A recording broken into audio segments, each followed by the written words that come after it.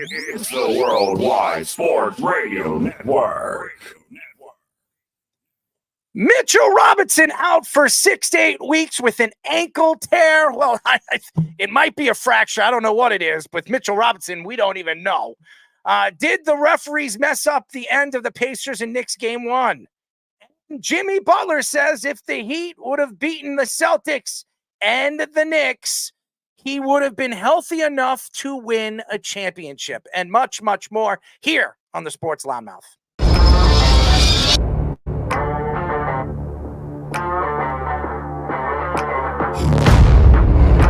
Doc Rivers is going to have Damian Lillard run very fast out of town.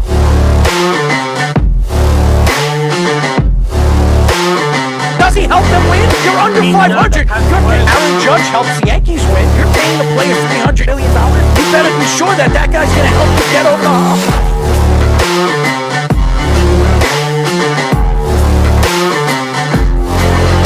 For some reason, this guy is completely lost on calling plays. Maybe he's a therapist.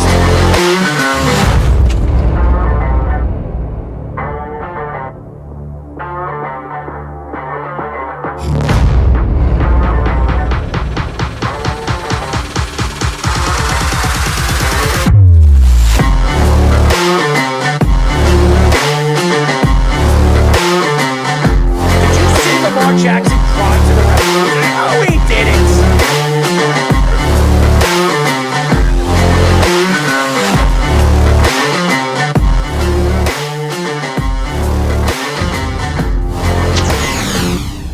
We are back for a new show of the Sports Loudmouth. I'm your host, Daryl Marks, my co-host, Speedy Petey on the board, the executive producer, Fish, and the Sports Minute, Mr. himself, Mr. Tommy Scoops, and we have a great show lined up for you guys. You can call us at 631-672-3108 is the number to call. Go to our website at www.worldwidesportsradio.com. Check out all our shows throughout the week, including the Loudmouth with me and Speedy Petey every single Wednesdays and Thursdays at 7 p.m. All you have to do to tune in and check out your local listings is go to our website at www.worldwidesportsradio.com. Speedy, what's up, man? Well, how did There it is. I forgot my own mic. There it is, ladies and gentlemen. Forgot my own mic, yes. Interesting weekend. We had a football broadcast, which I hope your feet don't hurt anymore from. I know you were in a lot of pain that night and had a little nice sleep, but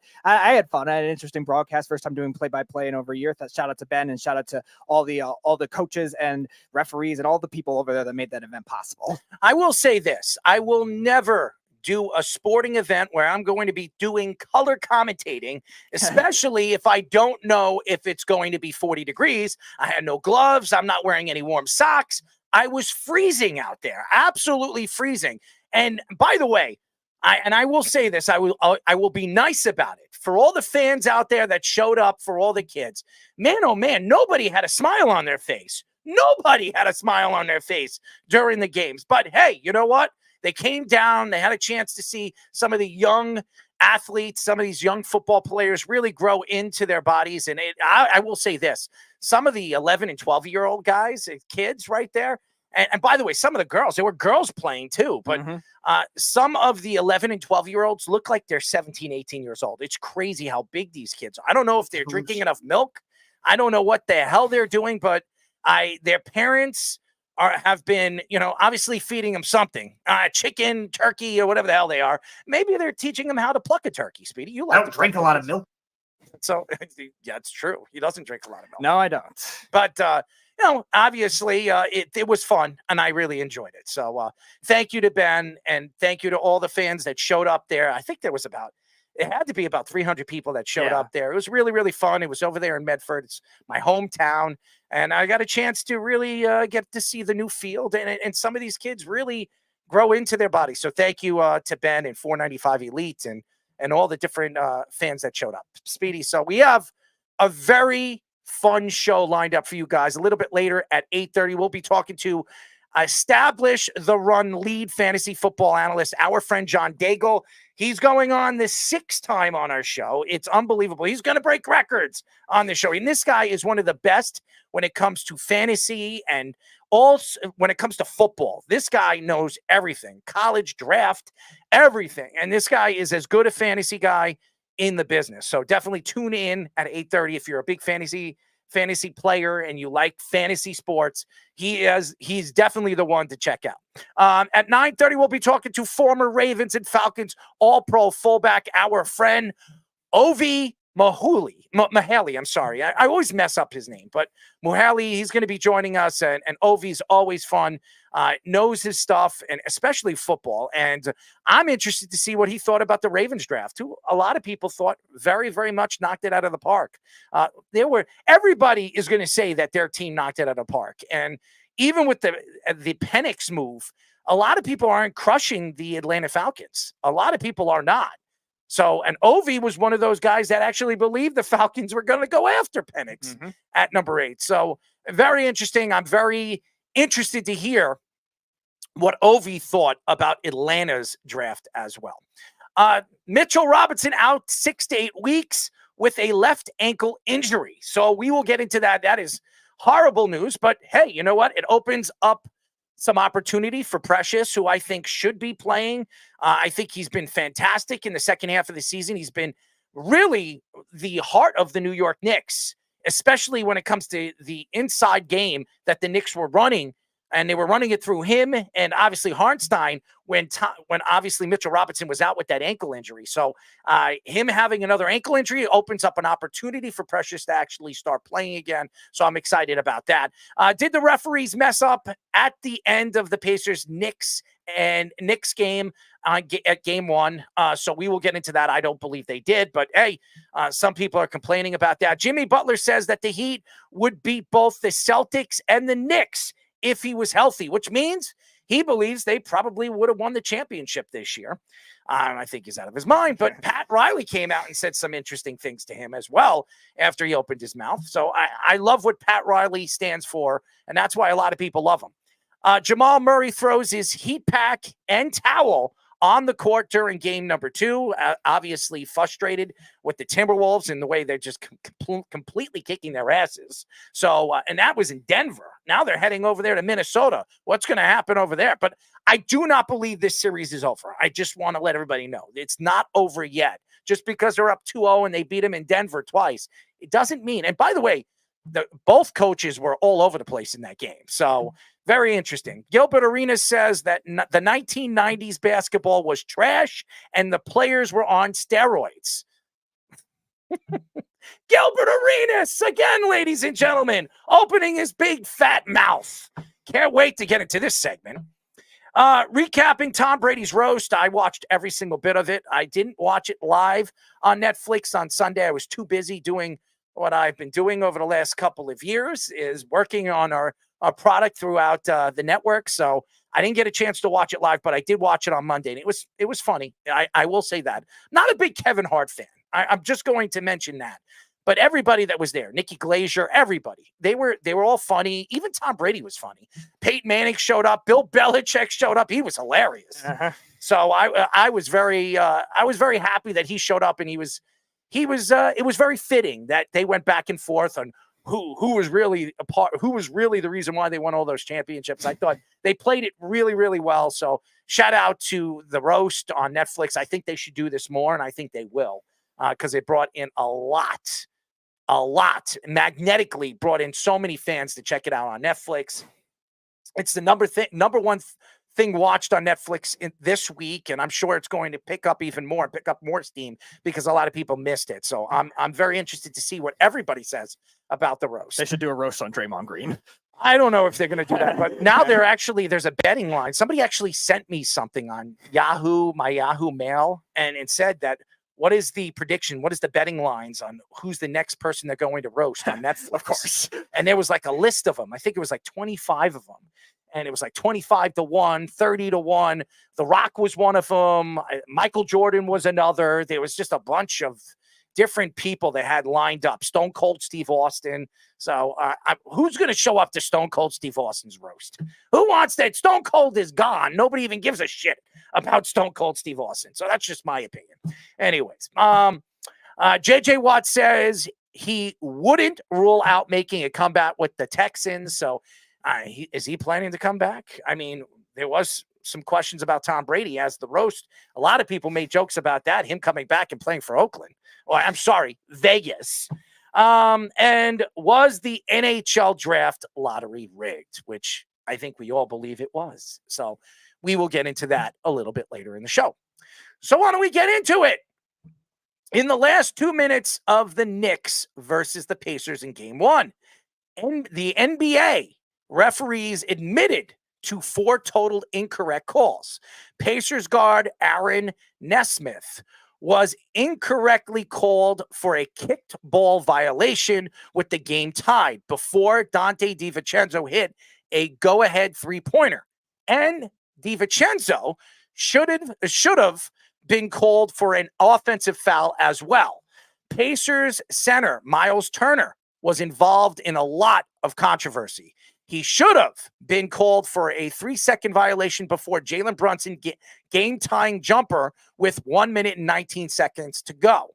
He was also called for the offensive foul on a controversial call that was upheld, and refs say he should have been called for another one after that. Joel Embiid tweeted about the officiating, LOL. Pacers head coach Rick Carlisle declined to talk about the officiating, saying he didn't expect his team to get any calls at MSG. First of all, and I'm going to say this, and I'm going to be very, very nice about it. The referees suck. We all know the referees in the NBA are horrible. We've been saying it all season long, and we've been saying it throughout the playoffs, especially in the first round. It was horrific. If you watch the Philadelphia series, I don't know how Joel Embiid got away with some of the flagrant calls, and he should have been thrown out of a couple of games. Mitchell Robinson, how about when he smacked Jalen Brunson in the head when the ball was already up there? And he did get a flagrant. But to me right now, you look at this series, it's going to be very, very close. I believe this series is going to go down to the wire every single game. They're very evenly matched. They are. Now, Jalen Brunson is finally, and I don't care what anybody says, and we've been hearing it all season long that the Knicks don't have the best player on the court. Jalen Brunson is the best player on the court. It's not even a question. What is it? 4 40-point games in a row? Mm-hmm. Only Michael Jordan, I think 3 other players have only done that in NBA history in the playoffs. It doesn't happen every day that a player has 40-point games back-to-back-to-back-to-back games. It doesn't happen. So Jalen Brunson has been incredible. And what the Knicks and Dante DiVincenzo did to Haliburton in the first game was fantastic. They didn't shut him down, but they made him force shots that he was uncomfortable doing.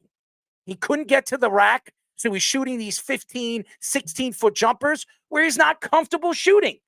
And that was good game plan calling by Tom Thibodeau. And Miles Turner killed the Knicks. Killed the Knicks in game number 1. There's no question that he did. And nobody's going to sit here and argue that he didn't. He did. And for anybody to say, including yours truly, coming out and saying that the Pacers can't play defense, well, I was damn wrong. The Pacers played fantastic defense throughout that game in MSG when the pressure was on them. The Pacers bench was so much better than the New York Knicks' bench. And that has a lot to do with Tom Thibodeau really overplaying these 5 players. 5 players played, their starting 5 played almost, every single one of them played almost 40 minutes in that game. And that's a big problem because the Knicks are going to get tired in this series. The Pacers are the 2nd or 3rd youngest team in the NBA. They're a young team. Their oldest player, I think, is like 26, 27 years old. And I think that's Miles Turner. They're a very, very young team and very well coached. Rick Carlisle is a championship coach. He won a championship with Dallas. And Rick Carlisle is a more known defensive coach, not an offensive coach. It's really transitioned into this offensive style of game. But he knows how to coach defense, and he knows how to watch film, and he knows how to beat the Knicks. The Knicks cannot keep it on Jalen Brunson every single game, game after game after game. And shout out to Josh Hart, who's been fantastic throughout the playoffs. He has been unbelievable. He has been fantastic, but could he keep it up? And as far as the referees are calling, and some of the calls that were not called in game number 1, I believe the referees tonight are going to watch the game, and they're going to get there's going to be a lot of favoritism in this game for the Pacers. You're going to see early. They're going to be quick calls. They're going to be guys at the line. The NBA obviously is going to watch this game thoroughly, especially when obviously Rick Carlisle coming out and saying that he wasn't going to get the calls. He didn't believe and he didn't expect to get the calls at MSG. But I'm not going to sit here and say that was the reason why the Pacers lost the game. The Pacers had many chances to win that game. They did. They went in the fourth quarter up. They went into the half up. Besides Hartenstein's schluck chuck at half court and hitting that three-pointer, I mean, I think the Pacers were on an 8-0 run or something like that. Mm-hmm. The Knicks were not playing well in this game. They were in MSG. Yes, they came out the winners and victorious. That's not going to sell me that the Knicks are going to run away with this series like everybody believes they're going to. The refs are going to play a big part in this series. And if the Knicks believe that that's not going to happen, they're blind. Because you saw it in game number 1. It's been going on in the whole playoffs. And I believe that in one way or another, maybe not tonight, maybe not game 3, game 4, or even if it goes to a game 5 or game 6, one of these games is going to cost one of these teams because of referee calls. It usually happens. Yeah, and you also look at the consistency aspect that we've seen the NBA playoffs throughout. We haven't seen this many 2-minute reports be botched in any games, too. It wasn't just the Knicks-Sixers series or even this game. There were some issues in the first series with the Nuggets and the Lakers, too. LeBron's whining now. And the Cavs Magic even had some questionable ones in that game 7, too, that in the second and third quarter, Cleveland ended up coming back and winning. And Orlando had some in the fourth quarter that were weird as well. So it just happens to be that way where the NBA referees are just not consistent enough in general. And it seems like the replay system is very flawed, too. And it should be better because there's a lot less things you have to manage when it comes to a basketball, when it comes to in comparison to replay of other sports. Like football's a bigger field, baseball's a bigger field. There's much more things you have to track, and there's much more tricky rules. In basketball, you're really only judging, okay, is this a flagrant foul? Who is it out of bounds off of? Like, those are the silly things, a 2-pointer or a 3-pointer. Like, those are things that you should be able to do a lot more easily. A kick ball violation like that should be very easy to judge, yet it's not. It's just the weirdest thing. And stupid things of kick ball violation not being reviewable. It's another thing that all sports have had their issues with nitpicking on what's replay. The pace of the game has been so fast, and I think it's going to fall to the Pacers if the pace keeps going that way. The Knicks are not that much of an older team, but they're an older team, and the Pacers are so very young, and Haliburton's so very fast, and he is going to pace himself more and more in this game, and I do not believe the Knicks are going to keep Haliburton out of these games. I think he is the second best player in this series, right behind Jalen Brunson. I think Team USA is going to, I'm not going to say they're going to regret that they took Haliburton over Jalen Brunson, but they're going to look at this series and they're going to say, you know what, if Jalen Brunson comes out the winner and puts up 40-point games every single game, they're going to question their decision on taking Haliburton over Jalen Brunson. But again, we're not going to get into Team USA basketball or the Olympics coming up in the summertime because right now, the Knicks have a chance to knock off the Indiana Pacers and move on to the Eastern Conference Finals, which they haven't been in for a very, very long time. It's been over 20 years, 25 years, I think since 1999, which is a significant amount of years. I think it's like 23 years since the Knicks have been there, or 24 years since the Knicks have been there. So it's been a long, long time. And I know Knicks fans have been craving this. It's like an ice cream cone, okay? Everybody, who doesn't like ice cream? When you're hungry and you're ready and you want a little snack at night, what do you want? You want ice cream. That's what you want. And, somebody like me, I love my ice cream. Mint chocolate chip, to be exact. But I'm not going to. I wonder what Jeff likes. Is it Rocky Road or coffee? I don't know.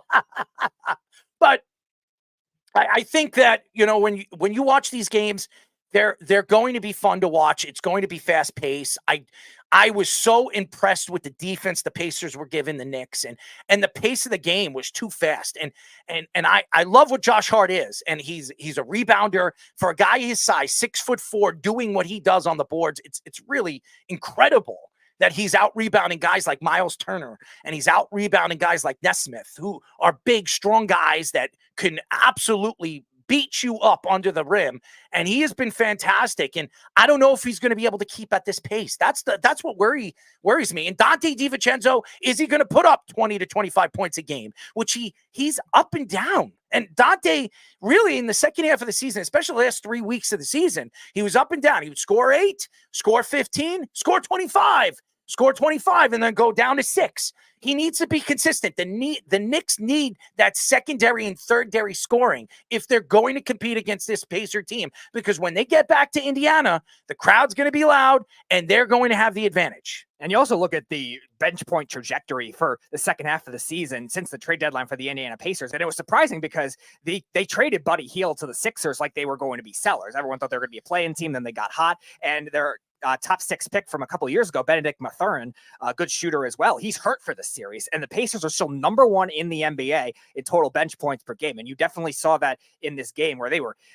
annihilating the Knicks bench. And the Knicks bench depth is really good too. Even with all the injuries that they have, the Knicks bench depth has been really good, but they just have inconsistent scoring on the wings that is going to have to be fixed if they're going to do that. Because you're right, Rick Carlisle had a very good defensive game plan in that series. They let Jalen Brunson do his thing, and they just stopped everybody else. It was the same thing Eric Spoelstra did last year. Now, Eric Spoelstra is a much better coach than Carlisle is at this current moment, but Carlisle's still a champion. He's still a good coach, and that's going to be something that Tom Thibodeau is going to have to make adjustments to now, too, to try to get those rotations in, even if it means being unconventional and not putting the same rotations out all the time. And Jeff is posting that Nesmith isn't a big guy. He is a big guy. He's 6'5", and he's 220 pounds. He's a big man. Compared to Josh Hart, who's 6'4", maybe 200 pounds, right? You're talking about 20 pounds more than a guy that like Josh Hart. He is not a big guy. He really isn't. He's 6'4" when it comes to size, but his stature, I mean, Nesmith is built like an ox. He's a big man. Okay. And I look at muscle, and I'm telling you right now, Josh Hart is not the same size as him. So and you could see that if you watch the game, you tell me who's bigger on the court. But again, I'm not even speaking about that. What I'm trying to say is the Knicks are going to have to run with this team, and they're a younger team, and they're a team that loves to play that high-paced game. They're an offensive talented team. They shoot a lot of three-pointers. Even in this game, they got hot at the three-point line in the first half. And then in the second half, the Knicks were starting to guard the perimeter, forcing them to go inside. That's what the Knicks are going to have to do game by game. They're going to have to make sure that they keep them away from that three-point line and let them get into spots where they're uncomfortable shooting in. And you also look at Miles Turner, the first half versus the second half. The Knicks did a good job containing him in the first half. He only had like 7 points, but then he got close to 20 in the second half and was really a big factor. I know he had the offensive fouls and stuff, but still, he was dominating inside without Mitchell Robinson playing, which we'll get to in a bit, with all the foul trouble he was in and now playing hurt. And Isaiah Hartenstein, he's got to figure something out if he's going to be a full-time starting center. Hartenstein did not play well. I don't care what anybody says. And everybody was talking and bragging about what Isaiah Hartenstein did in game number 1. He put up 13 points. He's giving them about 13, 14 points. That's what you want your big man to give you. But he's not very good when it comes to when he's playing these bigger and more athletic rebounders, as we saw against Joel Embiid, he gets outplayed. And this is the playoffs. This isn't the regular season. And Miles Turner, throughout that game, was out-rebounding him. And this is the problem. They're very athletic. And I'm not saying Hartenstein's not a good player. He's a good player. But he's playing against guys that are just as good or even better than he is at his position. So, and I'm not expecting Hartenstein to change his game, but he's going to have to do more. Now you lose Mitchell Robinson, and like you said, we'll get into in just a few moments. You lose Mitchell Robinson, you're going to see more Precious, Precious has been fantastic throughout the second half of the season. Since the OG Anunoby trade, he's been everything. And honestly, he's been just as important as OG has been for the New York Knicks, because OG was up and down with his injuries when he came to the Knicks, especially in the second half. So Precious has been very important. Now you're going to have to bring him in, and he's going to play a significant amount of minutes. He last game, I think he played 4 to 5 minutes. Yeah. This game, now that they lost a guy like Mitchell Robinson, he's going to play between 15 and 20 minutes. So the Knicks are going to need that. I know a lot of Knicks fans are not happy losing Mitchell Robinson. Did anybody believe that Mitchell Robinson was going to stay healthy? Honestly, what happened in the game number 2 in that series against the Cavs? Yeah. I mean, the guy doesn't stay healthy. He never stays healthy. Throughout this season, he gets hurt in the beginning of the season. He was out for the whole season. He came back, with the last 5 weeks of the season? And missed 50 games. And now he has the same stress. I think it's the same stress fracture. Yep. I mean, I don't know if he'll ever be as healthy ever again. So I expect the Knicks in the offseason to look at that position and figure out if Mitchell Robinson is the guy you move forward with, or you look elsewhere, a more younger or athletic guy that you can draft. That's where I think the Knicks need to look at in the draft this year, is look for a big man that you can get from Europe, and you can move up in the drafting and get him at number 12 or number 11, and then build him into that team and build them into that rotation. So I just think that this series is going to be a lot closer than people think. Now, I did say the Knicks are going to win in 5. I still believe they win in 5. But I think it could go either way. I think it could go 6. It might even go 7. I don't know what to expect in game number 2 tonight. I expect it to be fun. I think it's going to be fun pace and fast pace. But I'm going to tell you this right now. If the Knicks think the referees are going to be on their side tonight after all these stories coming out, you're sadly mistaken. Keith says, come on, Errol. Did you give me my props for Knicks winning game 6 after you said I was stupid for picking them? You said you could book it. The 76ers are going to win by 10. Mm-hmm. I think Hartenstein gets all of his ability. The Pacers bench crushed the Knicks. Okay. And I'm going to say this. He was right. And I don't believe in the Knicks, because I've been going through this every single year. And as much as you think, and every Knicks fan thinks, Keith especially, thinks that this is just going to be a complete blowout every single game against the Indiana Pacers, and that we're going to just run right through Indiana. You're sadly mistaken if you think that. It's not going to happen. The Knicks don't ever make it easy. They never do. Look what the Celtics did to the Heat. Look what they did in the final game. What did they beat them by, almost 30? Look what the Timberwolves are doing against the defending champions. Yeah. And look, the Knicks are playing the youngest team right now in the playoffs. They're as young right now as OKC. They're just as young. I think OKC and them are practically the same age by like a 0.1 or something like that. And look what Indiana's doing to the Knicks. They're keeping the game close, and anything could happen when the game is close. You want to take Jeff? All right, put him through. All right, Jeff. What's up, Jeff? We don't hear Jeff, so put him through. When you get him through, we'll put him through. The Knicks announced Mitchell Robinson will be out for 6 to 8 weeks with a stress fracture in his left ankle.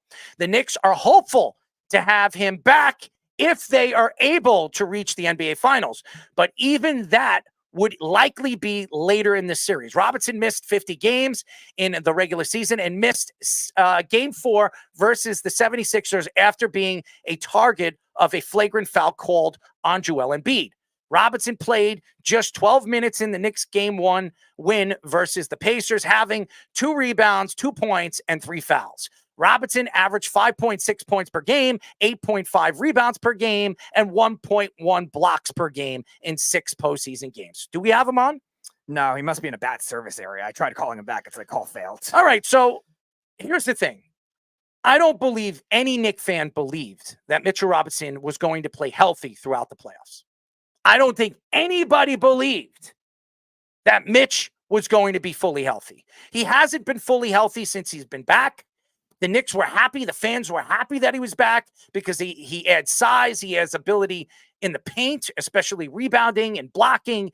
And when he is 100%, he's one of the best offensive rebounders in the league. But I didn't expect him to stay healthy throughout the playoffs. And does it hurt the Knicks? I don't really think it will. Because I think Precious being implemented into the game and in the game plan, I think it changes everything for the Knicks. It gives them a little bit more athletic ability, especially you can use him in so many different ways. He can defend multiple positions. And I'm not saying Mitch can't do that. Mitch is not as athletic. Now, when he's structured and he sets his feet, yeah, he's very athletic. But going up and down the court, he's been having problems with those feet for years. His toes, his ankles. This is a guy that, when he came into the league, he was a skinny, scrawny guy. He was skinny. I think he was 180 pounds soaking wet. Now he's 6'11" and he's 215 pounds. He gained about 25 pounds of muscle. That's a lot of muscle going up and down the court, which his body hasn't been used to his whole life, his whole career. So I'm not surprised Mitch isn't 100% healthy. And the Knicks are going to have to make decisions in the offseason. Is Mitch the guy to move forward with, especially as their star center? Now, obviously, a lot of Knicks fans are worried because you have an Indiana team that's young.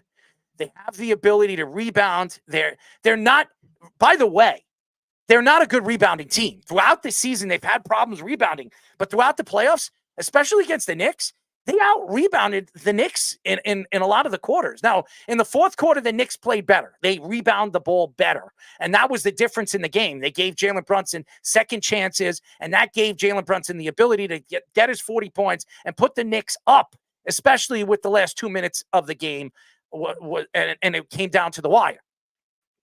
And Dante DiVincenzo hit that three-pointer. But everybody thinks now, losing Mitchell Robinson, the Knicks don't have a chance. They can't beat the Celtics now if they play the Celtics. Let's not worry about the Celtics, guys. We don't even know if they're going to beat Indiana. And we don't even know if the Cavaliers are going to lose to the Celtics. Right now, the Celtics absolutely destroyed them in game number 1. But that doesn't mean that series is over. So I know Knicks fans want to look ahead because they think Indiana's so good. So bad, and the Knicks are so good. It's not. This series is not over. Now, you look at where the Knicks are. They're in the driver's seat. If they win game number 2, they're absolutely in the driver's seat. They're going to go back to Indiana. It's not easy playing in Indiana. As a matter of fact, I don't have the Indiana Pacers record, but I can probably guarantee that the Indiana Pacers are so much better at home than they are away. They are. They're a better home team. And Halliburton's numbers, go look at, I know this for a fact, Halliburton's numbers at home are so much better at home than they are away. He puts up better numbers. Throughout this season, I watched him play at home quite a few times. He was putting triple doubles up. He was putting up 40-point games. He was unbelievable. And he's a very good rebounder for a guard. Yeah, Fish just said 26 and 15 at home. So yes, your splits are right. Just 21 and 20 on the road. So he's much better at home. And the Knicks do not want to go back to Indiana tied 1-1 because that puts them in the driver's seat. Because then the Knicks are going to have to split with them to get home court advantage again. So I think this is an important game for the New York Knicks. They do not want to go back to Indiana 1-1. All right, I think we have Jeff this time. All right, Jeff, what's up? Absolute ripoff that they just gave the MVP award to Nikola Jokic. Jalen Brunson should have won that award. Well, who came? Absolute stealing from him. Where was the voting? Where did Jalen Brunson come in? I don't know. They just gave it to Nikola. I'm Jokic, interested. So I haven't seen the breakdown of the votes. I knew Nikola Jokic was going to win. I think everybody thought Jokic was going to win.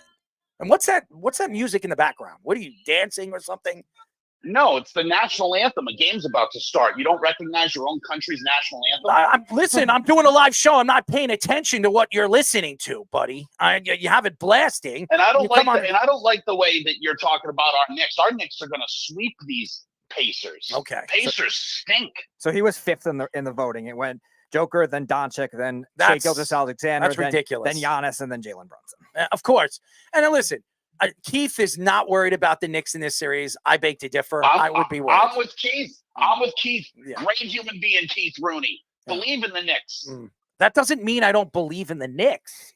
We got the best building in sports. Who's going to come into MSG and beat us? Mm-hmm. Once we're done with the Pacers, we're going to bang out those racists from Boston, too. Let's go. Is that why you called? Let's go. Is that why you called? You want Let's go, dude. Knicks for life. You're out of your mind. Name a better big three than OG, Hart, and Brunson.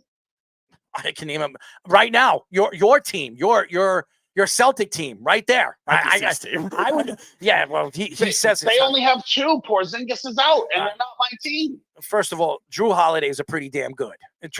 He's not even the best guard on that team. It doesn't matter. Derek White's better than Derek White is not better than Drew Holiday. He's not. Well, you could go look at the numbers. Yeah, right now in the series that the last series he actually played better, but that doesn't mean he's better than Drew Holiday. Drew Holiday is an all-star. Derek White is not an all-star. Okay, now Derek White just had more blocks than Giannis Antetokounmpo. We spoke about this today. Okay, and I'm not saying that he's not had a good season. He's going to be up for Defensive Player of the Year, and I didn't think that he was, but good. I was wrong about that, but I will say this, Jeff. Oh, that's growth. You can admit when you're wrong about something. I do like that. That's growth on your part. You can't. I definitely can. What have I been wrong about? Name a better big three. Oh, stop. I'm waiting. Are you kidding me? Dude, let's go to the Timberwolves. Let's go to Denver. You want to go? We could go. What, how about you Porter? Think COVID Rudy Gobert? You think he's like I like Edwards. He's a terrific player. Cat, you can't count on Cat. Are you kidding me? Are you kidding me? You're going to tell me Cat? You're going to tell me that Josh Hart and Dante DiVincenzo is better than Cat?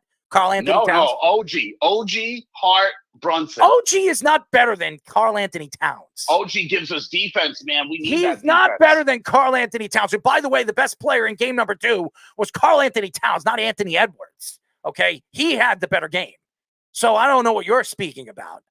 So yeah, look, anyone can have one good game. One good game. Overall as a player. Anthony Edwards is the better player between the two of them. There's no doubt he is. He's become the face of the Timberwolves. There's no question that he's become that. But to say that Karl Anthony Towns is not as good as OG Anunoby or better than OG Anunoby is so they ridiculous. have a big two. They don't even have a third guy in there. Oh, stop. Gobert counts as the third guy. He just won another defensive player of the year. Stinks. That dude averages like 10 points a game, dude. Dude, he was the defensive player of the year. He was the defensive player of the year. I don't know. Because he rebounds? Big deal. Precious will grab more rebounds than him. And he puts up numbers. I mean, what do you have? He averaged 10 points a game, 11 points a game for a big man. That's more than enough. And he's averaging 3 blocks a game. That might be the lowest point output for a big man in the league. Nikola Jokic does more. Nurkic does Mitchell more. Robinson has been Embiid horrible. Does way more. Yeah, well, those are stars you're bringing up. And Gobert's offensive numbers per game are probably double what Mitchell Robinson's are. So. And Rudy Gobert. Yeah, but Mitch is in the starter. We have Hartenstein. Okay, and he's not even in our big three. I said OG, Hart, Brunson. Okay. And again, they're also still not Pete, better we're going to get all into around. hockey. Don't worry. We're going to get into hockey. We'll get into the Rangers. And by the way, if this happens, this could be the first time it ever happened. And I was speaking about Speedy. Tell me the last time, not in our lifetime, where if the Knicks and the Celtics head to the Eastern Conference Finals and the Rangers and the Boston Bruins go to the Eastern Conference Finals, this could be the first time in NBA and NHL history that both Boston teams and New York teams face off against each other in the Eastern Conference Finals. I don't think it's ever happened. I don't think it's ever happened. Florida's going to body bag them in this round. Why? Because they're racists? They are racist. I learned that from you. Dude, such an idiot. Anything else you want to get into, Jeff? No, I just don't like the way you're talking about our Knicks, man. It sounds like you're down on them, and you shouldn't be down I on am them. not down on the Knicks. Great. I'm an honest Knick guy. I'm not going to sit here and say, oh, the Knicks are just going to completely kill the Indiana Pacers. The Indiana Pacers all season long were a good team. They have one of the best point guards in the league. They actually weren't, though. Yes, they were. They're a terrible defensive team. But look what they did. That's what I'm saying, though. They're a terrible defensive team. Just so what? Because they score a lot of points. They won games like 140 to 138. Like, giving up 120, 125 points a night isn't good. That doesn't make you a bad team. Look, I know they beat Milwaukee without, obviously, Dame and, the Greek freak, Giannis. Right, and that's why I don't like you. And that's why I don't like you giving those racists from Boston credit. They just beat a team that had no Jimmy Butler and no Terry Rozier. Like two out of their best 3 players didn't even play. Of course, Boston should have beat them. Boston would have beaten them even with Jimmy Butler. Okay, Boston. I mean, that didn't happen last year. And they had It the same doesn't rosters, matter. basically. No, they didn't. No, they didn't have I mean, the same the roster. Heat definitely did. Well, And they added to it. They got Terry Rozier. That's like an addition. That's pretty good. hold on 1 second. You're gonna tell me right now, and what's up, guys? Somebody posted up something on. I don't know who posted it up on YouTube, but Tom Downey. So shout out to Tom. Thank you for listening to the show. But to get back into it, I'm not going to sit here and argue with you, Jeff, because I have a lot of respect. I have a lot of respect for the Celtics. I do not believe the Celtics are not right now. The Celtics are the best team in the Eastern Conference. There's not even an argument. Even without Porzingis, they're the best team in the Eastern Conference. There's no argument to that. And anybody, are they? They are. They are. They're Tatum's absolutely playing terribly. Tatum's playing terribly. He can't make a shot. What did he shoot? Like 4 for 15 last night? And we've seen Jason Tatum come out of it. I've seen him do it, and he puts up big numbers. Jason Tatum's if he's not the third best player in the playoffs right now, still he's close to it. I mean, Jalen Brunson's playing out of his mind, so everybody's going to say Jalen Brunson is right there. It would go Anthony Edwards, Jalen Brunson, and then probably who would you go at your third one, Speedy, right now? In terms of the play right now in the playoffs. Is it Mitchell? Is it Donovan Mitchell? Yeah, it probably has to be especially with the game sevens he had in that second half. I would proffer to you it would be Derek White. No, Donovan Mitchell over that. And you look at Derek White has saved the Celtics single-handedly. Luka Doncic had some big ones too. I know he struggled in the first one this series, but Keith, he's had some big ones. And so. Keith, let me tell you something. Yes, I picked Denver to win. Not every time you're right, but and to say that Denver's done, I can't wait. I can't wait until game number 3. If you think this series is over, you're sadly mistaken, buddy. You're talking about a championship team. They didn't look good in game number 1 and game number 2. They got killed in game number 2. But I don't expect them in game number 3 to go into game number 3 and put up a big 0. I expect Denver to come out strong and put it on the Timberwolves. This is a young Timberwolves team that hasn't been in this position. So and they're done, buddy. Okay, we'll see. Keith, we'll see. I'll remember you said that. I agree with Keith. I think they are done. I mean, you just took 2 from Denver in Denver. Now Minnesota only needs a split in Minnesota, and they still have they've still stolen home court from the Nuggets. By the way, that's a pretty big accomplishment. The Knicks, Celtics, and Rangers Bruins scenario has never happened. The last time they both played in the playoffs was 72-73, but the Rangers Bruins was not the Eastern Conference Finals. So this is the first time this could happen. Yeah. Mm-hmm. And it could happen. It very much could happen. It'll be fun. It will be fun for Boston. It will be fun for New York. And may the best team win. It'll only be fun for New York. We will destroy them. Even though I hate the Rangers. Go Islanders. It's the one New York team you're not gonna help go along with. It's not the one New York team. I also am not a Yankee fan. I am a Met fan, as you know, Speedy. Oh, despite the Bee being a Met fan, I am going to try to drag them out of the dregs of the universe and make them a winner. So why do the Mets get a pass for the Bee being a fan, but not the Rangers? And well, because we all know anything he likes absolutely sucks. So it's like, it's hard. It's going to be a struggle for us to try to win something. But I was the key to victory for Georgia. They didn't win anything before I started rooting for them. And I'm hoping to do the same thing for the Mets. Leave it up to Jeff. I mean, give me another let's go. Let's go! I love it. I can't wait for this Knick game tonight. I'm pumped, dude. I'm sure Slap you are. that ass. Fuck them farmers. How thick do you like the beef? What did Fish say? How thick do you like the beef? How thick do you like the beef? Thickness. I mean, who likes the beef? Nobody. It's good for both. It was beef. If you want to translate it as that, I guess that is applicable. I'm just saying, dude, like, it's tough. We know everything he likes stinks, so being a Met fan is going to be a struggle, but I'm hoping that we can start to turn it around. Mm-hmm. First of all, it's a long season, and it's only going to get warmer, and I love that by Fish. That is funny, man. That is a funny graphic right there. He's got your face, spinning on a record. It is funny, Jeff. So you have to check that out. But anyways, Jeff, thank you for calling. All right, cheers, boys. Go Knicks. Give me a break. This guy is not a Knicks fan. I don't care what anybody says. You could book it. He is a Celtic fan who pretends he's a Knicks fan, and he calls now because I say Boston fans are racist, because they are. It's been proven. I mean, CC Sabathia came out and said it.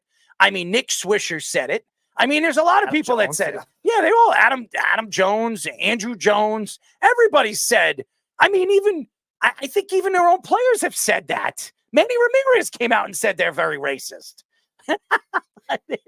I mean, am I going to lie about that? It's true.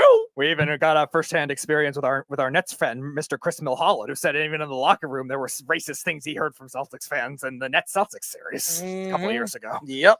Jimmy Butler said on an LL Cool J station, Rock the Bells, that the Celtics would be sitting at home if he was healthy. He added that the Heat would also take out the New York Knicks again and took shots at Josh Hart's defense, saying it meant nothing to him. Dan Lebatard, formerly of ESPN and Miami Herald, says that the Heat championship window with Butler is officially shut. And Pat Riley took shots at Butler, saying he should keep his mouth shut since he hasn't and wasn't playing. Riley also took shots at Butler's availability during the regular season, playing just 60 games. Butler has one more year left on his contract worth about $49 million, and then has a player option for the following season. He has mentioned he wants a new extension with the Heat. Well, obviously, you don't believe Pat Riley is going to give you an extension. So maybe he's going to demand his way out of Miami in the offseason. It is interesting. I like Jimmy Butler. I think Jimmy Butler is one of the best two-way players in the league when healthy. And by the way, in the playoffs, he's as good as anybody. I don't think they're in the last 3 years. Give me a player that's been better than Jimmy Butler. Give me a player. Jimmy Butler is the it factor in the playoffs every year. And he's a great defender. He could defend multiple positions, and he could shut down a point guard and shut down a two any day, anytime, especially in the playoffs. And the guy's shooting ability in the playoffs he's impossible to defend. Impossible. But when he goes out on an LL Cool J podcast, and I'm just being honest, and I understand he's frustrated. I understand that Miami was eliminated in the first round, and he has something to say. Why is he throwing the Celtics under the bus? Why is he even bringing up the New York Knicks? The Knicks have never been in this position since 1999. They have a chance to go to an Eastern Conference Finals. And finally, they're in a position to win, and Jimmy's just throwing them to the Wolves. I don't understand it. Now, I like Jimmy, and I think Jimmy deserves a lot of credit for the growth. Really, since LeBron James left and Dwayne Wade retired and Chris Bosh retired, he's been everything to the Heat. Have they won a championship since then? They haven't, but they've been to the finals, and everybody wants to give Spoelstra all the credit. It has a lot to do with Jimmy Butler's play. I understand you need a good coach, but you need the players to make the plays. And Jimmy Butler is that kind of player. But when you're coming out and throwing people under the bus, and shout out to Pat Riley. I love Pat Riley. And I always loved Pat Riley. Even when he left the Knicks, I blame the New York Knicks not giving him that GM position. It was James Dolan. It was the organization deciding not to, because he would have stayed with the Knicks. He would have been the GM for the New York Knicks. He would have given the reins to Jeff Van Gundy, which happened. Jeff Van Gundy eventually became the head coach of the team, which he was the bench coach, and Tom Thibodeau was there too on that coaching squad, and so was Stan Van Gundy. That coaching staff was fantastic, and future head coaches in the NBA. But Pat Riley wanted that GM position, and they didn't want to give it to him, so he fled over to the Heat, and he made a trade. He brought in Tim Hardaway. He built that team around Tim and Alonzo Mourning, and really started to structure that team into a championship competitive team. You have to give Pat Riley credit, because what he did for the Knicks after he left LA, he made them a championship competing team. He brought these players together. He was one of the guys, the reason, and he was there when he drafted Anthony Mason. He wanted Anthony Mason, and he wanted to turn the Knicks into that bad boys team, that new bad boy team. After Detroit was done after 90, and the Bulls beat them and then won their first championship in 91, it was really, they needed a new bad boy team. And the Knicks were that team. You bring in Charles Oakley, you traded Bill Cartwright. That was because of Pat Riley. He structured that team. And when Pat Riley left, it was never the same team. I thought Jeff Van Gundy was a great coach, but he wasn't Pat Riley. He wasn't. And those are the facts. He wasn't. But when you have guys like Jimmy Butler come out, and Jimmy Butler, he's been jumping ship. He's been on multiple teams. He left Chicago. He went to the Timberwolves. It didn't work with the Timberwolves. He was sleeping with Karl Anthony Towns' girlfriend or whatever the hell he was doing. He wasn't getting along. And then he goes to Miami. And he's been everything to Miami. There's no question that he has been. He's been the face of the Miami Heat over the last couple of years. But he's getting older. And his body is starting, all that wear and tear, those playoff runs, it's starting to catch up to him. And when he comes out and he's taking shots at guys like Josh Hart, what did Josh Hart do to you? I mean, seriously, Josh Hart, I watched Josh Hart and Jalen Brunson's show, their podcast. It's fantastic, by the way. It's a great show. It's a great podcast. And they don't bring up Jimmy Butler at all. I've never heard them bring up Jimmy Butler. And when they did, at one point, I think, if I'm not mistaken, I forget who was on the show, but it was an ex-NBA player that was on the show. They brought up Jimmy Butler, and Josh Hart said that Jimmy Butler is one of the best defensive players in the league, hands down. I've never heard Josh Hart take shots at Jimmy Butler. Why is he taking shots at him? And I don't know what this team is going to be. I don't know what the Knicks are.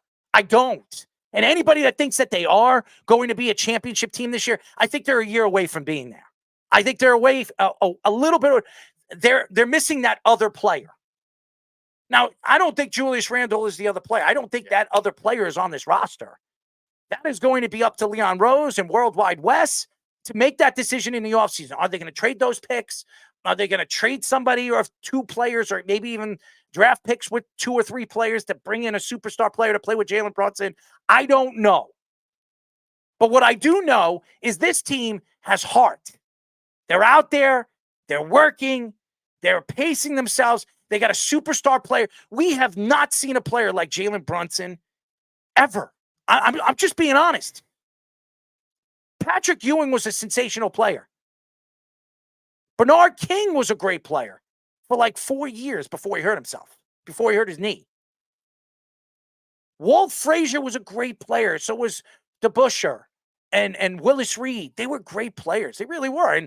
And we go Stephon Marbury. We can go Carmelo. They were all good players. The Knicks have never had a player of this magnitude. A player that doesn't go out there and brag about his talents, that he's the best player, he's the best point guard. He doesn't go out there and he doesn't say those things. He just wants to prove his game on the court. That's what I love about Jalen Brunson.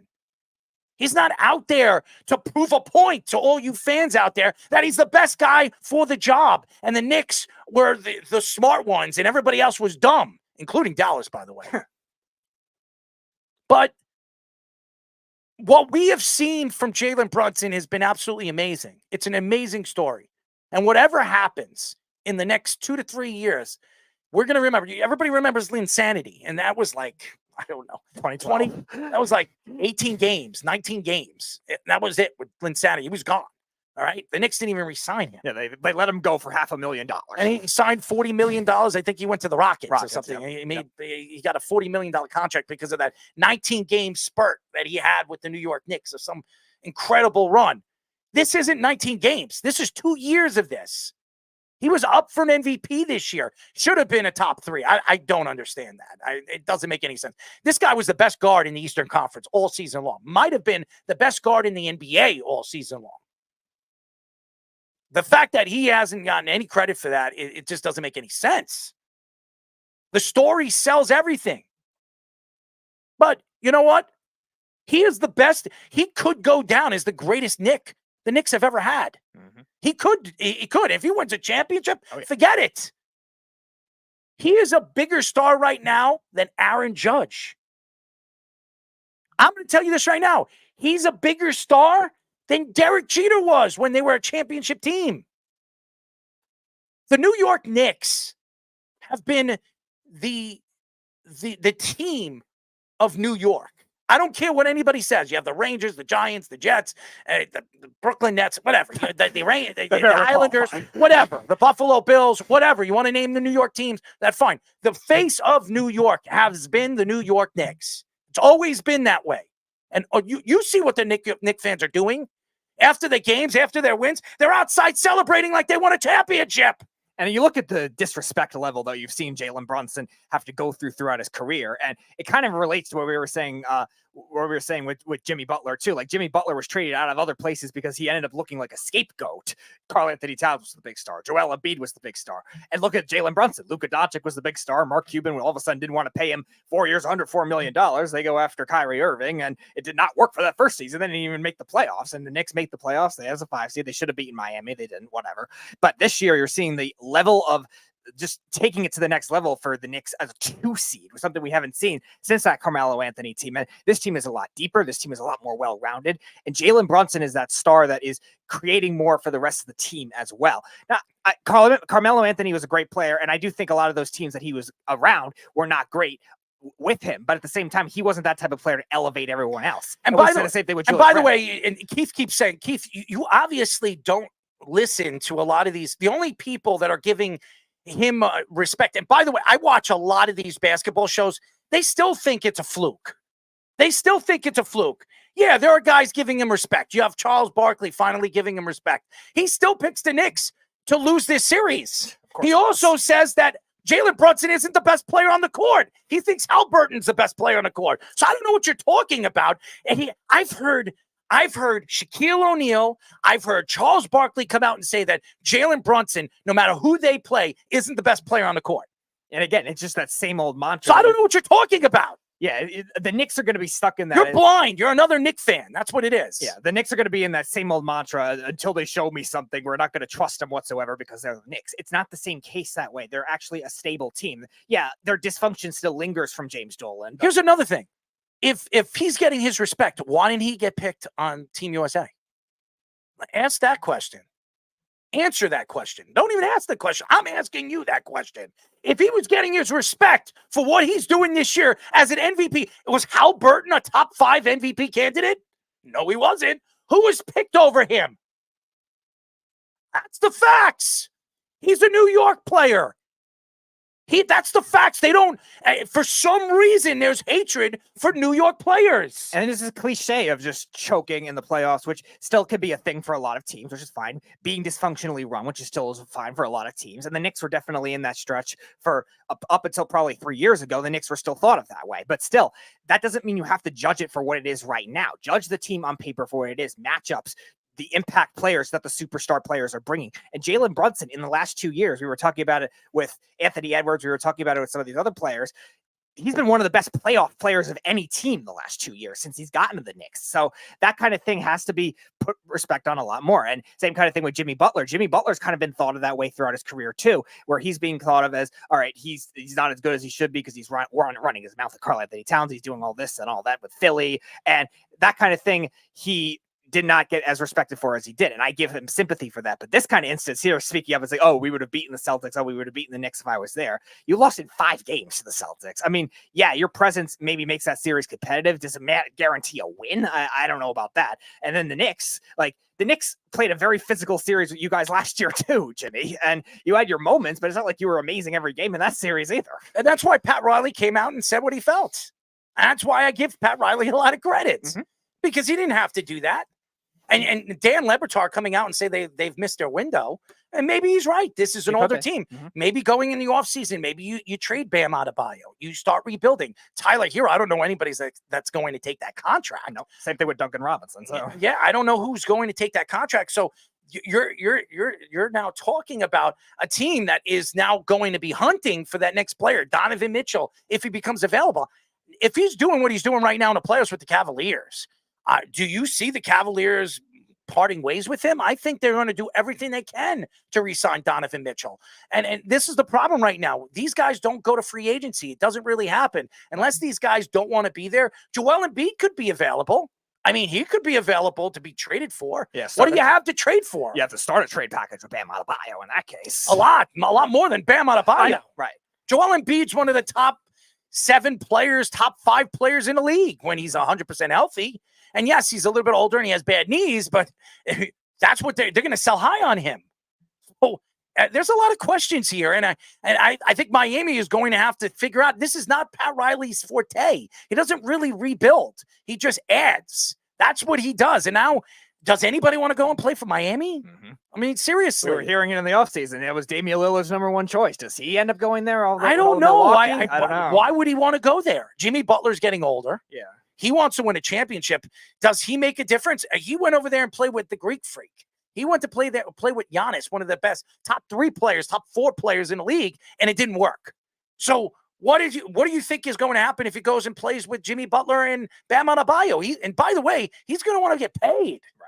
So what are they going to do with Tyler Hero? Does anybody want that contract? They're going to have to trade away a lot of draft picks just to shed that money at that point, which I don't think Pat Riley's going to want to do either. And it just puts him in a state of desperation because if you want to appease to Jimmy Butler wants this extension, maybe he's going to demand something like that. Otherwise, he's going to force his way out. And I think Pat Riley would much rather do that than appease to Jimmy Butler with the comments that he's making right now. Why don't we go to a quick break? And obviously we have scoops with the Sports Minute. And we will get into the Jamal Murray situation as he is just, I don't know what's going on with him. His mental capacity and his craziness on the court could cause a lot of problems moving forward in that Timberwolves series. So we'll get into the Jamal Murray thing. And Gilbert Arenas, I don't know why he's speaking. This guy who still thinks he's a Hall of Famer. I don't know what. Maybe he needs to keep his guns outside of the stadium or keep the guns in his pants. I don't know what the hell he's doing.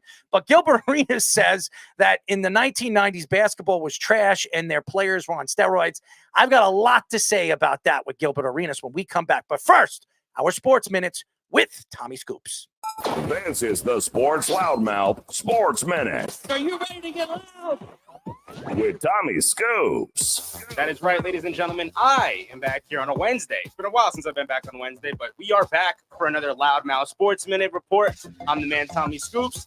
And starting off with the NBA, as kind of mentioned before with our very own Jeff, Nikola Jokic has been crowned the 2024 Kia MVP winner.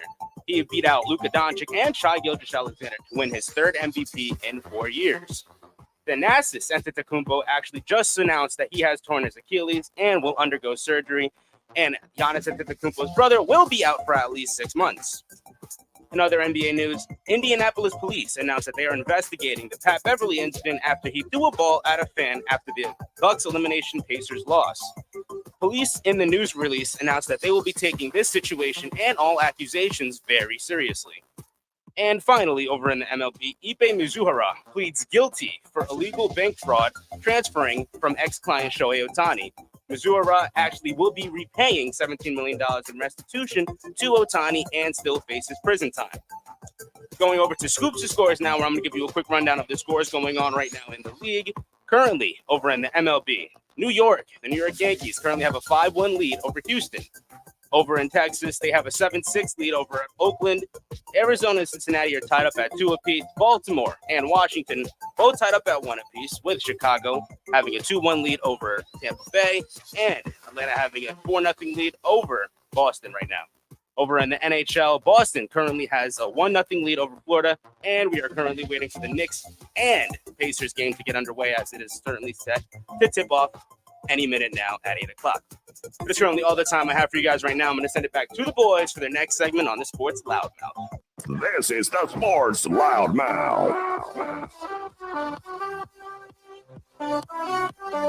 631-672-3108 is the number to call. You're listening to the Sports Loudmouth. I'm your host, Daryl Marks. My co-host, Speedy Petey, on the board with all the graphics, our executive producer, Mr. Aaron Fishman. Go to our website at www.worldwidesportsradio.com. Check out all our shows throughout the week, including the Loudmouth with me and Speedy Petey every single Wednesdays and Thursdays at 7 p.m. All you have to do to tune in and check out our local listings is go to our website at www.worldwidesportsradio.com. I have had agita every single time I watch the Knicks play. Every single time I watch the Knicks play, I have agita. And during the show, I'm telling you right now, I'm going to have agita. We're going to be doing this show, and we're going to have our guests, and I'm going to watch this, and I'm going to just throw up. I don't trust it. It's hard to watch the Knicks. It is. I mean, as a Knicks fan, And I know there's a lot. I know Fish is a Knicks fan. I know Scoops is a Knicks fan. I know Speedy's a Knicks fan. I'm a Knicks fan. Finally, all four of us are Knicks fans. Every other team, we don't get along. I mean, obviously Fish and Aaron Fishman, Fish, Speedy, and Scoops are Giant fans. I'm a Jet fan. So that doesn't work out. They're all Ranger fans. I am not. So that doesn't work out. And I think, if I'm not mistaken, I think Fish is a Yankee fan, and so is Scoops, and so am I, and Speedy's the only Met fan. So the only team that we all root for together is the Knicks. So, I mean, it's something to root for. The Rangers are playing good hockey. We'll get into that a little bit later in the show. It's been very impressive the way that the Rangers are just running all over the Carolina Hurricanes, and that double overtime was fantastic, by the way. Kreider, obviously, Mr. Kreider, finding a way, as he always does. Playoff Kreider, most goals in Rangers history in the playoffs. He's unbelievable. He really is. And again, I still think the Rangers should trade him in the offseason to try to get as much as you can for him. But they won't, because that's what the Rangers do. Anyways, I do want to get into this Jamal Murray thing. It's been a big story. I'm very surprised the NBA hasn't suspended him or fined him. It's nothing yet. I think they did fine him. They actually did fine him $100,000, right? I think they just did. But let's get into it. Jamal Murray threw a heat pack and a towel onto the court in the second quarter of the Nuggets Game 2 loss versus the Timberwolves. It was thrown still during the play, seconds before the Timberwolves got a layup to put them up 54-30. Murray threw the towel at the referee, Mark Davis, who was under the hoop at the time of the play. Murray was fined $100,000, but was not suspended by the NBA, which I think is a big mistake. The Timberwolves head coach, Chris Finch, called Murray's actions inexcusable and dangerous, and thinks that Murray should have been disciplined by the NBA. The Timberwolves lead the series 2-0 after winning 106-80 in game number 2. Right now, there is no blindfold on anybody's eyes how good the Timberwolves are playing. Okay. Anthony Edwards is he's always been a star, but he's becoming a superstar. Some people would come out and say that he's the best player in the league. I beg to differ. Yeah, I think he is playing the best player in the league in Nikola Jokic, but he's only 22 years old, and Anthony Edwards in the next 2 or 3 years, he could be the best player in the league. But we're watching Wembanyama. He's been unbelievable. There are players, and by the way, people forget how good some of the players on OKC is. Nobody's talking about OKC. It's all about, hey, are you watching what the Timberwolves are doing? How about the Knicks? How about the Celtics? Nobody's talking about OKC and what they've been doing in the playoffs. And I'm going to tell you this right now. They're as dangerous as anybody. But we'll get into that probably tomorrow. The thing about Jamal Murray, which I still don't understand, I like his game. I think he's such an underrated point guard. And last year, he showed up. He was the secondary offensive player they needed, right behind Nikola Jokic. But this year, especially in the second half, he's been a shell of himself. He has not been the same playoff player he was last year and before he hurt his knee. Now, I don't know. I know that he obviously got a new shoe deal in the offseason. He's making a lot of money through endorsements and everything that he's done on the court, well-deserved. He deserves every bit of it. But it's kind of embarrassing when you're playing a young team like the Timberwolves who haven't been in this position. This team, how many series have they won with Anthony Edwards and Karl Anthony Towns? I think this is the that was the second series they've ever won. Yeah, they only won play-in series besides that. They've never won a full 7-game series. That was the first one they ever won. And you're going out there and laying up duds against, and you're the champions. You are the world champions. And I had you winning. And I still have you coming out of this series. I don't know why, but I'm gonna follow through with it. I still think the Nuggets are gonna come back in this series. Somehow, some way, they're gonna figure it out. But it's been embarrassing the first 2 games. Really, the second game was really embarrassing. But you're letting Anthony Edwards and Karl Anthony Towns take over in this series, and you're the better team. You are. You're the better team. Now, defensively, I have not seen a defense like this in a very long time. It's been incredible. They've been an incredible defense. And I give a lot of credit to the coaching staff and the players buying into the defense. And Conley is unbelievable. We know how good Conley is defensively. He's one of the more underrated point guards in the league defensively in the NBA for the last 10 years. He has been. But Karl Anthony Towns, Rudy Gobert, and now Anthony Edwards, I mean, who's better than their top 5 right now in the NBA? There is none. And they've been very impressive.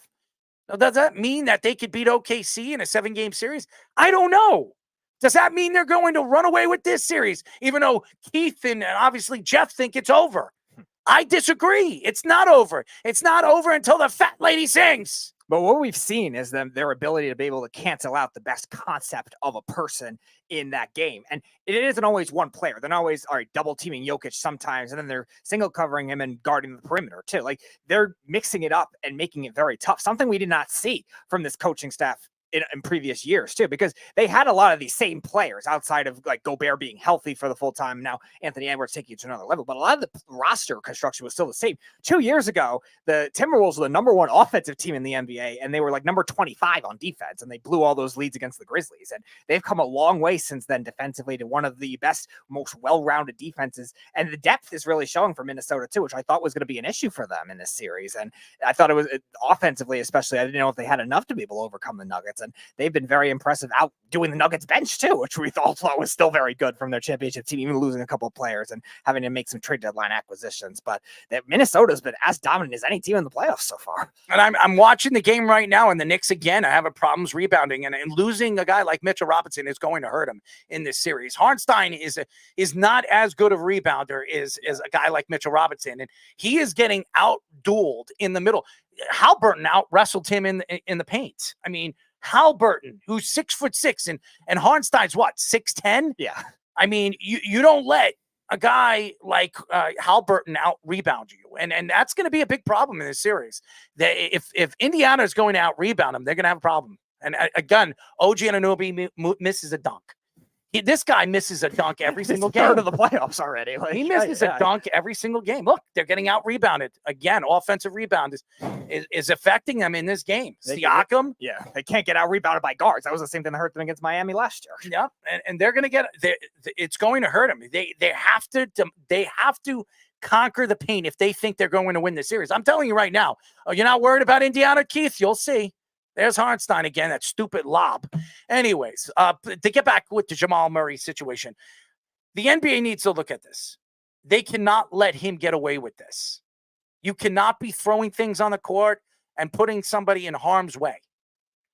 It's dangerous, and we've seen Draymond Green get away with a lot of different things. And Jamal Murray, I don't believe Jamal Murray is that kind of player. I don't think he's a dirty player. But obviously he's frustrated. Obviously he's never been in this position before. And obviously he thought that they were going to run all over the Timberwolves. But he's wrong. And this is going to be a lot harder than he thought it was going to be in the series. And it might be a loss. Maybe they do lose this series. But you don't do that. You go out there and you play hard and you hope you come out the victor.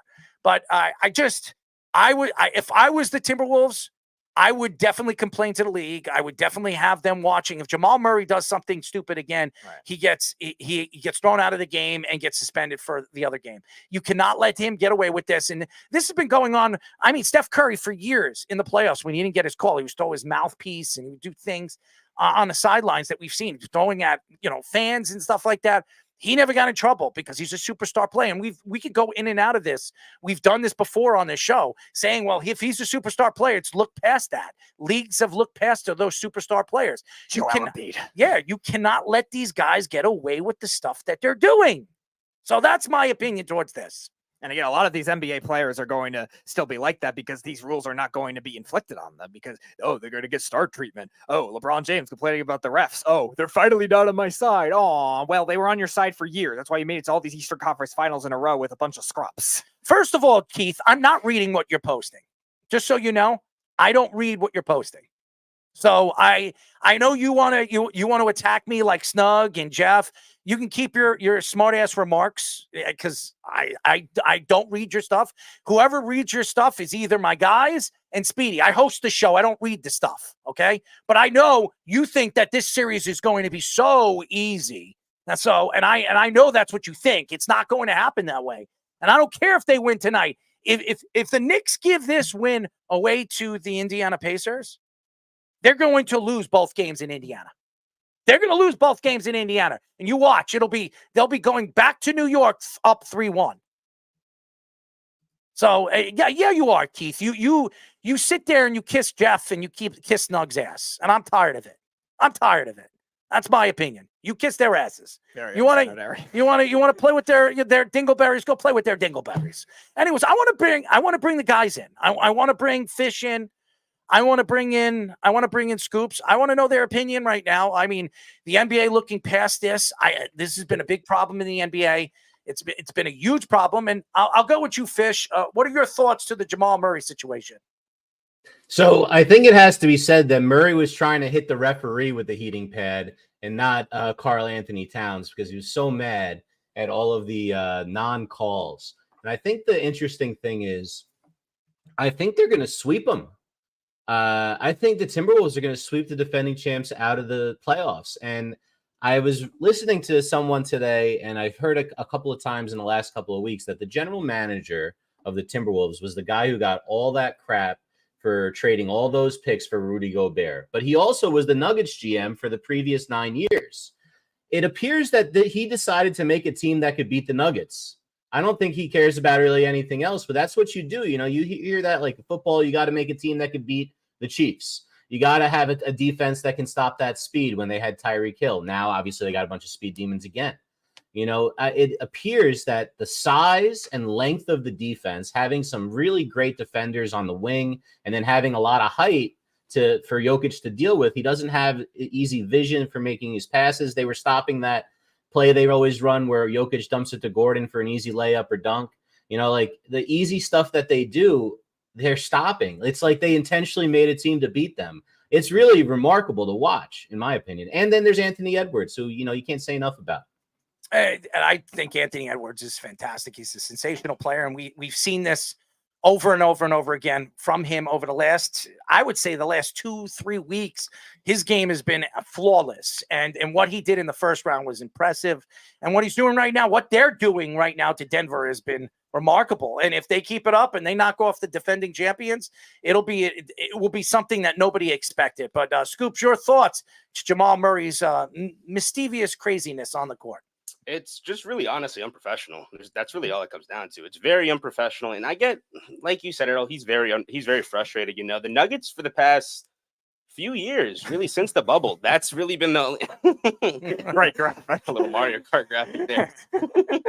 Yeah, that's literally what that was. It was like a banana peel. Like, dude, you got to have a little bit more like self-restraint. Like, if you're a dude that's just coming off of a championship winning squad, and you know, Jamal Murray, he definitely put in his dues. Like, no one's doubting that and everything. So you are kind of looked at with a higher standard coming off of all of that this past season, and in a playoffs where this team, like I said, has thrived really since the bubble, since 2020. You know, that's really unprofessional. And like I said, this is a team that during the bubble, they came back twice against 3-1 leads. You know, I mean, what if Donovan Mitchell didn't like one of the games like that, and he threw something on the court that could have gotten one of his guys hurt, or even one of his teammates hurt? Like, that's really unprofessional, and that's Jamal Murray has to do a little bit better with that. And I think the league will look at that. And again, you have to look past the star and have to understand that it could injure a player, it could injure a referee. I understand the NBA don't care much about the referees. They can find somebody out there. I mean, I don't think anybody would be complaining if Scott Foster stepped on that towel. No, I don't think so either. But again, you have to protect your assets, and those referees, they put their bodies on the line every single game. You say whatever you want, and what happens if it was a woman? Yeah. Could you imagine if there was a woman? Well, there are women referees, but imagine if he threw it at a woman referee and it hit her. Do you know how much craziness, backlash the NBA would get from that, from all these women organizations saying, "Oh, he's a sexist" or something like that? I mean, we've seen this before, and I don't think he meant it. I don't think I'm sure Jamal Murray will apologize for this. I haven't heard anything that is apology, but I'm sure he's going to come out with an apology on social media, and he'll probably say something before the game tomorrow. But I mean, if it was a woman and he threw something at a woman, I mean, that's that's you're trying to injure somebody, and it's that's the difference right now. And I think the NBA needs to look at that. It's very important to keep their game moving in the right direction. And like you mentioned too, like you look at the past defenders that we've seen to do this: Draymond Green, Steph Curry, Kyrie Irving. These are all like star treatment type guys, and Jamal Murray's kind of that rising star. But you're right, doesn't have that history with the frustration either. So definitely surprising. No, it is, and the end again. I understand he's frustrated. I understand that everybody thought that Denver was going to run away with this series. I didn't think they were going to run away. No, I thought they were going to win the series. I thought it was going to go 6 or 7, and I thought Denver was going to win. That's what I believed. Now, that doesn't mean that's going to happen. Things happen, and the way the Timberwolves are playing defensively, it might be hard. But again, that doesn't mean Denver's done. They could go into the Timberwolves in Minnesota against the Timberwolves and beat them both games and go back to Denver and win this series. They can win 4 games in a row. And if there's any team that could do that, it's the Denver Nuggets. Mm-hmm. They just got to get hot. They're not shooting the ball very, very well. And it has nothing to do with the Timberwolves defense. They're not shooting threes very well. I mean, Nikola Jokic has missed a lot of shots. And he's been blocked a couple of shots, a couple of times because he was undecided where he was going to put the ball. I mean, he would get in the paint. He looked like he was going to shoot it, and then he decides to pass it. Or he was thinking about passing, and he decides to shoot it. And they're positioned so very well. The Wolves have been very good defensively. I'm not saying that they're not, but I think the big problem is that Murray's not hitting shots, Porter's not hitting shots, and Jokic is not hitting shots. Go look at the numbers right now. I mean, I'm looking at the numbers right now in the game, and I'm trying to bring up the numbers. Actually, I had them, and they disappeared. Here they are. Nikola Jokic, and right here in game number 2, Nikola Jokic had 16 points, 8 assists, and 16 rebounds. When Nikola Jokic is on his game, he has 33 points, 18 rebounds, and about 9 assists. He's not doing it in this series. Jamal Murray had 8 points, 2 assists, and 13 rebounds. Now, he had a lot of rebounds in the game, but he's not scoring a clip. You're not winning right now if Aaron Gordon is your second leading scorer. I'm not saying Aaron Gordon's not a good player. He's a good player. But Michael Porter Jr. only has 9 points. Jamal Murray only has 8 points, and you expect to win? You're not winning. And the guy that's really been playing well for the Denver Nuggets is Justin Holiday, the journeyman, True Holiday's brother. Former Knicks Justin Holiday. Yes, I remember. Phil Jackson, Nick. I remember. I mean, he's the only one that's actually playing well on the bench for them. They're getting killed on the bench. And Denver has one of the best benches in the league. Reggie Jackson, who's normally a good playoff player for a lot of other different teams. He's been really bad, too. Gilbert Arenas. Go ahead. What were we going to say? We just have Murray's stats up here. We're talking about him scoring in single digits. Like, this is a guy they need to score 21 points a game. This is what they expect from him. He was 21, 6.5, and 4 during the season, shooting 42% from 3. If he's not going to do this, how are they supposed to find the offense? We were talking earlier that Brunson is the whole offense. And as a Knicks fan, it is wonderful to watch someone be able to do this. And of course, it feels like Cinderella's story is going to end at some time. The pumpkin, the carriage is going to turn into a pumpkin at midnight. But they don't have a guy like this. Jokic is a facilitator. You know what I mean? Like, maybe I'll make a graphic for it if it happens. But, I really do think that it's really up to Murray. If we see Murray step up next game, we have a series. If not, this could be over in 4. It's that bad. We'll get into the Gilbert Arenas because our guest is about to come in, but I will say this. And by the way, our guest is John Daigle. He's a friend of the show, and I think he's broken the record now. I think this is the 7th time he's on the show. All right, I thought it was 6, but it's a record breaking. That's great. And John is a friend of the show. We love what he does, and he's one of the best at what he does in the industry. But to go back to what the Timberwolves are going through, and by the way, I again. Everybody keeps talking about the Timberwolves and Denver series, but people forget what OKC is doing right now. It's incredible, and they're only going to get better. They're only going to get better. I mean, they have 8 first-round draft picks in the next, 5 years? It's ridiculous, and they've positioned themselves to go out and get any free agent they want because they still – now, Shea Alexander is going to make a lot of money. He's going to make a lot of money. And Williams, they still have time to decide what they're doing with Williams and some of their other players because they're still under their rookie contracts and they don't have to overextend them right now. Alexander's going to get a lot of money in the offseason. He's going to get paid. But I mean, there are a lot of guys, if they become a Joel Embiid, I mean, he could become available. You have all that draft stock. You can get Joel Embiid over there to play with that young team. You can bring Jimmy Buckets, if he becomes available. Why couldn't Jimmy Buckets go and play over there with Alexander?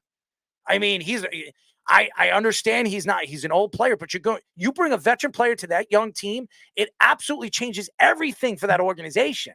So there are other guys. Dame could decide, hey, you know what? I'm going to go and play over there. I have a better chance of winning with OKC than going and playing with an old team like Miami. Or a team coached by Doc Rivers. Or forget about it. I mean, he's not going back. He's not going back to Milwaukee. I'm just letting everybody know. Let everybody know he is not going back to Milwaukee. It's not going to happen. It didn't work out. That time that he was there, it just didn't work out.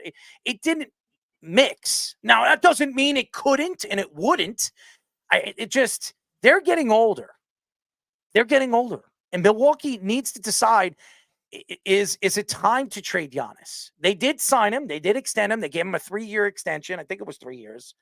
And maybe 4, but no, it was 3. It was 3 years. So you have a chance now. Giannis is 31 years old. He's still a good player, still a top-end player. You can get a lot back for him. It's time to decide if you're not ready to win anymore or you're not built to win anymore. And if that's the case, you have to look elsewhere. And I think Giannis could be a great addition to a lot of teams, the Knicks being one of them. I mean, they could trade Julius Randle. They can get a bunch of draft stock, and they can get Julius Randle and Mitchell Robinson and maybe some of the other players that they have, and the Knicks can add Giannis to that roster. I think the missing link to this New York Knicks championship is a big athletic big man. That's what I think the Knicks need.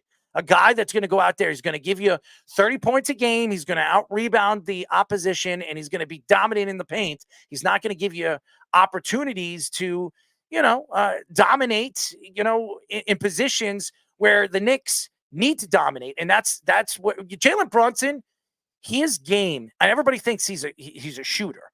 His game is in the paint. That's where when he backs the opposing teams up, and he completely dominates the ball, that's when Jalen Brunson plays the best part of his game. And by the way, the Knicks were up by 8 points, and now they're only up by 2 because Indiana is playing defense. And again, McBride made another mistake. This is a young team, and they're going to make mistakes. I would have called a timeout, and that's the problem with the Knicks. They make stupid mistakes, and they get caught up in it. Anyways, when we come back, ladies and gentlemen, we will be talking to Establish, the Run Lead fantasy football analyst, John Daigle, here on the Sports Loudmouth. But first, You're listening to the Worldwide Sports Radio Network. This is the Sports Loudmouth Sports Minute. Are you ready to get loud? Ladies and gentlemen, as promised, I am back for another Loudmouth Sports Minute.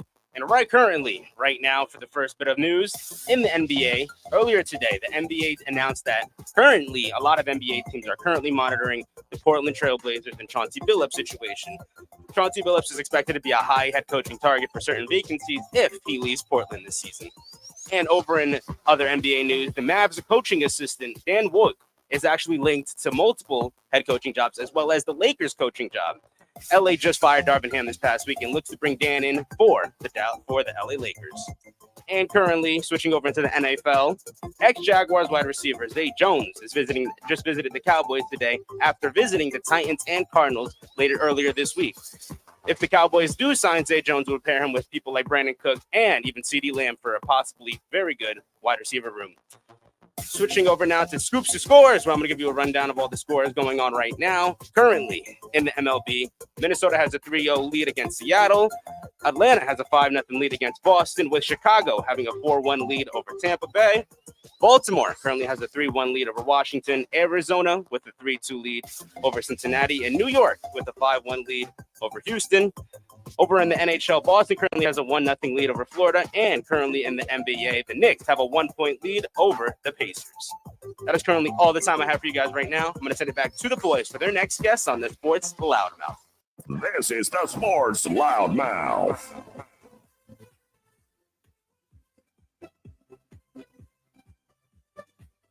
We are back, ladies and gentlemen. Speedy didn't put up our number.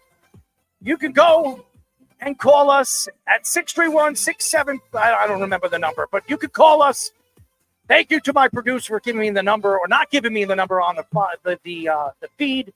Go to our website at www.worldwidesportsradio.com. Check the week, including the Loudmouth with me and Speedy Petey every single Saturday, Wednesdays and Thursdays at 7 p.m. All you have to do to tune in and check out our local listing is go to our website at www.worldwidesportsradio.com. Speedy, put up the number. It is up. People. It is up there. No, it's not.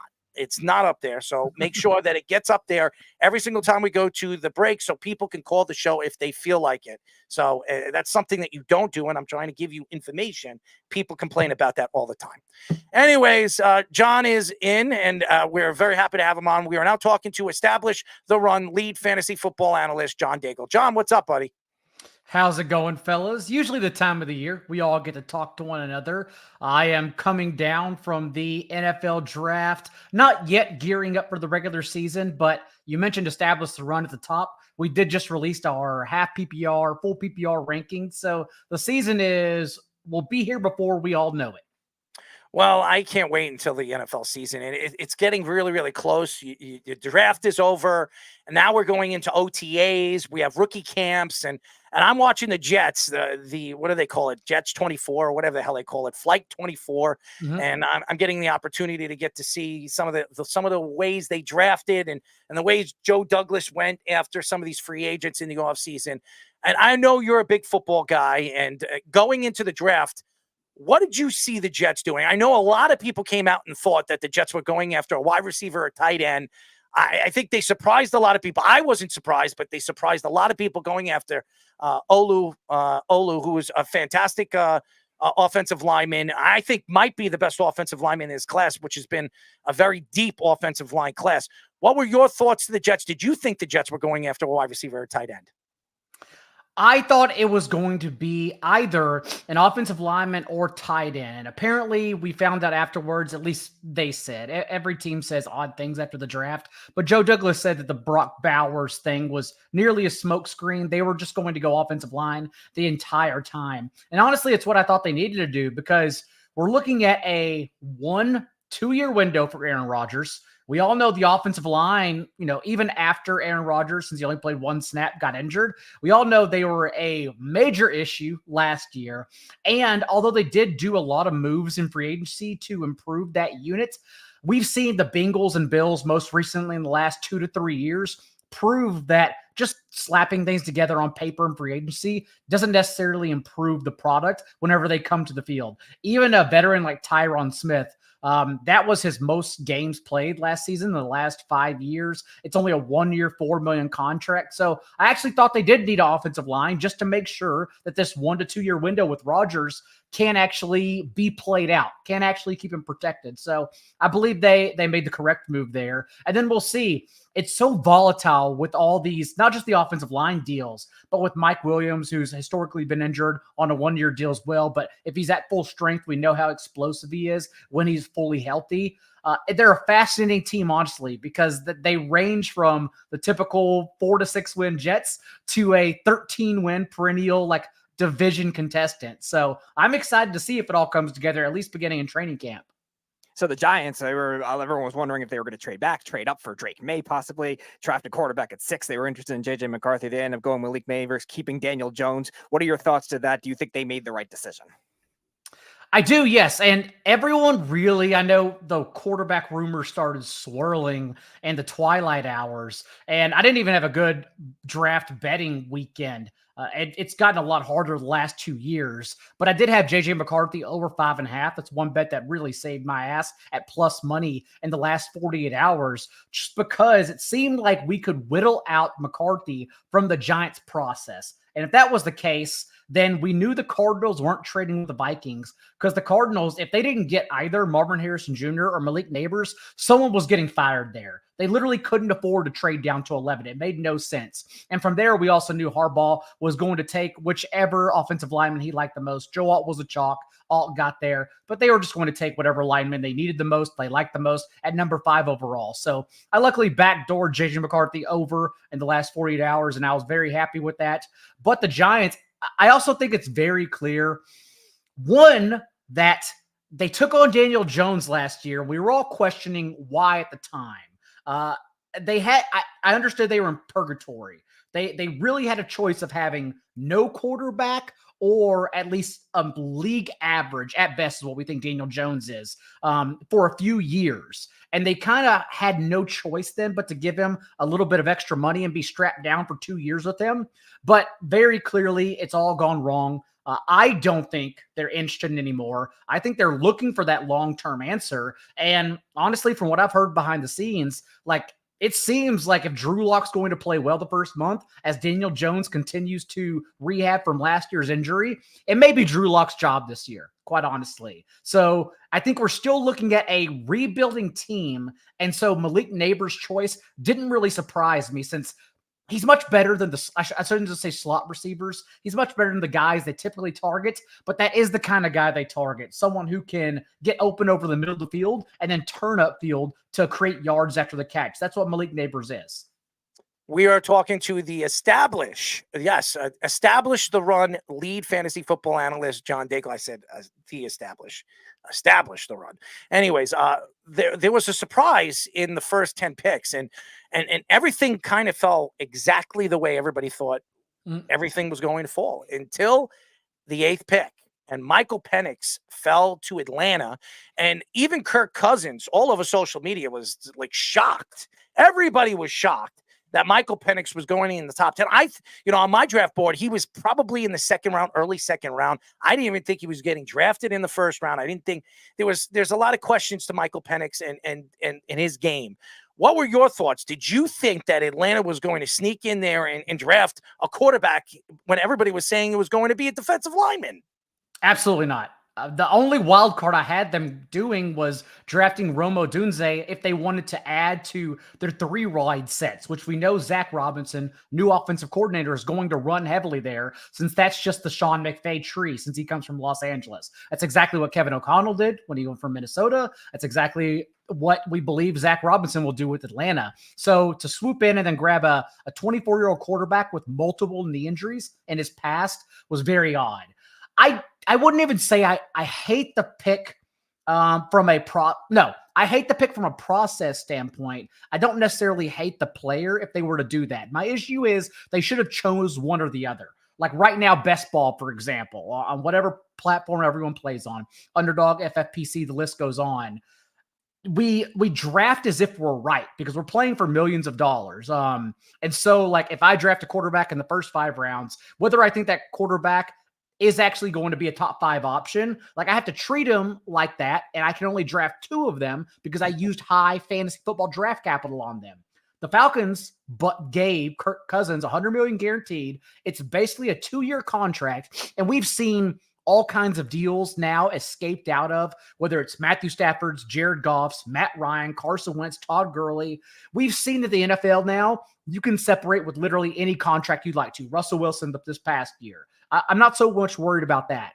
But it does make it complicated since we're looking at $30+ million next year, not this year. Next year, they'd have to take on in dead cap money if they were to release or trade him overall. And so to give Kirk Cousins $100 million, it's guaranteed, and a 2-year deal essentially, and then also to draft a 24-year-old quarterback who we then think he may not start till he's 26, 27, again, multiple injuries. The process just wasn't right at all. It's like they made the Kirk Cousins deal, but didn't bet on Kirk Cousins. It's so odd. And so that's where I think they did wrong, not in just drafting Michael Penix, then letting everyone throw their player take out there. So Marvin Harrison getting drafted by the Cardinals. We've seen this a lot in fantasy football. These super athletic wide receivers getting drafted as early as the 3rd round. We saw that with Julio Jones. We saw that with Jamar Chase in his rookie year. Like, where are you seeing fantasy projection wise for somebody like Marvin Harrison Jr., who's with a good quarterback in Kyler Murray, but on a really bad team? And I was just adjusting some tears behind the scenes before I came on. So like y'all, I'm trying to get off work and watch the Knicks game, but I'm failing at that. So I will say right now, Marvin Harris Jr. falls around the wide receiver 15-16 range, in tier 3, basically behind Debo Samuel, Jalen Waddle, a couple of those, Devonta Smith, a couple of those other guys that are jammed in around there. And I think the offense is going to have a lot of success. Not only does Kyler Murray stand alone as a sexy option because he adds a rushing floor with his legs, but unlike Bobby Slowick, a lot of people gave Bobby Slowick, the Texans offensive coordinator, for anyone listening, a lot of praise. But I thought he underwhelmed, and really the only game he played to win in without running on early downs, forcing CJ Stroud into long 3rd downs that Stroud overcame just because Stroud is like the GOAT. That's the only reason the Texans offense looked so great, because Stroud was that great. The issue is that the only game the Texans really played to win was that Colts primetime, essentially week 18 playoff game on Saturday night when they were just letting it fly. But then you fast forward to the wild card round, and even before the Browns just took over on defense, it wasn't, or I'm sorry, even before, they took over on defense, it wasn't that at all. Like, they were just still running on early downs and taking Stroud out of the game and asking him to do far too much in his first playoff game. It was very odd. And so while I was underwhelmed by Bobby Slowick, I do think Drew Petzing, the offensive coordinator for the Cardinals, showed a lot of promise, specifically in the Cardinals' run game last year. Whether it be against stacked boxes or tougher defenses, he knew how to creatively call plays and scheme the offense to let James Conner, an aging veteran, run wild. And even James Conner had are 5 consecutive games of top 12 finishes in his last 5 starts for injury. So I have a lot of faith in Petzing and what he can do to free up Marvin Harrison Jr. in his rookie year, plus with Kyler and a couple of other options there, an improved offensive line as well. I'm excited for the Cardinals this year and Marvin Harrison Jr. too. We are talking to Establish the Run lead fantasy football analyst, our friend John Daigle, one of the best in the business. I'm telling you right now.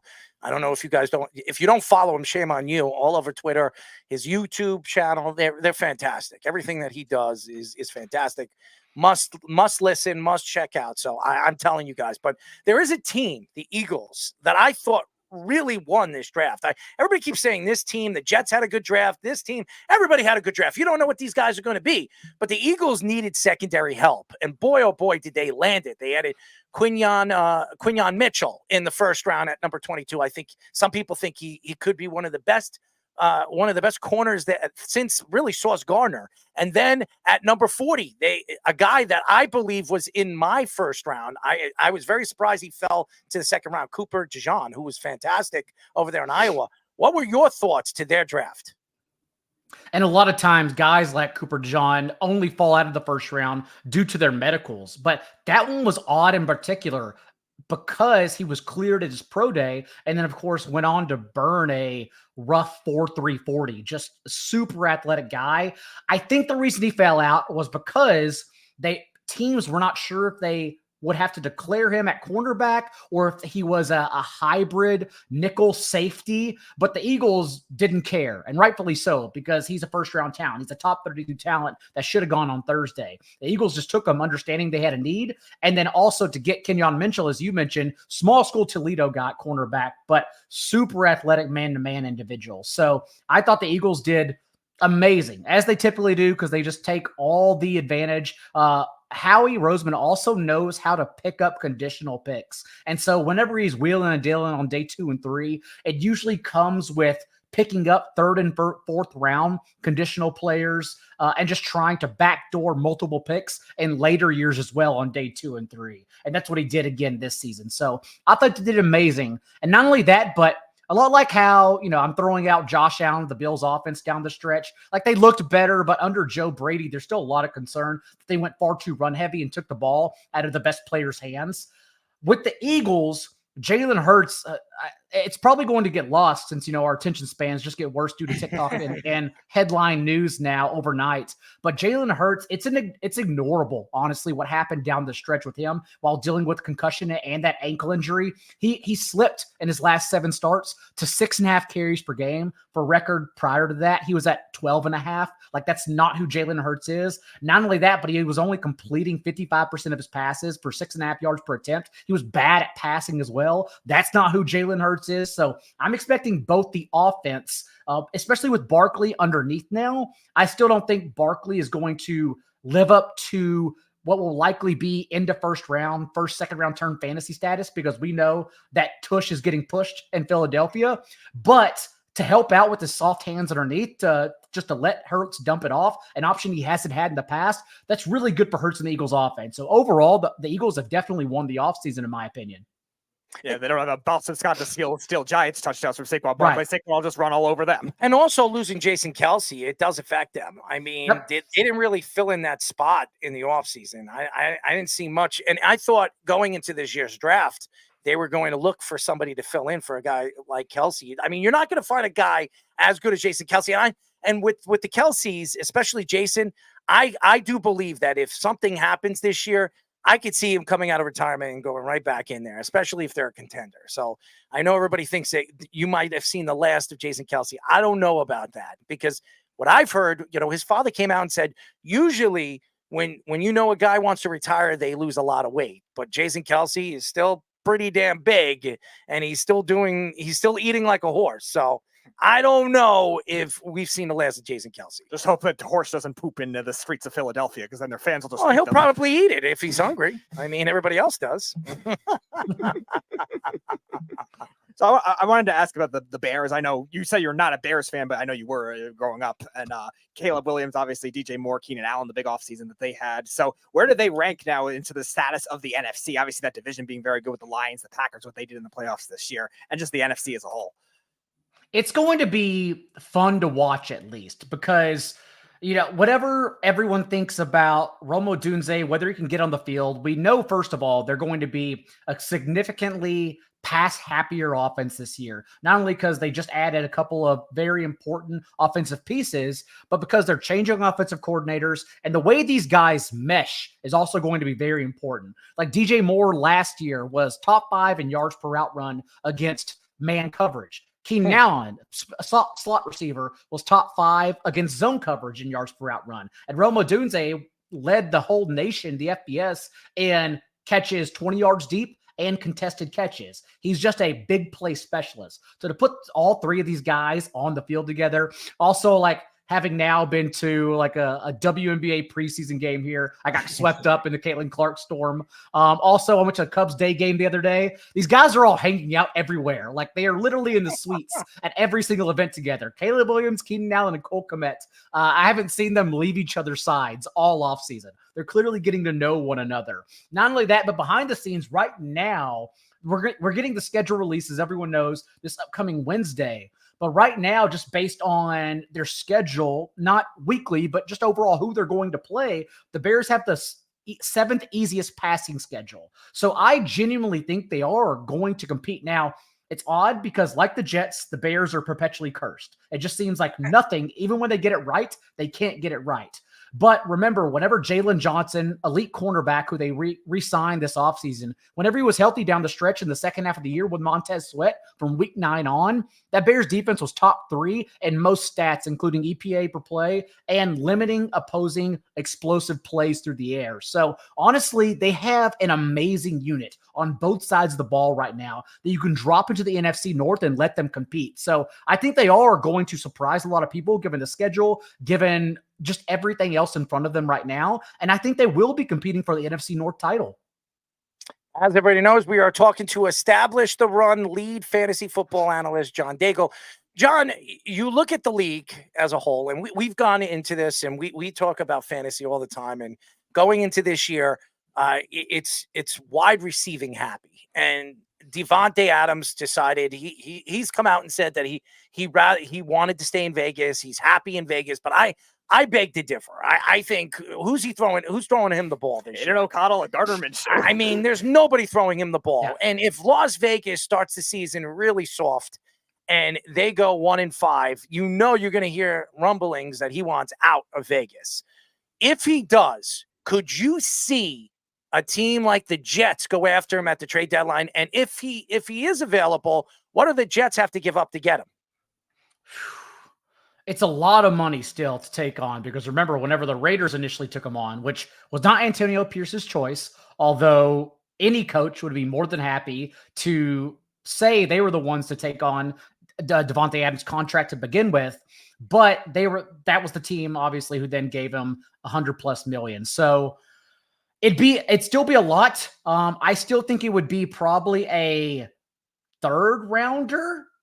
Think a third rounder, maybe a second and a fourth or a fifth, something like that.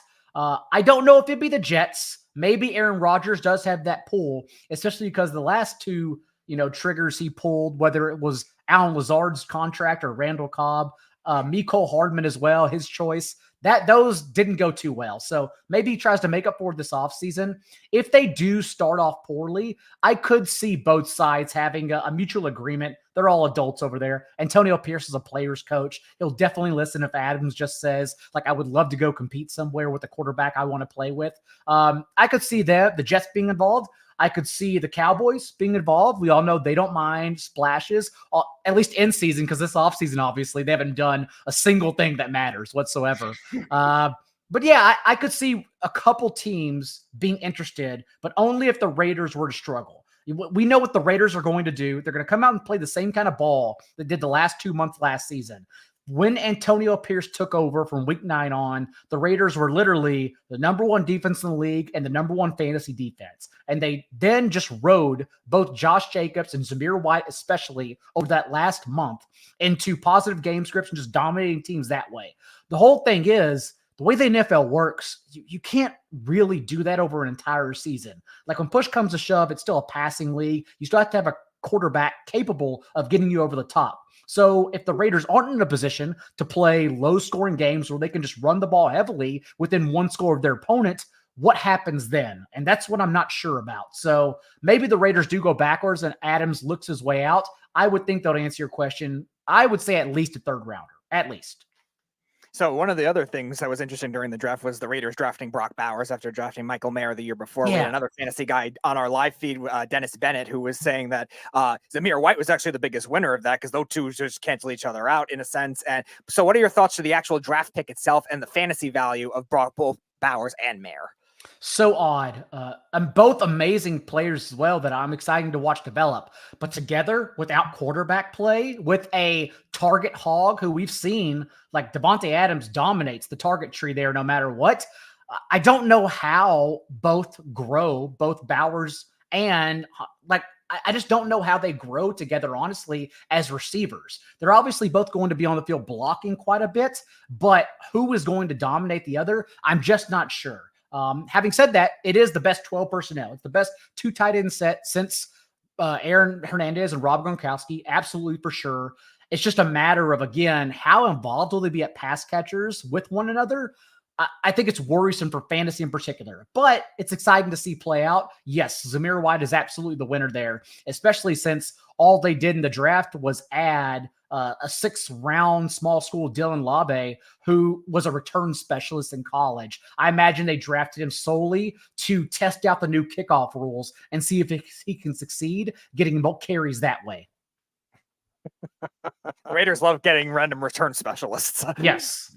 By the way, just for all the fans to know that Jalen Brunson was taken out of the first quarter. You hurt his hand. Oh, so, no. Yep. So I don't know what's going on. That's not good news, and nobody's coming out. So usually when you're not hearing anything, that's bad news. So it looked like you hurt his hand. That's what it looked like. I don't know. I mean, that's not good news for any Knicks fan. If the Knicks lose Jalen Brunson, the season is over. There's no way. There's no way they're winning the series. The Jets and Bears being cursed. Like, that's also just nothing can ever go right for the Knicks ever. Yeah, I mean, it's horrible. It's a horrible, but again, this is going. I told everybody, there's no guarantees that the Knicks are going to run away with this, and everybody's going to say, well, if Jalen Brunson was in this game, it would be different. Yeah, but it's not, and that's what happens in basketball. That's what happens in sports. You lose a player, Aaron Rodgers, and the season's over. That's what happens. But it's horrible. Hopefully, he comes back in the third quarter. But it doesn't really look good. I've heard that his father and one of the other Knicks assistants are not on the bench either. So that's not a good sign.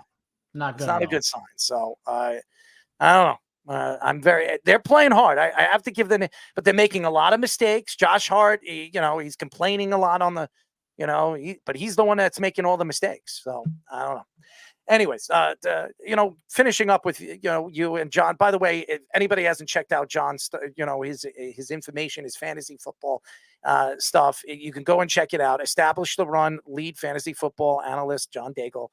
He's been on the show quite a few times, but John, you look at the off season, who are your winners and who are your losers? And obviously with all the moves that some of these teams made, who do you think is the contender to compete against Kansas City? Kansas City added themselves a pretty good wide receiver in the draft. They needed to add a speedy guy, another Tyreek Hill. They landed one, but and everybody expects them to be as good as they were last year, even better, because now they have actually a weapon that can go out and go get the ball. Who do you think in the AFC can compete with Kansas City, and who do you think in the NFC is going to compete with Kansas City? AFC is always fun because with Joe Burrow, hopefully at full health, Josh Allen, and whatever the Bills are, I'm still not sure because Keon Coleman, although the interviews are a lot of fun, and I really hope he succeeds because he just seems like a good kid and he's really funny. He definitely has a questionable profile. Whenever you're overly dependent on contested catch touchdowns in college, it's usually a sign, at least it's been historically, that you can't separate. And it's really harder to carry that trait over to the next level. And that's really what he was at both Michigan State and Florida State. So we'll see how he pans out as a rookie, not to mention the Bills are missing roughly 50% of their defensive snaps from last year. All the guys who were just snap hogs are gone. So what does their defense look like too as they try to rejigger that whole thing? I'm not sure. They're going to be such an interesting team this year, again, because I was also down on their offense under Joe Brady as more of a run-heavy team. So we'll see. But we do know the AFC is always going to be fun.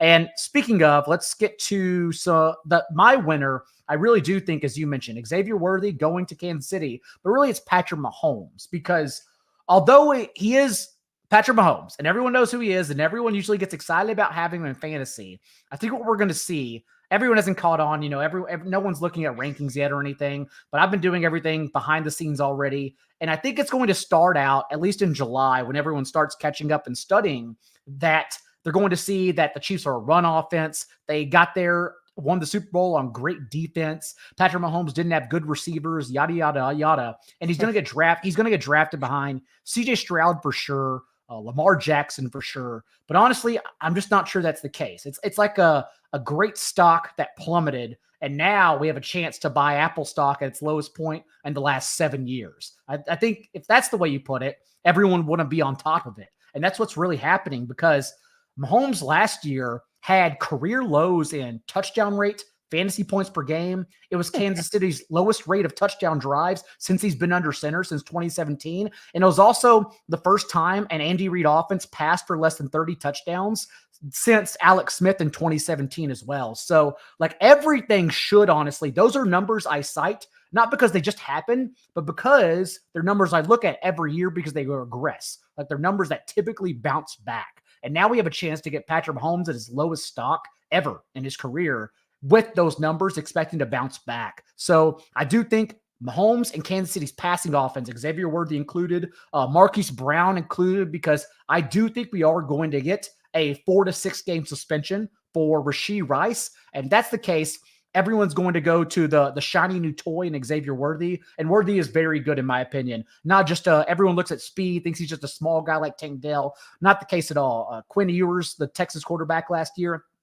actually was the most inaccurate quarterback on throws 20 yards downfield. So Worthy didn't have a shot on deep shots. If he has a quarterback like Mahomes, who's also accurate deep, the sky's the ceiling. Like, we have no idea what Worthy can do with a good quarterback. So I'm excited. But the one everyone's still going to be behind on is Marquise Brown. So especially without Rashee Rice, I just like getting in on all those guys, honestly. Those are my winners. And although technically he's a winner from the offseason, because the Texans offense, I think, will be fun, and adding Stephon Diggs. It's going to be bold, I know, but I do think CJ Stroud's going to be overvalued in fantasy football. I love Stroud. I hope he succeeds. And also because this is a take that could easily just get jammed right back down my throat and I'm completely wrong. But remember, we're still playing a game. We're still playing fantasy football. And the game dictates us to have multiple outs to get there. And I'm talking about rushing quarterbacks. And last year, CJ Stroud was not a rusher, only 2.3 rushing points per game. And he still, and like, if you look back over the last decade, to be a top 5 quarterback, which is what he's being drafted in best ball right now, that's how everyone's going to treat him, is the QB 3 or 4 off the board over Mahomes, alongside Lamar Jackson, over Anthony Richardson, who Richardson only played 4 games, but he still led every quarterback in rushing points per game. So he can definitely get there as well.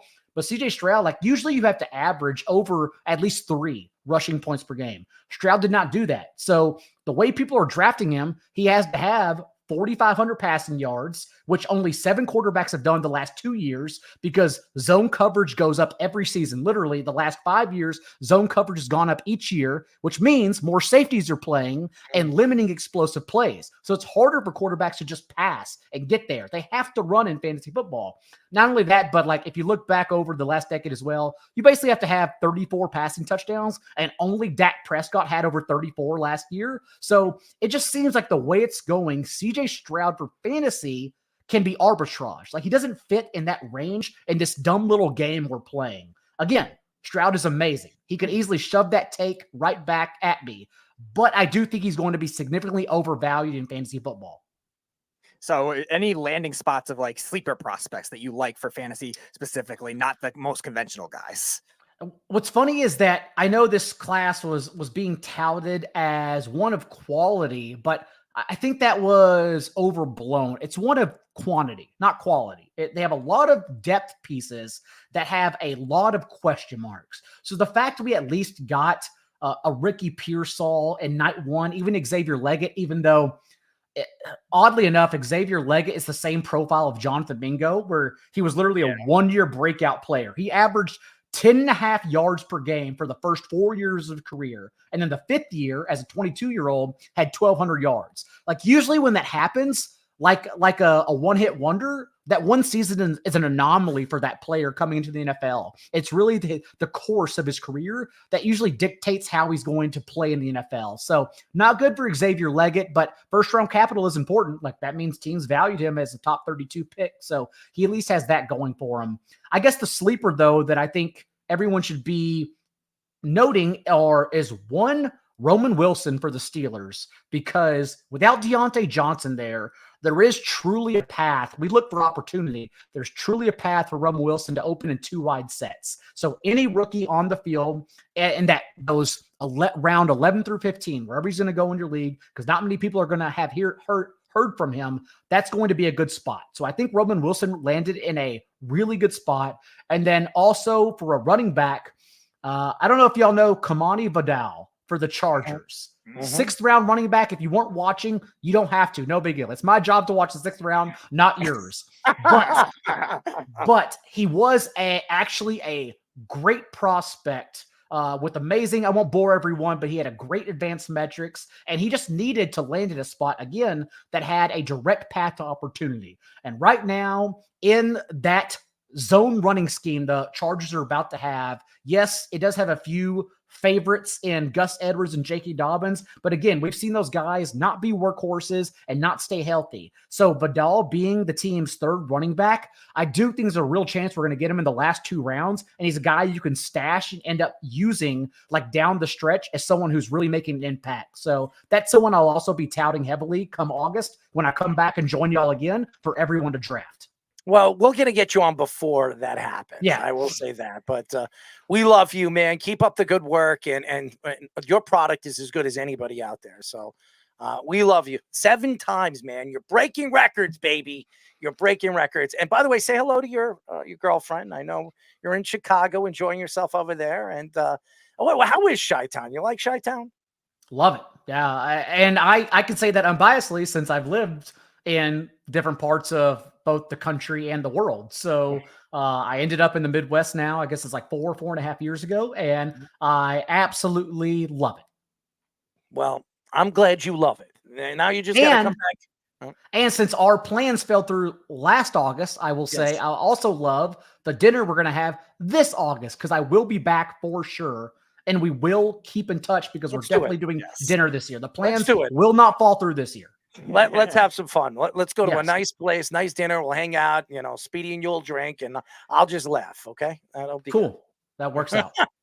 Don't worry, I'll be sure to text you as well as if I end up getting all 4 of your random sleepers for that draft too, like I did last year. You better sure league. Not throw up either, buddy. The 16-team league. I literally texted you. I nailed 4 of your guys. I think Ty Chandler was one of them. I should have kept him. I was actually about to say I know you got Ty Chandler because I don't think anyone was louder about Ty Chandler than me. And that's Kamani Vidal. That's just a super athlete who has bare minimum competition, and you just draft in the last round stash, and I promise you're going to use him for like a month of the season.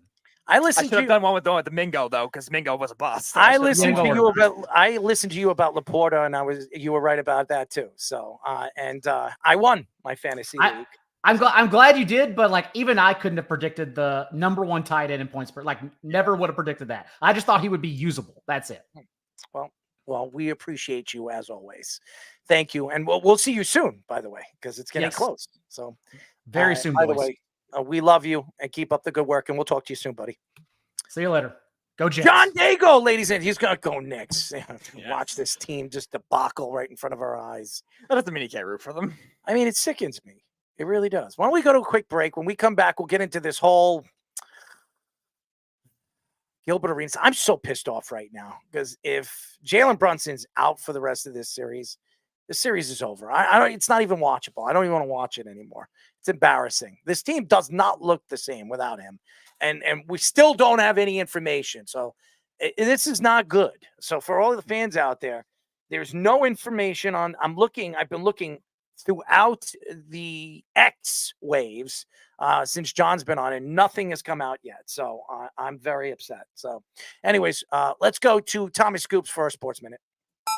This is the Sports Loudmouth Sports Minute. Are you ready to get loud? With Tommy Scoops.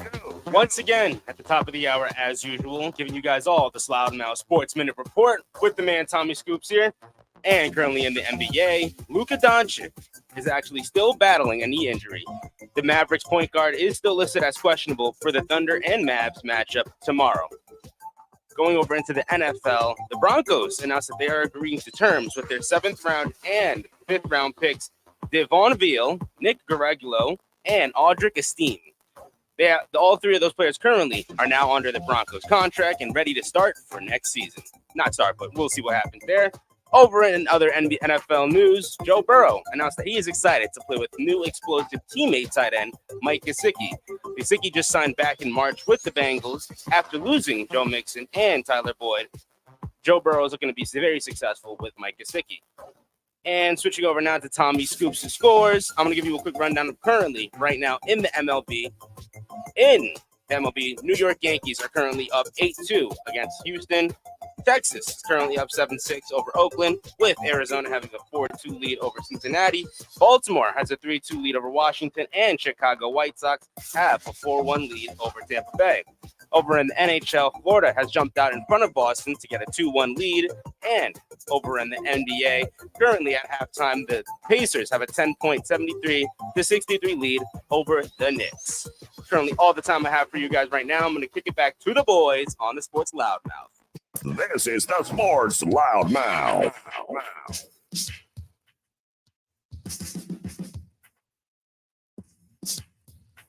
631-672-3108 is the number to call. You're listening to the Sports Loudmouth. I'm your host, Errol Marks, my co-host. Speedy PD. Go to our website at www.worldwidesportsradio.com. Check out all our shows throughout the week, including the Loudmouth with me and Speedy PD every single Wednesdays and Thursdays at 7 p.m. All you have to do to tune in and check out our local listings for all our shows, from the Snowman in the Morning to the Wise Guys to Game On to us, ladies and gentlemen, the Sports Loudmouth. All you have to do is go to our website at www.worldwidesportsradio.com. I'm reading what Nathan is saying. He's going to be back tonight. I'm interested to see if he's going to be back tonight. He's questionable, and Nathan was posting, and I did look. It's a sore foot, not a hand. It looked like it was his hand, but it looks like it's a sore foot. If he doesn't come back, the Knicks, they don't come back in this game. I mean, they're down by 10. It's not a lot. I mean, we've seen the Knicks come back from that. So hopefully we see the Knicks show back, and we'll get Nathan in just a few moments. I do want to get into the Gilbert Arenas thing. I'm sickened because it's just our luck. It's just a Knicks luck that something like this would happen. But anyways, Gilbert Arenas said on his podcast that the 1990s basketball was trash and all the top players were on steroids. He also added that the 90s players couldn't shoot the basketball, and that's why the NBA had to move the three-point line closer. He added Kobe would average 45 to 50 points per game every single season if he played on Michael Jordan's Bulls. He said that Jordan was the entire Bulls defense, taking shots at Scottie Pippen and Dennis Rodman and others in that Bulls dynasty. He also said the 80s basketball was overrated, saying it was hyped up more because Larry Bird and Magic Johnson. Oh, how do I attack this? Oh, I can attack this in so many different ways. First of all, Scottie Pippen is one of the greatest defensive players of all time, Gilbert. Gilbert, let me ask you a question, dude. Because what was it? 3 years of great basketball from you? And by the way, when you decided to bring a gun to your locker room, it pretty much screwed your career and everybody around you. Okay? I don't know why he is taking shots at Dennis Rodman. Dennis Rodman is one of the greatest rebounders of all time. He's going to go down as one of the best defensive and rebound players to ever play the game. I mean, if you compare and contrast his skill to Will Chamberlain and Bill Russell and all those other guys, he's right there with them. Now, he didn't win as many championships as them, but he won 5. Dennis Rodman won 5 championships. He won 3 with the Bulls and 2 with the Detroit Pistons and was a big part of those 2 teams. To say that all the NBA players were on steroids, you're going to tell me that John Stockton was on steroids? You're going to tell me that Chris Mullin was on steroids? You're going to tell me that Patrick Ewing and Hakeem Olajuwon was on steroids? What are you, on drugs? Where are you from? How could you come out and say that Kobe Bryant, in the time of the Bulls dynasty, if he played on those Bulls, he would score 45 to 50 points when he's the exact replica of Michael Jordan? He's just maybe like a dash under Michael Jordan. I would say 10 dashes under Michael Jordan. How could you say that? Michael Jordan was averaging 30 to 33 points a game as a Bull. You're going to tell me he would have averaged more than Michael Jordan? You think that Kobe Bryant was anywhere close to the same realm as Michael Jordan? What are you, nuts? I don't understand why this guy speaks. I don't know how anybody can listen to this man. And it's stupid. That's what he's trying to sell. He's trying to sell that stupid podcast of his. It's dumb. Everybody in the 90s was on steroids. I just named a bunch of them. How about Tim Duncan? You think he was on steroids? It doesn't make sense. Tim Duncan, who's the cleanest person you would ever meet, would not do steroids. How about Shaq? You think his fat ass was doing steroids? The only steroids he's been eating is the turkey or whatever, the cows that he was eating, and was maybe puffed with steroids. It doesn't make sense. You tell Shaq that. Now, there probably was some players that were doing steroids. David Robinson looked like he was on steroids, okay? That guy was built like a tank. You want to say that he was on steroids? I would believe you. That guy was cut to a brim. He was so cut, he probably could cut the cake out of your mouth, you fat you know what. I'm not going to say it on live radio. I could say it, but I'm not going to say it. Gilbert Arenas is an idiot. And I understand, and you see the post, Fish has it up, 12 years in the NBA, 3-time All-Star, 2-time All-NBA, and that's probably because he was on steroids. Career average of 20 points, 5 assists, and 3 rebounds, and his 42% field goal percentage, and his three-point percentage, 35.1 three-point percentage. He had maybe 3 good years. 3 good years. And because he loves Kobe so much, he's going to put him in the same conversation. And I'm not saying Kobe Bryant wasn't great. Kobe Bryant was sensational. He was a great player. But he wasn't Michael Jordan. He's not. And Scottie Pippen, you're going to tell me, you're going to take shots at Scottie Pippen? Dude, he is light years better than you were. Light years. You couldn't touch Scottie Pippen. You couldn't wipe Scottie Pippen's ass. And I'm going to tell you this. What was Gilbert Arenas? A 2-guard, okay? Gilbert Arenas, if he played in the 90s, and I'm sure he thinks that he could have put up 25, 30 points if he played in the 90s. If he played in the 90s and opened his mouth like this, they would beat the you-know-what out of him. They would have put him on his ass. I don't like Gilbert Arenas. I never liked Gilbert Arenas. He's a smart-ass punk who sits there on his podcast and likes to throw people under the bus. I've watched his show. He's just like Draymond Green. He wants to open his mouth, and whatever comes out of it, people want to pick it up. They want to scoop it up. Hey, maybe you should go to Philadelphia. They might eat it up. It's garbage. It's not sellable to the fans. And to say that 90s basketball wasn't great, it was trash. 90s basketball was the best time for basketball. As far as I'm concerned, I was alive, Gilbert. I've been alive in the 80s. I was born in 82. I started watching basketball in 86. I watched the 90s basketball. 90s basketball, you could sell it, you can bank it, is so much better than the basketball now. That's why you have Adam Silver coming out and saying he wants to bring back 90s basketball. He wants to bring back that top-end defensive side of the ball. Why is he doing that? Because the game has been really for babies, crybabies. It's a crybaby league now. Oh, you fouled me. Oh, my God. Put me on a foul line. I shoot a 3 with 3 seconds left, and I put a finger on you. I'm at the friggin' foul line shooting 3 shots and ruining that game. It's horrible. I don't like the game right now. I don't like the rules. They're athletic. They're sensational athletic players. LeBron James is a beast. Russell Westbrook's a beast. I've watched these guys. They developed. James Harden, athletically gifted, no question. They came into the league. But you know what? The game was different in the 90s. It's different.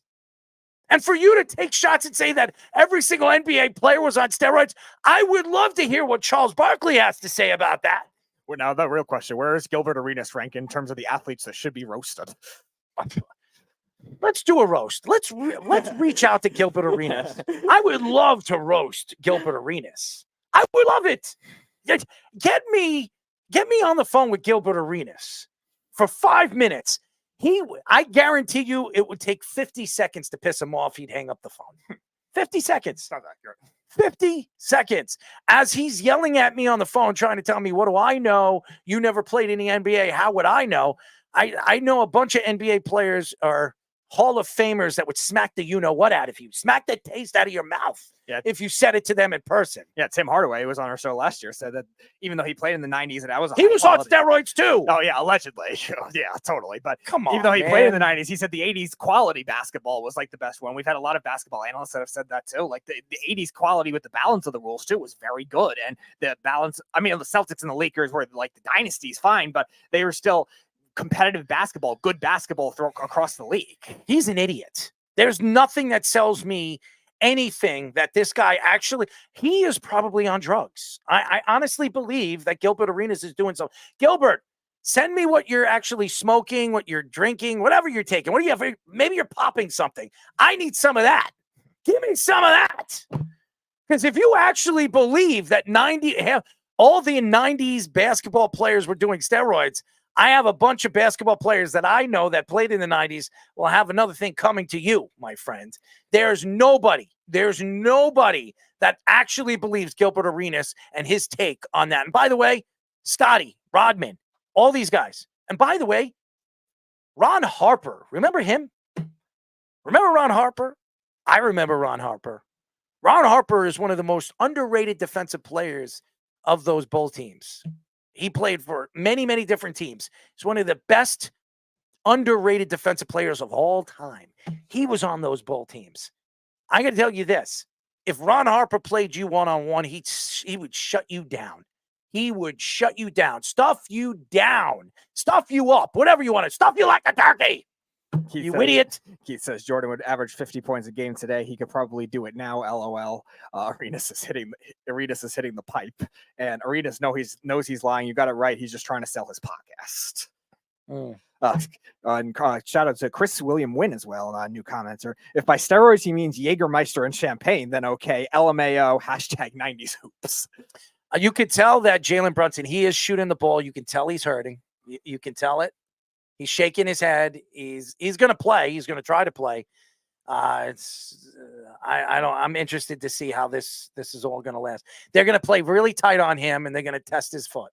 That's what they're going to do. And Nathan also says Jalen Brunson is back and shooting free throws. And why don't we bring Nathan in now? Yo, what's up, guys? How you doing? Nith, what's up, buddy? I want to say something about Gilbert. All right. Gilbert Arenas. Gilbert Arenas. If you're in the New Jersey, New York area, here's your chance to come in person to say some shit to Dennis Rodman on Saturday at Woodbridge Brewing Company. I'm challenging Gilbert Arenas to come to the Woodbridge Brewing Company on Saturday to say shit to Dennis Rodman right there on Saturday. This is your chance, Gilbert Arenas, to say something in person to Dennis Rodman at the Woodbridge Brewing Company. I hope you're up for the challenge. I hope he's not. He's never going to go up there. Are you kidding me? Gilbert Arenas is going to hide under his table. He's going to hide under his desk. There's no way he's going to go over there. Dennis Rodman would smack the whatever out of his mouth. I mean, he can eat a hamburger, smack that out of his mouth. It's like he'd probably throw it like a Frisbee, his big hands. But honestly, it's just so stupid. I agree with Keith. He's trying to sell his podcast, and it's just despicable. Why do you bring up 90s basketball? Dude, you never even played in the 90s. I mean, what was he? When was he drafted? When was Gilbert? I want to say he wasn't even a 90s basketball. But how would he know? How would he know? It just doesn't make sense. Oh, what was he? What? 2001. 2001. Keith also says Ron Harper was great. If he didn't have bad knees, he would have been one of the greatest players ever. They should sit Brunson and take the loss. He also says about the Knicks game. His son is playing for Rutgers now, Ron Harper Jr. Yes. Yeah. Chris also says, let's be honest, Gilbert is the king of hot, preposterous takes with the 100 emoji. And then Keith says, LMAO and some blow. Yeah, you wouldn't rule that out. Listen, whatever blow he's on, give me some of that. I mean, that's got to be right off the key, man. I hope Jalen Brunson is okay. I think he'll try and play through the injury, and obviously he's a player. He's a decoy right now. Yeah. He's not even shooting the ball. So that's smart. Yeah, he's been a decoy. Yeah, Dante needs to step up. Dante definitely needs to step up for sure. All those wing shooters need to step up. And also Alec Burks, he needs to step up. That was a foul. I don't know how they didn't call a foul on that. That was a foul. Yeah, I told you guys that they're not going to call any fouls on the Pacers because of what happened. They need Alec Burks. Tom Thibodeau needs to play more of his bench with all the injuries. I don't know why he's being so conservative with the bench, especially in the playoffs. He needs to unleash everyone in the bench right now because Jalen Brunson's just facilitating. So you could tell there's something wrong. He's not shooting the ball. I see him. And if they're going tick for tack in this game, they're not winning this game. There's no way. Winning game 2. They I don't know. Somebody needs to take over, and they can't depend on Dante DiVincenzo needs to take over.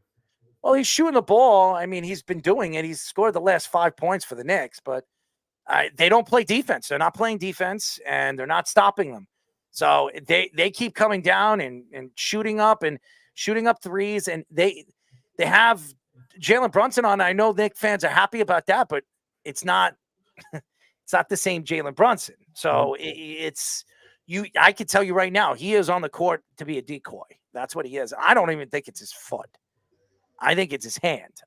When he was walking off the court, he dialed up his hand. So if it's his foot, why didn't he shoot the ball? You know what I mean? They should suit up Spike Lee to give them some spark. On the court. I think it has something to do with his hand. I think he jammed his hand. That's maybe Gilbert Arenas should inject steroids into all of them. Maybe it'll make them play.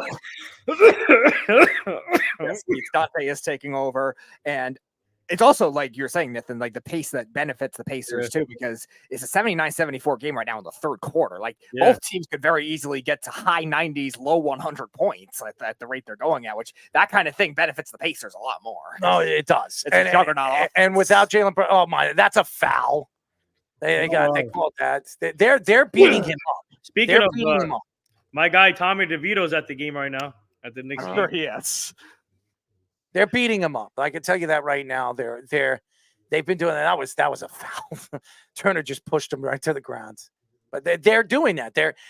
Everybody knew that Indiana was going to play tough on them tonight, and what they need to do is they're going to do everything they can to knock out their best guy, and they're doing it, and that's why they're in this game. If Jalen Brunson didn't go out in the second quarter, this game might be the Knicks might be up by 5 or 6.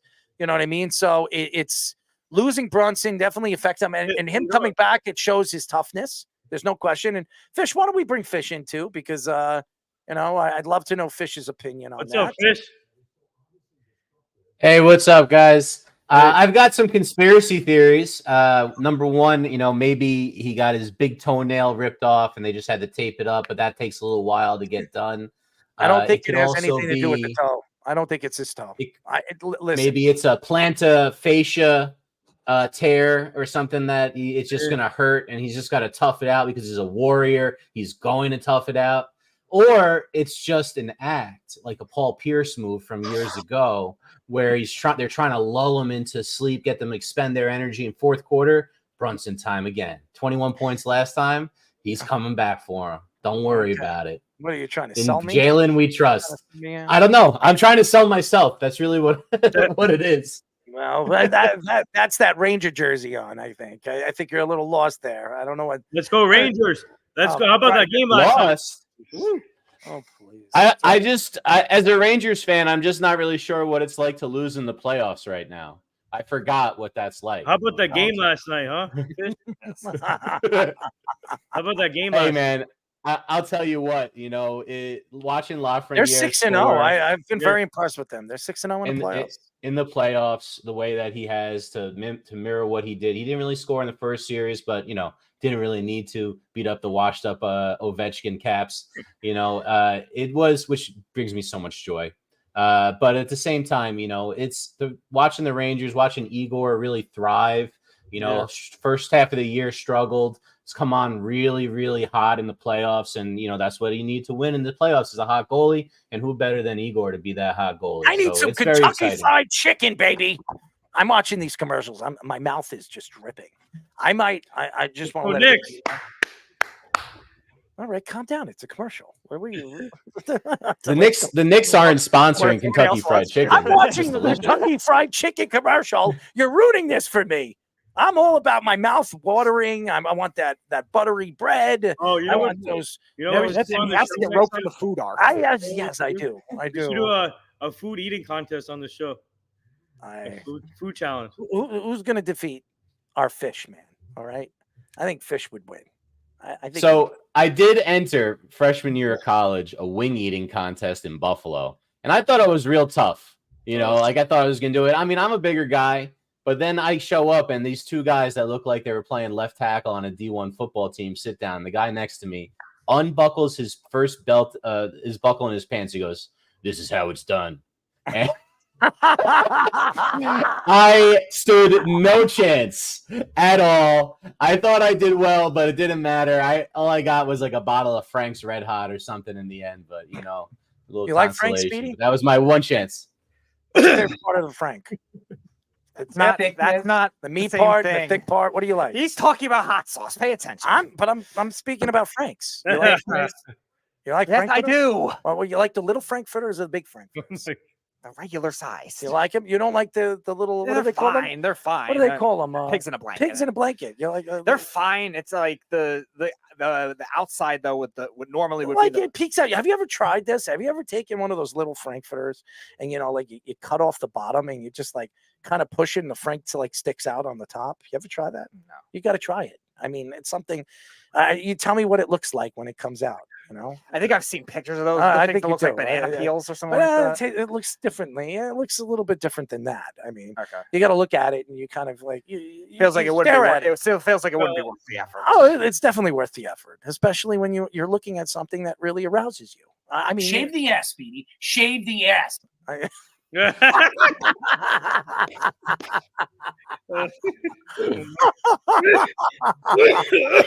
Oh man, but little Speedy, you have to be happy about what's going on with your Rangers, man. You have to be going and happy. I mean, seriously, if you're a Ranger fan, and yes, where's the beef now? Because we're about to get into the Rangers. I mean, I got to give the Rangers. I got to give the Rangers two now. Let's go, Knicks. Knicks by down by 2. Who? You know that they're down by 2. I will say this about the Rangers. I've been absolutely impressed. I think that the difference of the Rangers this year has been Peter Laviolette. Yep. And I've been saying that a long time, all season long. I said the biggest acquisition for the New York Rangers in the offseason was bringing in Peter Laviolette. I was upset because the Islanders shouldn't have never gotten rid of him. I remember when Mike Milbury said, you know what, sayonara after a year and a half. It made no sense. And that's why Mike Milbury is no longer running any organization, because the guy's a moron. He probably wants to kill people with his skate, which he tried to do in Boston. But nevertheless, I look at, and by the way, the Knicks tied. Oh my God, they died. Let's jump. Let's win. Anyways, what has been impressive for the New York Rangers has been their goaltending. It's not even a question, and they're getting timely scoring. They went to double overtime yesterday, and I thought they were going to lose that game, but especially in the first overtime, Carolina was outplaying the Rangers in the first overtime. But then the second overtime, I thought the Rangers started cycling, and they did what they needed to do. And Chris Kreider, again, Mr. Playoff, he showed up in the second overtime and put the puck in the net. And the one thing the Rangers have the advantage in this series, and they're going to have the advantage moving forward, except against Florida and Boston. If they get into the Stanley Cup Finals, they will have the advantage. It's goaltending. Now I think the two teams, I mean, obviously, you have Florida that has one of the best goalies in the world, and then the Boston Bruins. We all know what Ullmark is. We know what Swayman is. They've been very, very good goalies. Ullmark was at an all-time year last year. So I think the Eastern Conference has the goaltending, and with the Western Conference, you have Colorado and Dallas. That both teams don't have the goaltending, and I think it's going to be very, very interesting, because I would love to see the Rangers play Florida. But I have a feeling some way or one way or another, Boston's going to win that series. And it's going to be Boston and the Rangers. I don't think Carolina, and I'm going to say this, the Carolina Hurricanes, their run is done. They're done. And I think that they have to decide what they're going to do with Rob Brindamore in the offseason, because Robbie is a great coach. He's one of the best in the NHL, but they haven't won. They couldn't get over the hump. And I think Robbie didn't win the last Stanley Cup. It wasn't him. Robbie wasn't. Yeah, he was on that team. Was he? Was he as coaching? A player? He was. No, as a player. No, I'm talking about coach. They never meant to the Stanley Cup since then. Yeah. So Rob Brindamore is. I think he's a great coach. I think there will be teams lining up for him, but I think he's gone as far as he can with this Carolina Hurricanes team. I really do. They haven't found a goalie. I mean, Frederick is a good goalie, but can't stay healthy.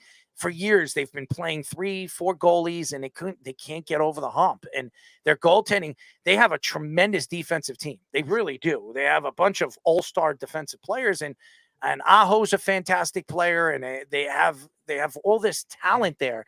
But there's just something that they're missing. And when you look at teams like the Rangers, I don't think there's anything the Rangers are missing right now. Their defense, team-wise, I don't know if they have the best defense in the playoffs, but I think team-wise, they're one of the elite teams in the league.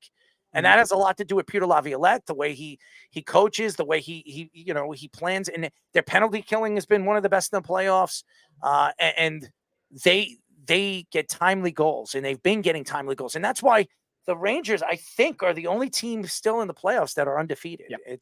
It's pretty incredible. You have to give Peter Laviolette a lot of credit. I know everybody wants to give Shesterkin a lot of credit, and he's been fantastic, but it's been the coaching of Peter Laviolette. Don't get it twisted. It has a lot to do with the coach. Hockey and football are the two sports that, when you look at the game as a whole, it's the way you set up your lines, the way you set up you're pressing and you're using your team and your speed to your advantage. And I think Laviolette has been very, very good at that. Yeah, besides Trouba, really, the rest of the Rangers have been very disciplined so far in this series as well. The Washington series at the beginning, they were taking too many penalties. Now, granted, some of that was Wes McCauley and how bad of a referee he is too, but nevertheless, they were still undisciplined for a team that was kind of playing down to the Capitals at certain points, but they still ended up sweeping the series after the fact. But this series, they've been very disciplined. Meanwhile, the Hurricanes, 3 different occasions in their own power play, take penalties in the first 10 seconds.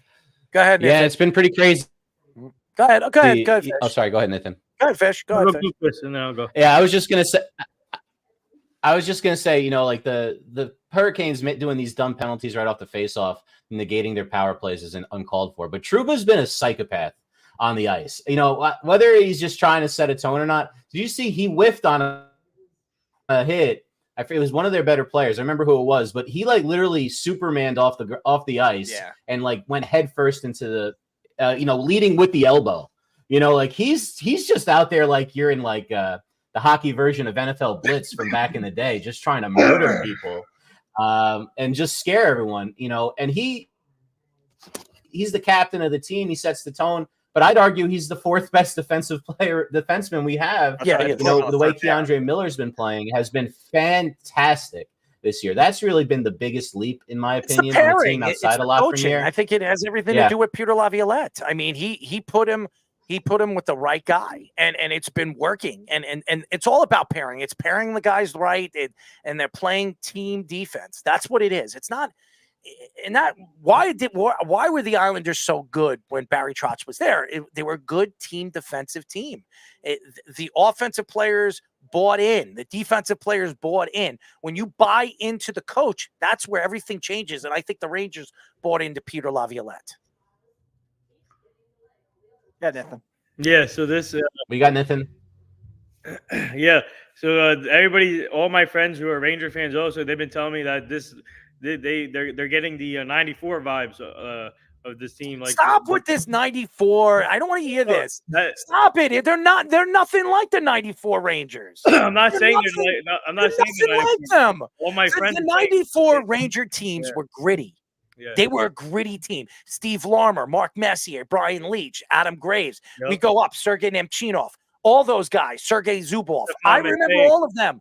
I remember all of them. Mike Richter. Yep. I remember those Ranger teams. I remember them. Mike Keenan was a gritty coach, a mean coach. Peter Laviolette is a player's coach. He likes to coach. He likes to, set up his rotation. He doesn't change his rotation. He's very strategic on the way he likes to run his offense and his defense. Mike Keenan was very unique in every single game. If somebody wasn't playing or he didn't like a player, he wasn't playing them. It's different. This is a different Ranger team. This is different. I know everybody's getting the vibes. Oh my God, the 94, it's all matches. O.J. Simpson with the murder and he's dead and all this other stuff. It's nothing. And the Knicks are going to the Knicks have a chance to go to the Eastern Conference Finals, and maybe the Knicks go to the NBA championship, just like the Knicks. The Rangers are waiting for them to win an NBA championship so they can celebrate together. It's not the same thing, guys. It's not. I was around then. I was 12 years old, 13 years old. I remember I was actually a Ranger fan the year before the Rangers decided to part ways with my favorite player. Okay? I actually was a Ranger fan at one point of my life. And I remember that team. Boy, did I hate them too.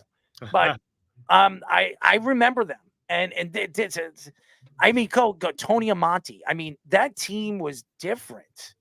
It was a different team. It was. But that doesn't mean that the Rangers can't do what they did in 94 this year. They can. This is the best chance the Rangers have to win. Yep. And it's crazy to say that because they had how many coaches in the last 7 years? And both of them, Gerard Gallant got him far. What's his name again? Vancouver coach. Vigneault. Alain Vigneault. He got him into the Stanley Cup Finals against LA, and they lost in And then Chris 5 Quinn. games. Or no, Quinn, Lost right? in 5 games. Coach Quinn?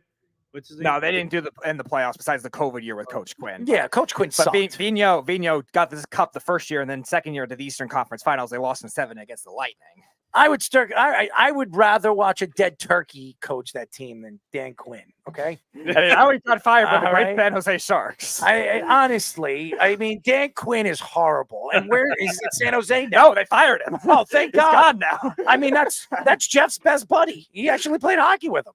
Oh my God. I mean, Really? You or something like that.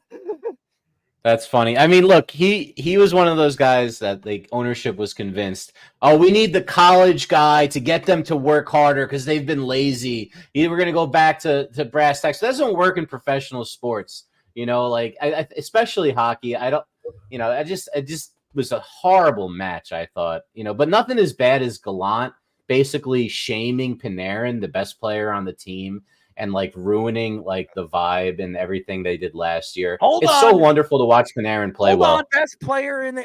Well, let's be honest here. The best all-around player on that team is Zibanejad. Okay, I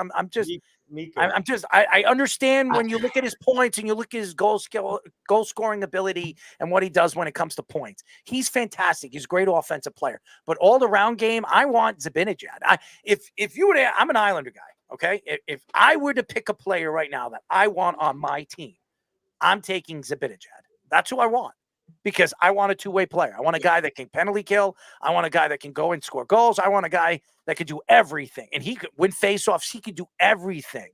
That's who I want. That's just my it's hard to argue with how good Zibanejad is. He does go through some stretches where he's only successful in the power play, but I really think the thing about Panarin, I mean, what do you have? 120 points this year? Yes. Or we came in 5th in the league? Dude, 4th in the he's league? fantastic. I mean, that's out of control. Yeah. He's an It's the most since Messier. Is that right, Petey? Yes. I believe. Yeah. So Adam Graves had a good year in 94. I think he scored 50 that year. Yeah, 52 or something like that year, I believe. Yes. But it's really nice to have the offensive guy. You're right. What the interesting thing is about the team this year, it's you have these different skill sets. You're absolutely right. Zibanejad is this amazing two-way player with the best hair in the league since Yager in his younger days. Martin he had nice hair too. Come on, Marty. True, good point with Marty. But I mean, come on, the Yager. It's a how about legend, my hair? I have beautiful hair. I mean, how would my hair flop? Yeah, I remember Yager played in the 90s. Maybe they have to drug test him. Maybe Gilbert Arenas thought he did steroids. The wavy flop. Call my hair the wavy He's flop. still playing somewhere. Yeah, Look at that hair. with that or Czechia now. Look at that hair, man. Look at this thing. You would look great with Yager mullet extensions. That would be hilarious. I would never have a mullet. I would never have a mullet, man. Joe Dirt. Could you imagine me with the Joe Dirt mullet? I mean, come on, man. I would look horrible with a mullet. I tried it one time, by the way. I tried the Aaron Judge mullet. Remember that? He has that mullet look. So I tried that one time, and then it got so long. It didn't look good on me, man. It didn't look good. Honestly, I looked like I was gay. I did. I looked like I was gay. I seriously, I'm not taking. I don't care if you're gay, guys. Anybody, I'm not trying to take shots at you, but I did. I looked like I was gay. So I had to shave it off. I didn't shave it. I had to cut it. I had to, it looked like a little penis. I did. I looked like a penis. It looked bad. I was getting this little tail over here. It didn't look good. I mean, look at this guy. I mean, look at Scoop. Scoop's got nice hair. Scoop's got nice hair. I'm going to contact Jeff Ross. I'm going to bring Jeff Ross on the show, and we're going to do a roasting session with Jeff Ross here. Oh, I would love Jeff Ross on the show. Oh, my God. He's the best. Comments from Chris Wynn. I want to picture Errol or Fish in Ron Duguay lettuce. Ron Duguay. Ron Duguay. Okay. That's another great hair guy. Ron Duguay. I'll give you guys 3 guesses who he's dating right now. Well, his last name is Duguay. Kendall Jenner. No, he's a politician. Is he dating you, Nathan? No, she's a politician. I'll give you 3 guesses. Let me see. Alexandria Ocasio-Cortez. No. Listen, I don't know the answer to this, so I'm gonna guess a better answer. Is it Matt Leinert's wife? Okay, Tommy just said it. Sarah Palin. There you go. Wait, he's what? He's dating Sarah Palin. Ron Duguay. Okay. He's dating Sarah Palin. Yeah. Oh, she's not bad. I'd like to knock boots on Sarah. Yeah.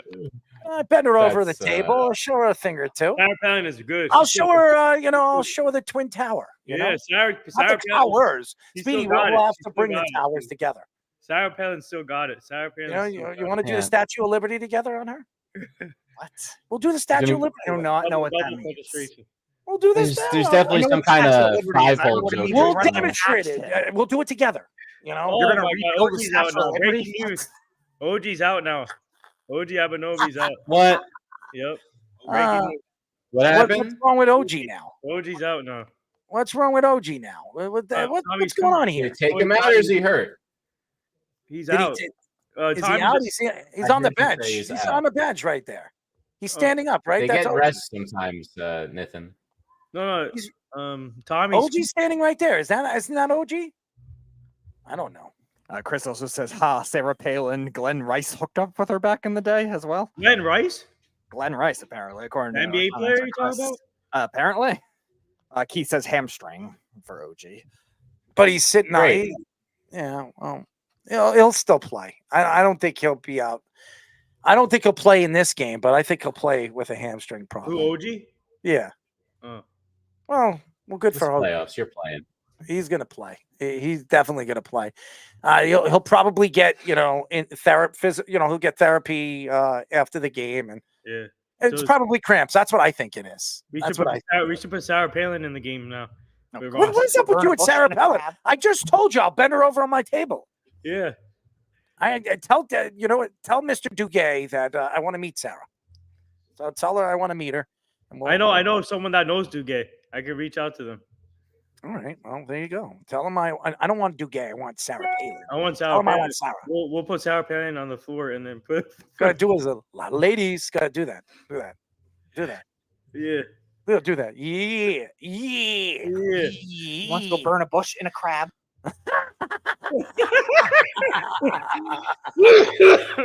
Oh man. Double penetration on Sarah Palin. Double penetration. Nathan, What happened? Nathan, So Ovie is what in are the you back right now. doing, He says man? He could be back in about a half hour. So if we get all our stuff done, we could have him around 10:15 or so. Who? Ovie? All right. Let's get into the JJ Watt thing because I want to get into that. The Houston Chronicle reports that JJ Watt would consider returning to the NFL to only play with the Texans. He was a teammate with the Texans head coach DeMeco Ryans for the first year of his career in 2011 before Ryans signed with the Eagles. He told Ryans not to call him unless he's absolutely needing him, but would be there if he ever did call. Number 3 overall pick, Will Anderson, won Defensive Rookie of the Year with 45 tackles and 7 sacks. Watt had 12.5 sacks in his final NFL season with the Cardinals in 2022. Watt had 101 sacks and 531 total tackles in 10 years with the Texans. Let's be honest. JJ Watt is a washed up player. Okay, I'm taking shots at him.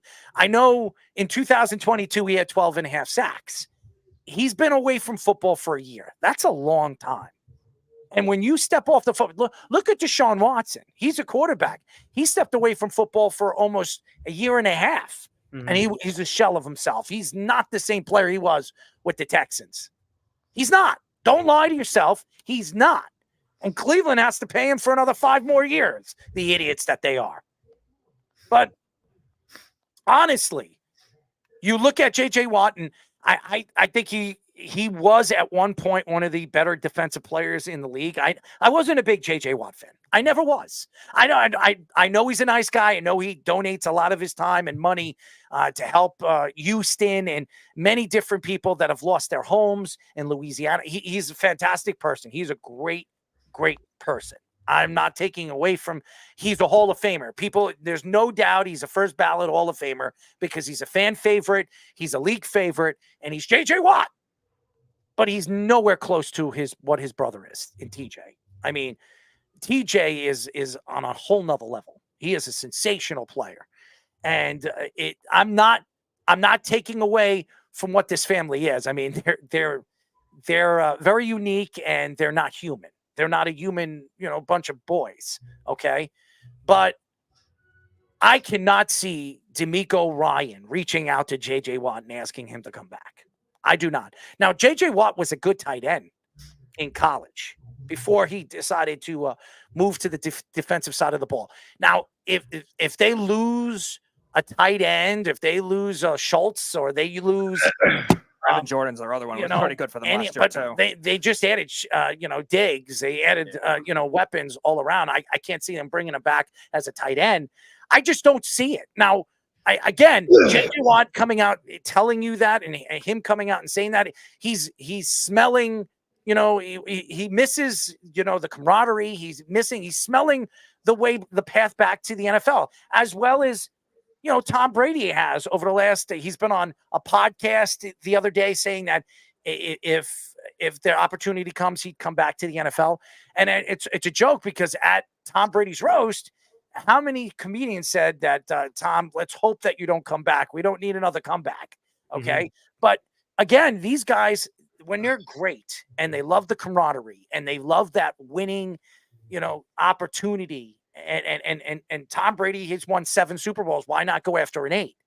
An 8th if the Patriots, demand him to come back, or I could see Robert Kraft, because when Ross went over there and started to talk about massage parlors, you see Tom Brady, that was the only joke that Tom Brady got up and kind of whispered into Ross's ear, stay away from that, but shut the fuck up. You know what I mean? That's what he pretty much, I read his lips. Mm-hmm. I don't say this on a radio show, but that's what Tom Brady said. So I'm just speaking the truth. If Robert Kraft came to Tom Brady and said, we need you, I think Tom comes out of retirement. I don't care if he's getting paid $330 million from the Fox Sports, and he's going to be great. I think he's another Tony Romo. He knows the game. He sees the game. If there's anybody that can do it and succeed in doing that, it's Tom Brady. Mm-hmm. But J.J. Watt is a guy that he's been on the CBS. He's been on CBS, the panel over there. He's done some play-by-play and broadcasting. I think he just needs to stay away from the game now. I think he's done. He lost a lot of weight. I don't know if anybody's seen J.J. Watt. He's dropped about 40, 50 pounds. To get back into football, football stance and as a football player, you pretty much have to gain that at least 20, 25 pounds. It's not easy to gain that weight. J.J. Watt is 35, 36 years old. He's getting up there in age. His body's starting to, break down. I think JJ just needs to stay away from the game. And I just think that. Yeah, I also looked at the opportunity for him to come back. I was thinking maybe could have been at defensive tackle too. He's at 300 something pounds in his day, but if you lost 40 pounds, you're not gonna be able to play defensive tackle at that high. Did you see him? Have you seen him? I haven't seen him, but if you haven't seen him if he lost Pat McAfee show? No. If he had lost 40 pounds from his playing day, he was about. I don't know how much he's lost, but he's lost a significant amount of weight, muscle weight and weight. Mm-hmm. God, just look at him. Go check out his picture. His face, you could tell he lost a lot of weight. Even if he lost half of that, though, you're not going to be able to play defense. Well, he didn't lose any in his pants, so maybe you should ask him that. Regardless, him losing that much weight is not going to allow him to even do defensive tackle, because the Texans also just signed Danielle Hunter this offseason. Hey, JJ, is your sausage still 30 pounds? In Texas, there probably is, but nevertheless, Danielle Hunter going alongside Will Anderson that's the combo that they're going to try to go by. So if J.J. Watt signs with the Texans, he's going to be a rotational defensive end, just as a power guy, maybe to spell Hunter, who's a speed guy. And they have enough depth now with the rest of that linebacking core. DeMeco Ryans built this defense, and some of their defensive tackles are good. I'm not saying that Fadasaki's not good. Khalil Davis, who they drafted last year, is a pretty good player, but that's not the obvious strength of the Texans defense when you look at their secondary and you look at those edge rushers. So that's what you look at to say those are the spots that's lethal part of this Texans defense. So I was thinking if he was going to come back, it would have been maybe to play more rotational on there. You need to lethally inject him over there in his sausage. What do you think? Ask Gilbert Arenas. He thinks everyone's on steroids. All right, we just got news on OG. He's out for the rest of the game. Yeah, well, we figured that. But that doesn't mean he's going to be out for this series. I expect OG to come back. It's probably a hamstring. He'll get therapy and he'll be back. He'll probably be limited in game number 3, but he will play. I guarantee you, OG Anunoby will play in game number 3.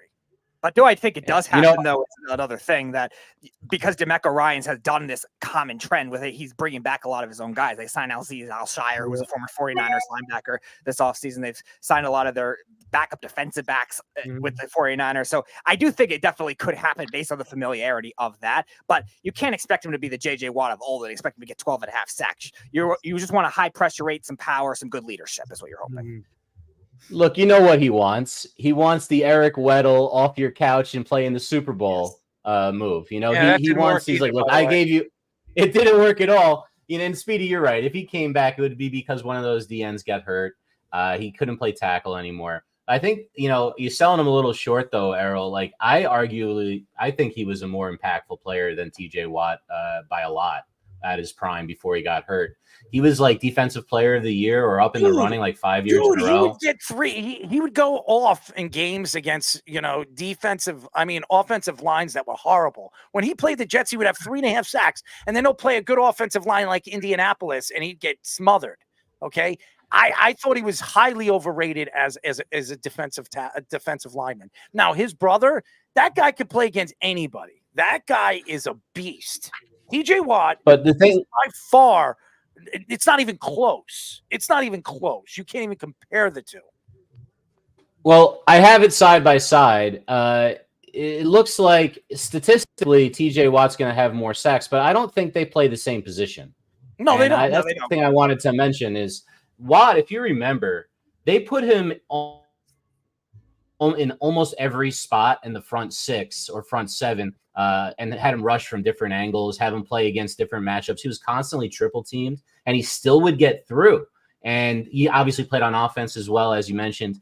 He was one of these guys, as a coach, you're just like, this guy impacts the game so much that there's no value that you can't place on him. And TJ Watt's one of the best defensive ends in the last decade. And there's no doubt he's going to probably be a Hall of Famer too.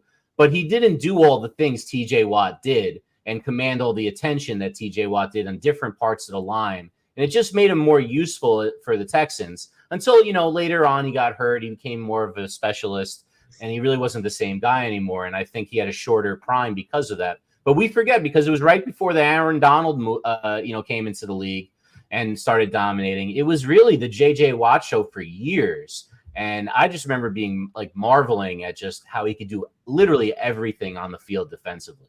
So I think he was amazing. I love the aggressiveness of Jalen Brunson. You see how crazy he's going. I love it. I absolutely love it. And he's right. They're playing really tough on him, and they're hitting him. And look, the Knicks are getting beaten up in this game. They're getting beaten up in this game, and it's not good. Hopefully OG will be back. It is a hamstring. I don't think he tore a hamstring, but he probably pulled it, and he's going to have some therapy. And they need OG. They need. And by the way, Miles McBride in this series has been absolutely horrible. He's been horrible in this series. He's forgotten how to play defense, and he can't shoot. So I mean, they're using him too much. But anyways, what's Nathan back with softball? Huh?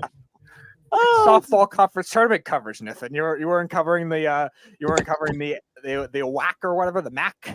Yeah. Patty whacking, Speedy. You like patty whacking? Yeah, I was covering the. You never heard of that conference. You've never heard of that. That's not a conference. You never heard. Carl was talking about college softball. Have you ever heard of the patty whacking conference? I was covering the high school.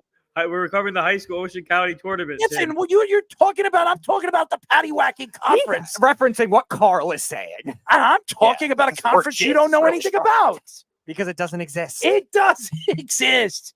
You've never heard of the patty whacking conference? What is this? Some like That's Arrow Mark. Outlaw NCAA? Look at that. Look at that hair. I don't smoke cigarettes. How dare you?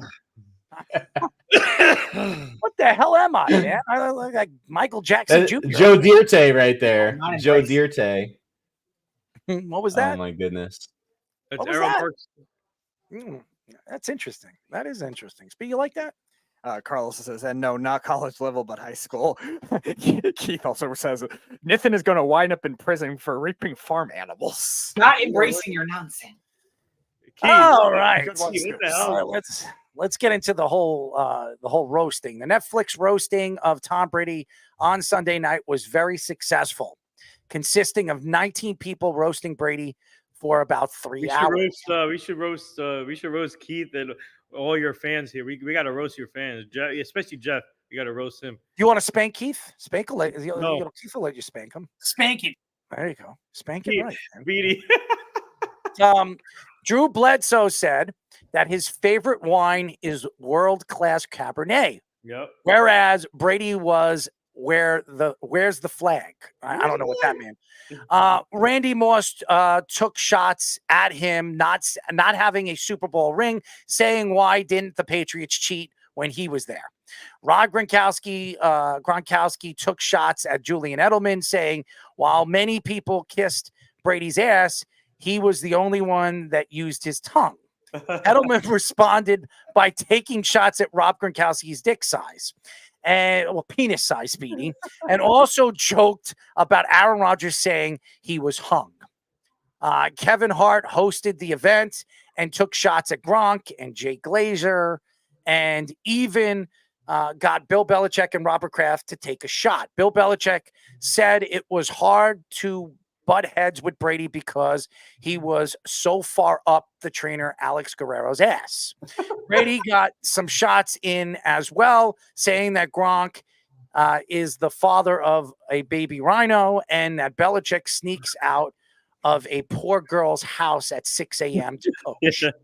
So there was a lot.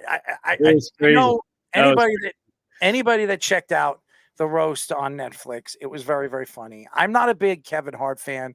Kevin Hart really dug deep early in the show. I think he opened up the floodgates. I didn't like Kim Kardashian going up and trying to make jokes. I think she obviously was reading off a teleprompter because she was horrible. I think Nikki Glazer? Yeah, Nikki Glazer, man. Oof. Nikki Glazer was fantastic. I want to go and check her out. She's going to be at Foxwoods in, I think, June or July. I know the tickets are like $189 or $200 a ticket. I thought she was really, really funny. I thought a lot of the guys were. I thought Ross was very, very funny. It was very funny how Tom Brady got up when he was talking about the massage parlors and hanging out with, if anybody wants to go and hang out with Robert Kraft, he's around the corner at a massage parlor. I thought it was really, really funny. It was very clever. I thought it was really, really good. Okay. And Tom Brady, I love Peyton Manning coming in and saying a couple of things, but Peyton Manning didn't even stay. He kind of just walked off the stage. And then Tom Brady, for the first like 5 minutes of his comedy, his act, he was taking shots at Peyton, that he was riding up his jockstrap and he was always in his, he was always in his shadow and all this other stuff. And maybe it to be so, but guess what? If I was guys like Peyton, I would say, go look at the records. I mean, I have a winning record against you in the playoffs. So you might have more Super Bowls, but I've beaten you more times in the playoffs. And I've also beaten you more times in the regular season. Now, and he did mention his brother beating him twice. It was the only thing that really dug deep, and you could see it in Tom Brady's face, was when they mentioned the Giants. And Randy Moss brought up the 16-0 season and losing against that team. He didn't even mention the team. I mean, those were 2 losses they'll never forget. And you could tell those are the 2 losses that hurt him the most. Okay. Not even the Philadelphia loss. You could tell in his face when he brought up, when a lot of people, it wasn't just Peyton that brought up Eli Manning. There were a couple of comedians that brought up Eli Manning, and that Eli Manning has his number in the playoffs. He didn't like that. You could tell he was drinking. He had a drink of water and he had some tequila. He drank a lot of tequila. Okay. And a lot of people were bringing up his wife screwing around with, a jujitsu, teacher, whatever the hell it was, and he wanted, and the funny thing is when I think it was Ross or Hart that brought up saying that, you're the one who wanted. He was the one that wanted her to go and train in BJJ.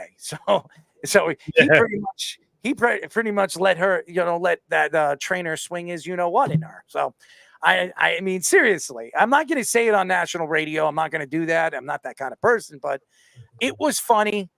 It was clever. I thought Drew Bledsoe was very clever. Out of all the athletes that were up there, everybody thought that Gronkowski was going to be funny. I thought he was reaching. I thought he was very much reaching. Edelman, he was all right, reaching. Randy Moss was horrible. I think the best one was Drew Bledsoe. I thought Drew Bledsoe was very clever.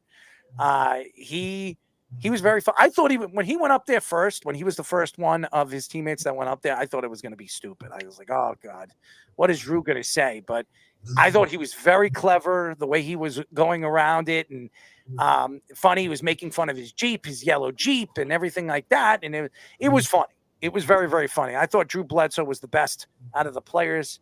And Bill Belichick, slam dunk. Slam dunk.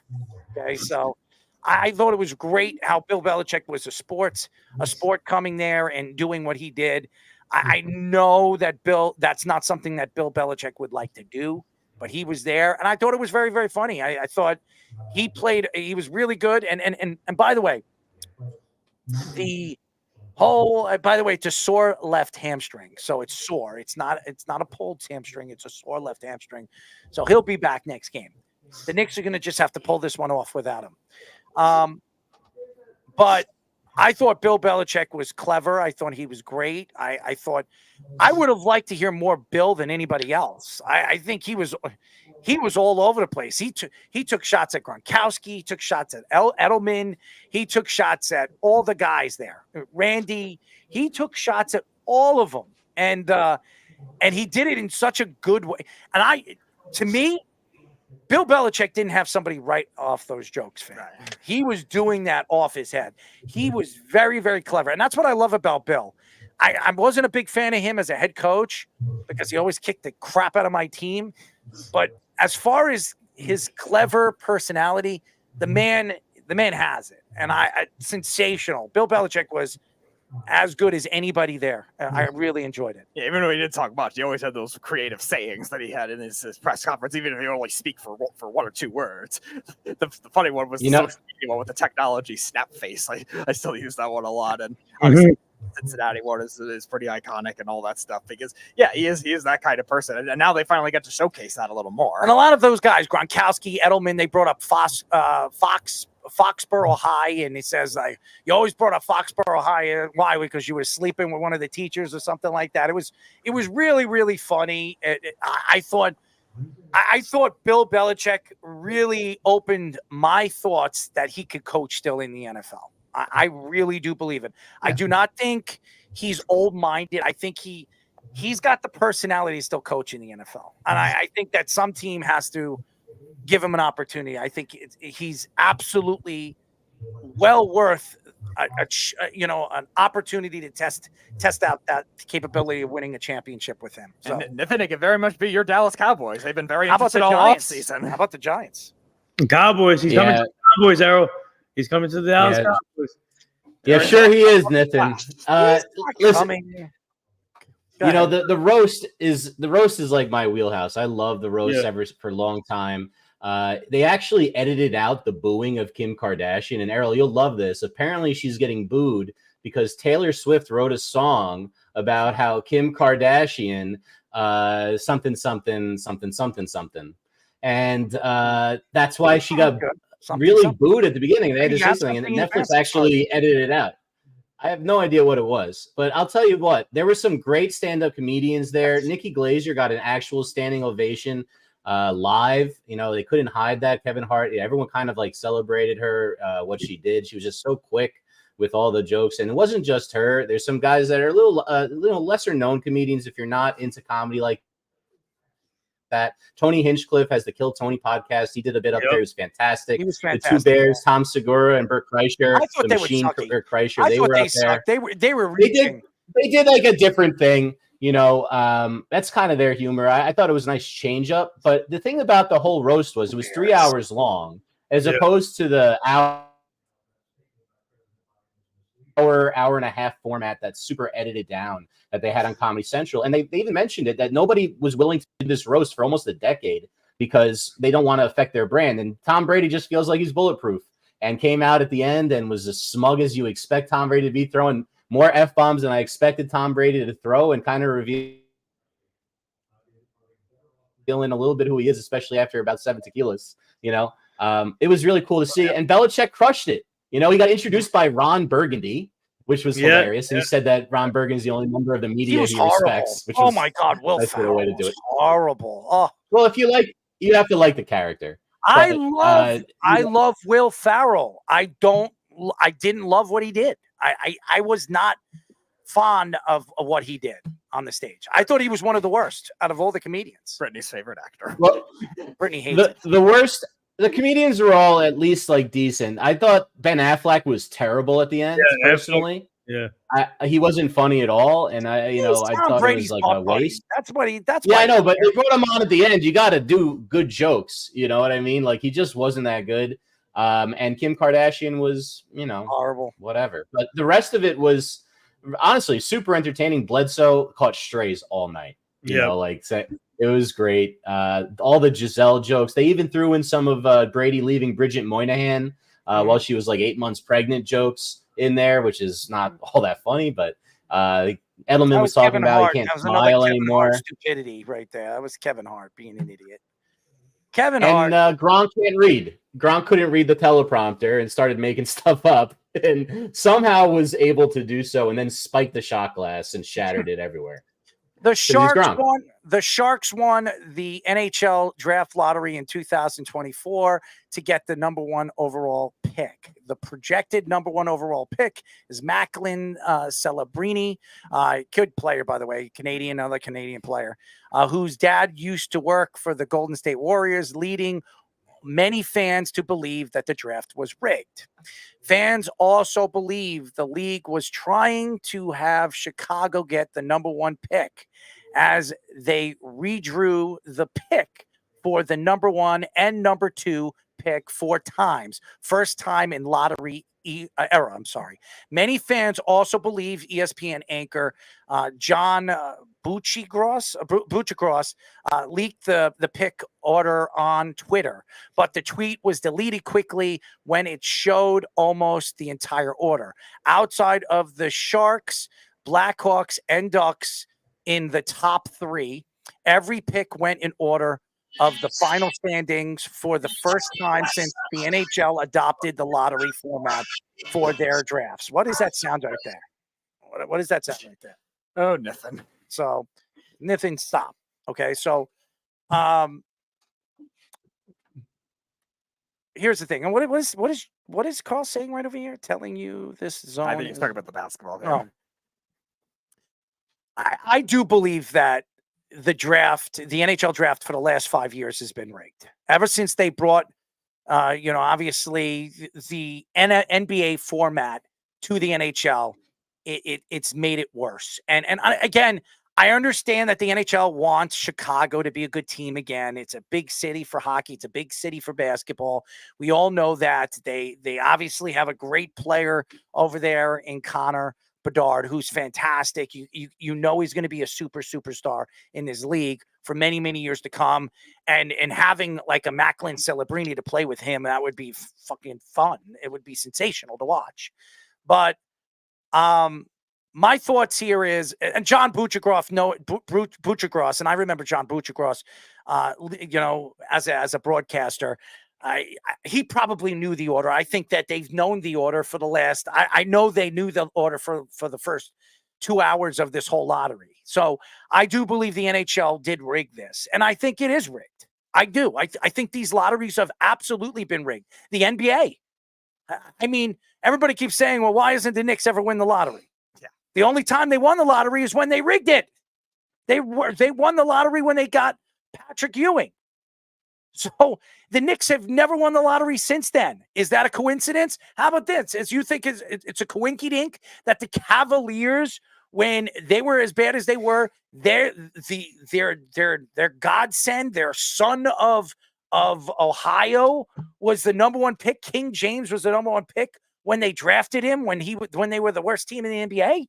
You think that was a coinky dink? And then they got it 2 out of the 4 years after LeBron left. After he left. You think that's a coincidence? By the way, they struck out on that one too. Kyrie Irving and then the great Anthony Bennett. I mean, I don't think it's a coinky dink. I don't think it's a coincidence that this has been going on. Now, everybody's going to say that the NBA has a way of doing it, and they have, they're depending on how many balls are in there, depending on where you finished in the league. If you're the worst team, you get like 24 balls, and if you're the second worst team, you get like 20 balls, and then every other team gets like 10 or 15, whatever it is. All right. To me, there's only two people in the room when they're pulling out those balls. Who's to say that the league doesn't know and where those balls are going? Okay, and that's the thing. Let's go, Knicks. I see Jeff posting it up there. But I think this lottery thing definitely affects the leagues. It definitely has affected the NHL. It's affected the NBA. And again, I don't like it. I think they need to go back to, and I understand they're trying to protect these teams for choking at the end of the season. Right. And they've been doing that. So figure out another way to do these lottery. Now the MLB's doing it. Yep. Now the MLB has a lottery. You think it's fair? Who won the lottery last year? I don't know who won the lottery last year. Who won the lottery? The MLB, I don't even remember. Their draft is so meaningless. It's like, but it's not meaningless because no, it's not. But you look at 100-something rounds. I mean, look at Baltimore for years. They got the number one pick. They had Machado. Now they have Jack Holliday and all these other guys that they have. Yeah. All these guys that they're drafting because they're such a bad team and a bad organization. Now, you look at the NHL. The Sharks are a terrible organization. You think it's a coincidence that the NHL wanted this kid, Celebrini, to go to San Jose? No, they want San Jose to be good again. They want him to be good again. They want him to be competitive because they haven't been competitive for 2 years. 5 years, really, since it's been 2 years. The Western Conference Finals they lost against the Blues. And they trade for Erik Karlsson. People think, they're going to get better, and they fall apart as a team. And it just has not been the same for them. But when you look at, you were talking about with the Butchergrass leak, too, knowing that they make the order that far in advance. I didn't know that. If you win the MLB lottery, you can't draft in the top 10 next year. I didn't know that. I don't know the rules. Baseball has a lot of weird rules with their drafts. You can't, you lose draft picks if you sign free agents too. There's these Rule 5 drafts, these amateur drafts that have different pick rules as well. It's a very complicated system. And that's why a lot of the drafts for the MLB are very strange. But as far as the NHL, you look at some of the patterns that have been evident. We were talking about it with the Oilers. We've been talking about it with teams like the Kings, the Rangers that have gotten the benefit of luck at certain points in the last couple of years, the Oilers especially. How about the Rangers? How about the Rangers getting Capo Caco and then the next year they get Lafreniere? And that was because the Rangers were a terrible team. And for 3 years, and the NHL doesn't want the Rangers to be a bad team. Panarin had a choice to go to the Rangers or the Islanders. He picked the Rangers. Why? Because it's in MSG. It's in Madison Square Garden. That's why he picked him. And the NHL and Gary Bettman knows that the hockey in the NHL isn't good if the Rangers aren't good. So this is what's been going on, and that's a big problem. But with the New York Knicks, for years, the Knicks never get the number one pick. They're the worst team in the NBA, and they draft Porzingis at 4 when they could have gotten the number one pick. And there's also a lot of these secondary markets. Karl Anthony Towns could be a Knick right now. Very easily. And there's a lot of these secondary markets because of this quote unquote conspiracy, the quote unquote rigging, whatever it might be, that are getting screwed because of this kind of thing too. How bad had the Columbus Blue Jackets been for a while? We've never seen them get the number one pick since Rick Nash. So Anaheim is another one that they got number 2 last year, but besides that, they've been in the top 5 for a lot of the lottery process, and they've fallen back. The Coyotes, another one too, because they're a smaller market. Now they're in Salt Lake City. A lot of people thought that was another thing they were going to rig for. They're going to give them the number 1 and the number 2 pick, like the Kraken got the number 2 pick and drafted Matt Beniers. So there's a lot of theories to this kind of thing, but I think with the way the NHL has grown in other markets now, that they don't have to do this as much as they should anymore, because southern markets have gotten good. Newer markets have gotten good. Look at a team like Vegas, especially with the way they've done now with the Kraken as well. And the southern markets too, the Florida Panthers, the recent success. I don't like it. I don't like this lottery. I don't like anything. I've been complaining about the NBA for years. I watched Patrick Ewing sit there. I watched Allen Houston sit there. I watched James Dolan sit there, and they never win. They never win the lottery. And everybody knows this is a mecca basketball. The Knicks got lucky lucky with Jalen Brunson. They struck gold when they got Jalen Brunson because Dallas is an idiot organization that decided, hey, you know what? We're going to just trade away one of our best point guards we've ever had and bring in Kyrie Irving, the anti-Semitic idiot. Okay? That's the facts, Jack. I mean, you bring in Kyrie Irving. Now, Kyrie Irving's a great, sensational player, one of the most talented players I have ever seen, but he has a big mouth. You have a guy like Jalen Brunson who's very, very quiet. He just goes out there and plays the game. Wouldn't you want that player? I would have given Jalen Brunson the 3-year, $55 million contract, then sit on my ass and say, you know what? I'm going to spend more money on Kyrie Irving and I have to deal with his craziness. So... And then we were talking about it last week with the Suns. A lot of these teams have gotten into that process where they have to have that flash now. And the Sharks, I think, were one of those teams in the NHL. They were homegrown for a while with a good core. Then that core got old, and they saw all of a sudden went for those big swings, like I was talking about with Carlson. And remember, they were the runner-up too for John Tavares. They were the runner-up for Artemi Panarin. Mm-hmm. They gave Panarin the most money, more than the Rangers did, and they didn't want to go there. It's just they built such a toxic point. So maybe they think, okay, this kid is going to rebirth like they did with Thornton. And that core, Marlowe and all those guys, because remember the Sharks had some very sustained success for a while too with the LA King. Before the LA Kings, it was really them running California. They never won the cup, but they were always in it. And now, like you said, with the Blackhawks especially, they definitely want them to come back with Bedard. What now is Carl saying over here? What is he saying over here? I'm texting Ovie right now. Oh, it has to be a conspiracy that Nathan is continuously on the show. Ovie said he'll be in about 5 minutes, by the way. Who said that? That's Carl. Yo, Carl, get the fuck out of here, Carl. Come on. I know more shit than Carl, by the way. He's just messing with you. Don't worry about it. Carl, I know more shit than you, Carl. Come on, say something. Stop. No fighting, no arguing. He's just messing around with you. This is what Carl does. Going back to the lottery system. Speedy likes fingers in his his rear end. No, I don't. Yes, he does. I don't know. How thick do you like the beef? Fish, obviously, since you've been here for the last 3 months, and Nathan, you're not all the time. I don't know if you've heard my thinking of the way the lottery should be instead of the percentages that they do, like the 1 through 14. How thick with do that, you like the beef? it should be based on the point total. Willy Whoppers, Speedy! Willy Whoppers! Like, think of it this way: like a 60-point team should get like how many you want to set the ping pong balls for, like Slap that ass. the first team gets 20 or something like that. Then if let's say a team is 2 points behind, then they get 18. I think that would make it a lot more fair and much more odds based than something like the percentage. Oh, number one pick gets this much. Shave the ass, Speedy. Shave the ass. 2 through like 2 through 5 get it like this percentage after that. Like, I think that would be a better system to maybe solve all this. But you're right, between the NBA and the NHL, especially the NBA, loving to make money galore. It's good for both. There's definitely some riggery going on in certain years. How does Bettman still have his job after 31 years of? I'm not wishing anyone. Now the Coyotes fans are wondering the same thing, and they all hate him now. Oh God. Yeah, the Utah polygamists. And listen, it's I think the lottery system. It's interesting. I couldn't really figure out with all the drops exactly what you were saying, Speedy. But I do know that at least in basketball, I mean, I look, Kako wasn't the guy that we thought he was. We hoped at number 2. Lafreniere is turning into a guy for sure at this point, but it took a little while. And some guys are ready, right from day one, like McDavid was amazing immediately, and that guy's going to be in the Hall of Fame. Sometimes it hits in the lottery, sometimes it doesn't. Last one in the NBA, I remember, is when the Knicks won too many games at the end of the season and ended up with Porzingis instead of Cat. And it would have been an interesting change of places if the Knicks ended up with the more ping pong balls and would have had a chance to have him. He is heated right now. Oh my God, is he heated? He is heated because they're saying that he dribbled with 2 hands or something like that. Jalen Brunson has 25 points. Crazy. Yeah, he hasn't played. Because the word jizz is really structured. What was he saying? He carried or something?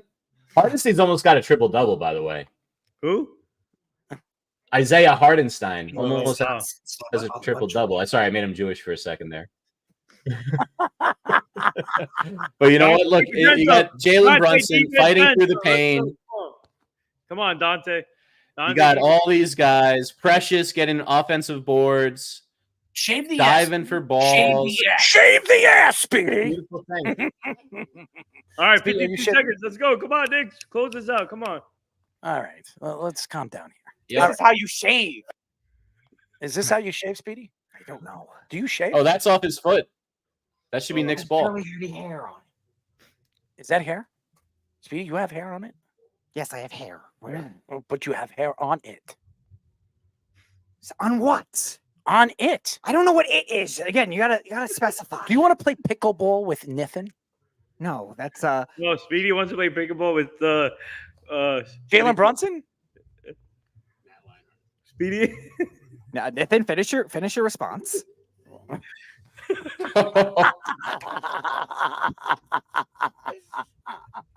Good for you. Good for you or good for me? Speedy wants to Oh, play. no. Speedy wants to play pickleball with Ron Duguay. No, that's your territory, Nathan. No. I want to hang out with Ron. You and Sarah do- Palin, Nathan. That's your team. Listen, Nathan, I want to hang out with Ron and do a lot of gay things, you know? We'll hang out with Sarah. We'll bend her over. Yeah. We'll roast Tom Brady's ball sack. Oh, Ovie. Oh, Sorry, man. I'll bring Jeff Ross on the show. You'll bring Jeff Ross here on this show? Look at Ovie, man. Look how clean cut this man looks. You want to do it, Jeff? You want to bring Jeff Ross on here one day, and then we do a roasting? Yeah, let's get Jeff Ross on here. Why not? We'll do a roasting session. Sure. We'll roast Jeff Ross. But let's go to a quick break. When we come back, we'll have for one more time our boy Mr. Scoops with the Sports Minute. This is the Sports Loudmouth Sports Minute Are you ready to get loud? with Tommy Scoops. Tommy Scoops, of course, back to give you guys all one more quick rundown of the sports minutes with, of course, as I just mentioned, Tommy Scoops, of course, who else would it be? But going into the first order of business in the WNBA, Angel Reese has actually expressed how excited she is and looking to keep the same competitiveness in the WNBA. And especially, main goal is to increase league star power within the WNBA. Over in the NFL, many believe that Netflix can host one of the 2 Christmas games for the NFL in the future, with Netflix recently hosting notable events such as the roast of Tom Brady, as the boys were mentioning, and upcoming Jake Paul and Mike Tyson fight, as well as WWE making plans to move Monday Night Raw over there. It is looking like a very good spot for the NFL to land their Christmas destination on. Going down into Scoops' scores right now, we only really have 2 games going on. Over in the NHL, we have Edmonton with a 1-0 lead over Vancouver. And, of course, as you all know, Indiana and the Knicks are actually squaring off right now. The Knicks have a 127 lead, 127 to 118 lead over the Pacers late in the fourth quarter. That's currently all the time I have right now. I'm going to send it back to the boys for their next guest on the Sports Loudmouth. This is the Sports Loudmouth.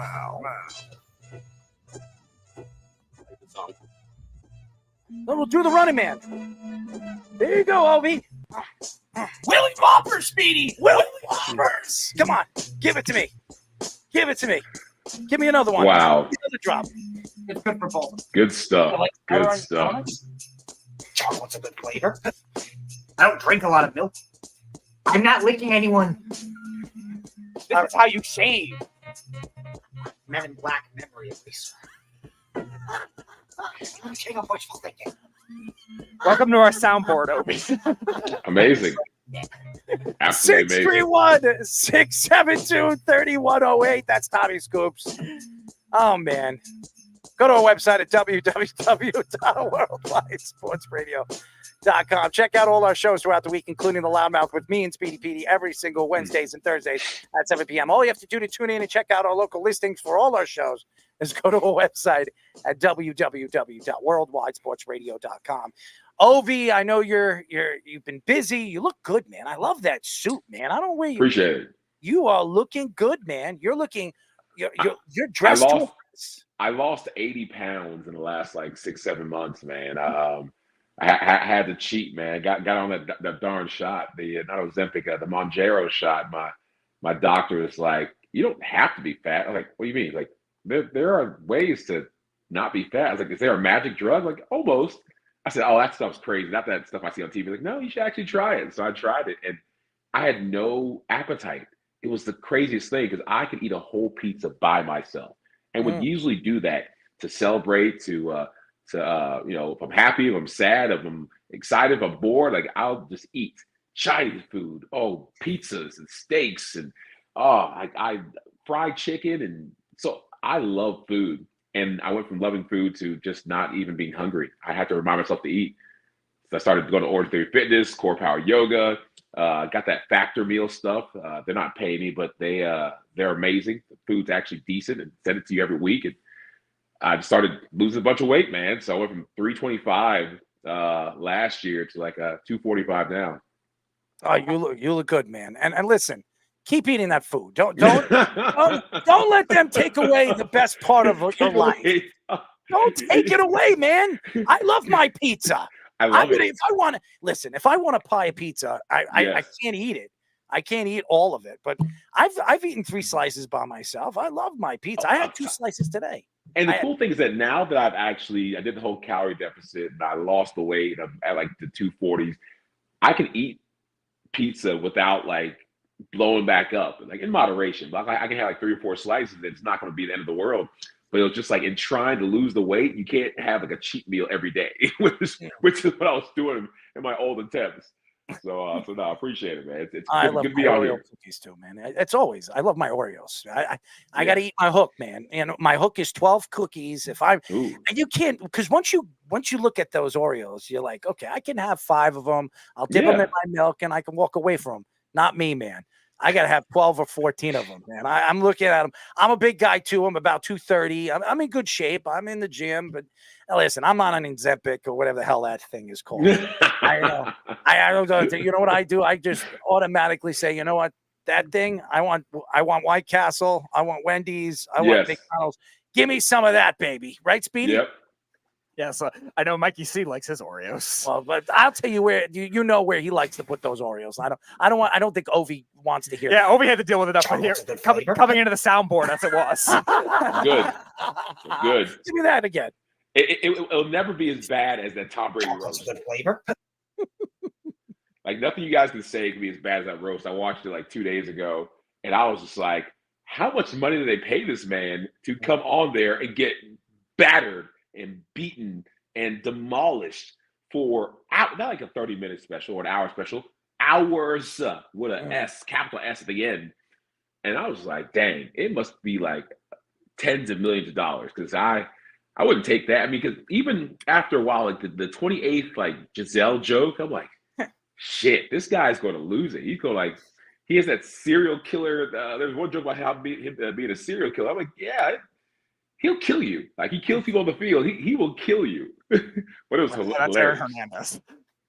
Oh, that was another thing. I mean, there was nobody there to defend Aaron Hernandez. I mean, there's nothing to defend of him. I mean, obviously, but I mean, why would you bring that up? And every comedian brought him up. Everybody, kick off the stool, ring around his neck.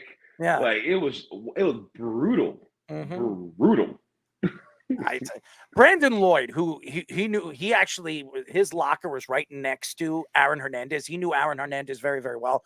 I would love to hear what Brandon Lloyd thought of that whole special. He knows Tom, and he knew Aaron Hernandez. I thought that was hitting below the deck. And even Tom actually brought up the Aaron Hernandez thing. I was shocked that everybody used that in their jokes. I didn't think that was funny. I just everything that he did and all that, Bill Belichick didn't bring that in his jokes. I know he was a little bit, he wanted to stay away from that. That was not funny, but that's just me. I didn't think that was funny. But Ovie, why don't we get into it? Because you were a Falcon, and there was a lot of questions on their first pick at number 8, and that was bringing in Michael Penix Jr. When they made a move, they brought in a guy like, Kirk Cousins, who they gave a guaranteed $100 million to, and they signed him a 4-year deal. It didn't make any sense. Nothing made sense in that move. Why did you, and I know Speedy told me that you thought they were going that way. What made you think they were going that way, and why did they go that way? I was talking to a buddy about that today, and I called it the Monday before the draft, and I think that it made perfect sense if you're trying to hedge your bets and if you're trying to make sure that you don't royally F this opportunity up. You're like, let me think about this. If what happened to the Jets happens to us and our big time quarterback, our Aaron Hernandez, goes down, are we going to be right back where we were with Marcus Mariota, Desmond Ridder, Heineke, and having enough, more than enough, to win games, even get to the playoffs, but missing that one piece of quarterback?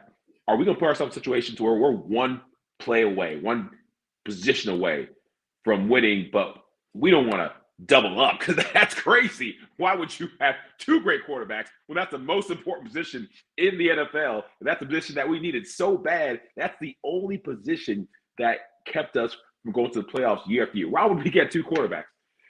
It says not the Falcons. Terry Fontenot, so it's like, I'm going to get the best available player. And if that happens to be a quarterback that we had as one of the best two quarterbacks in the league, I'm picking him because Kirk Cousins is old. Kirk Cousins has an Achilles. Kirk Cousins also is a human being and an NFL player that bleeds blood and can be broken. And there are a lot of people who want to break him. And I just don't see how a defensive end is going to have the same impact that if Kirk Cousins went down, Michael Penix would have. So I called, they're going to get a quarterback. They're going to get Penix. He's absolutely amazing. He's somehow weirdly flying under the radar with all this quarterback talk. And he's somebody who would fit well right here in Atlanta with the Falcons. I'm like, they're going to pick Penix. Terry Fontenot is not going to roll that dice and say, you know what? I want a defensive end. I want to get somebody to get after the quarterback and miss out on a game-changing franchise-like talent. And he did what I thought he would. He picked Penix. But the funny thing was that I got a chance to meet Kirk on the draft day. We were at the Falcons Mercedes-Benz party. Mm-hmm. And I saw him, and obviously he doesn't watch our podcast. He doesn't know. And he's like, good to see you, man. We're talking and we're connected and we're shaking hands and stuff. And we crossed over a little bit. And I'm like, man, Minnesota's cold as heck. How'd you live there? We're just small talk. And then we go up on stage for the Falcons fans. This is the big event at the stadium. And they interviewed me and John Abraham. We were the two former players there, a bunch of current players, shaking hands, kissing babies. And they're like, Ovie, you're a former Falcon, first Pro Bowl fullback in the Falcons franchise. And, one of our Falcons legends. Tell us, what do you think the Falcons need to do in order to get to the next level? Who should we draft? And I'm thinking in my head, we should draft Penix, but Kirk's like right there. I'm like, we should get Kirk some weapons. I'm like, we should get Kirk Cousins some weapons, not draft his replacement. And they're like, yeah, we should do that. Get a receiver or a defensive end or somebody. But yeah, then they chose Penix, and it was interesting because everyone's like, oh, Kirk is pissed. I don't think he's happy about it, but he's a professional, and he's somebody who understands that in this football world, they're always drafting your replacement. They're always trying to hedge their bets. And with his $100 million guaranteed, I don't think anyone should be crying for him. Now, his team, his PR team, his marketing, his agent, his whole crew, they're pissed. They're probably the ones pushing out all the, oh, Kirk's not happy and Kirk's upset, because they were looking forward to having the whole Atlanta fan base to be theirs and to quietly and carefully and, introduce themselves, be, waving at events, going to Boys and Girls Club cheer dinners, the quarterback for the Falcons. Now people are like, oh, which one? Penix or Kirk? Oh, the quarterback of the Falcons is here. And so now it's two quarterbacks that are introducing themselves and that are, endearing themselves to the players and to the fans and to the city. And that's not great for his team. Football-wise, it's one quarterback. It's not even close. It's not if he throws an interception, they're going to start chanting Penix. Oh, if he has a bad game or two or three, Penix might come. That's not going to happen. That's not ever going to happen. It's going to be the Kirk Cousins show for a solid year straight. Now, if he just bombs every game this year, they're going to go down swinging with Kirk and maybe think about it next year. But there's no way that he's on a short, medium, or any leash whatsoever. We are talking to former Ravens and Falcons All-Pro fullback Ovie Mughelli. I'm sorry, Mughelli. I'm sorry. I always mess up. It's been a while. Ovie, you know what it is, Ovie? You know what it is? Everybody messes up my name. As a matter of fact, my name is Errol, and people call me Yeah. Earl or Roll or whatever the hell they call me. And I'm like, just call me E. All right. Just call me E. Make it easier for me. But go ahead, Speed. Yeah, I was going to ask about the process of Kirk Cousins, because the rumors that were coming out, like when they drafted Penix, they told him last second. They didn't really do it in the pre-draft process like you would have expected that. Like, do you as a player, as a former player, like if that happened to you, how would you feel? And what do you think is the process like for the Falcons in terms of the relationship with those two? I just refuse to believe that, they had to or would have Kirk Cousins as part of their war room strategy. Yeah, of course they told him last second because they weren't even sure Penix was going to be there. Why on earth, if you weren't going to draft Penix, would you say, hey, Kirk, we're thinking about drafting somebody and, he is planning to be your replacement in a year or 2 or 3 or now?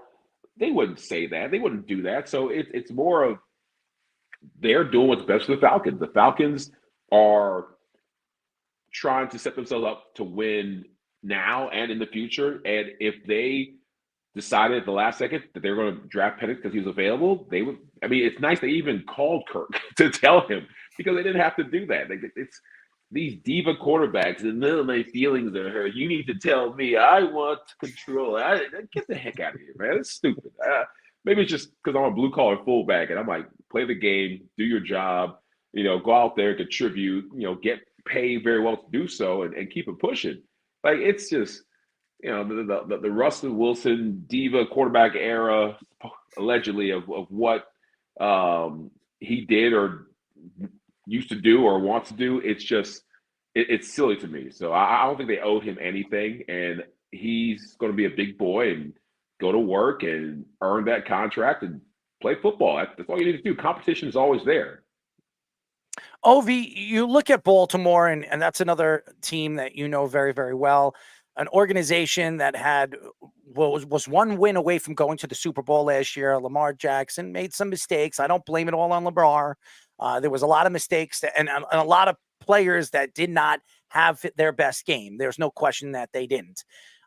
Their draft, again, was a pretty good one. And what were your thoughts of their draft this year? And what are your thoughts to the team going into the season? Do you still think they're the best team in the North?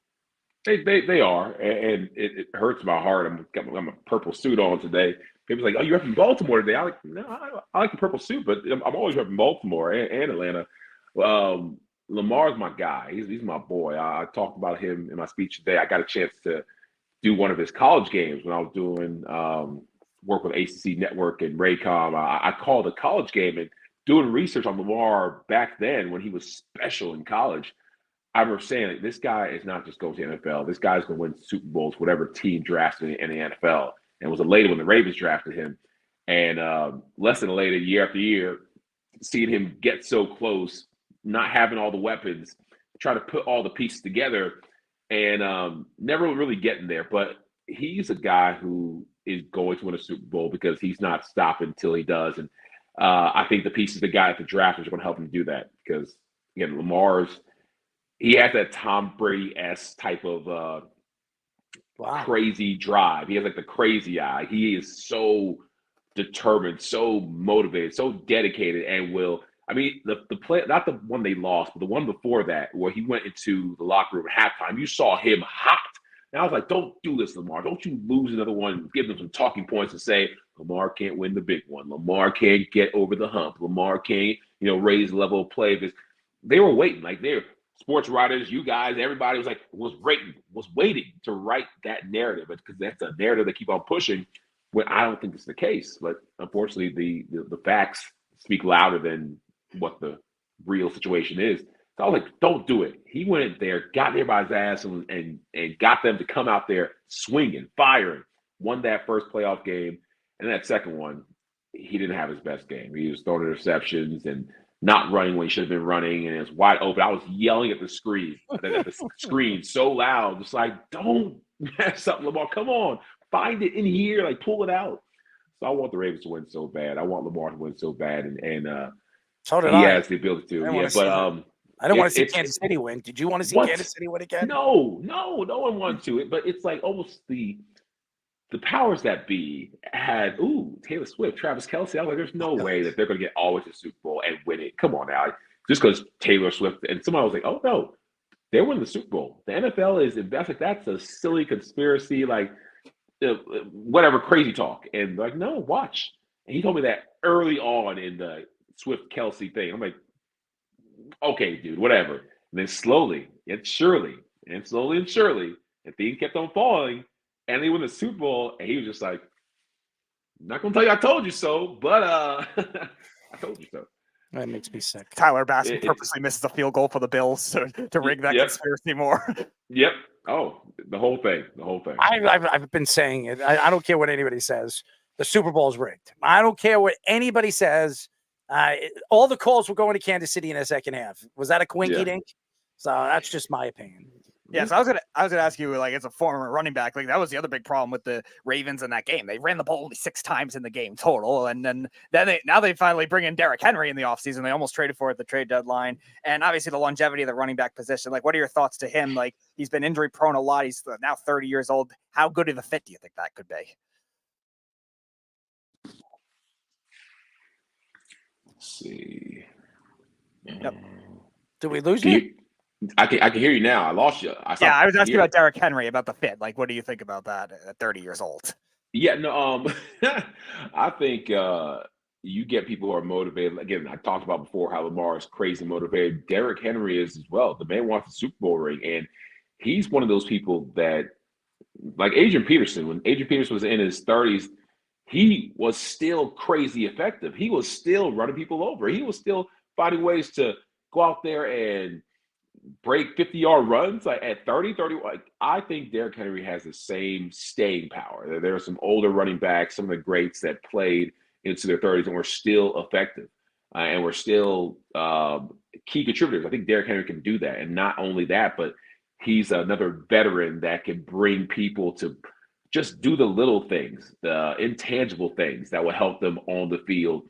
So I like the pick. I think that's not necessarily what we were missing. I think we had a pretty strong run game, and I don't think we didn't go to the Super Bowl. The Ravens didn't because of lack of a running game. But he's another weapon. I mean, look at these clips right now. Like, why would you want that guy on your field? Having Derrick Henry and Lamar, it seems like an embarrassment of riches. So I like the pickup.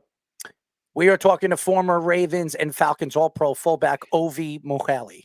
Now, Ovie, the Jets drafted a guy that I really, really liked, and I got a chance. I didn't know much about him, and that was Braylon Allen, a guy that is built like a fullback. He's 6'1", 6'2", 235 pounds. He's built like a fullback, and everybody tries to figure out who is he compared to, and honestly, he compares. If you would ask me, he compares me to you. I don't know if you know anything about Braylon Allen, and if you do, what are your thoughts to the kid? The kid is unbelievable talent, big, strong, can run through defensive lines. He's a fantastic talent. The Jets added to in the 4th round. Do you know who this kid is, and what do you think of him?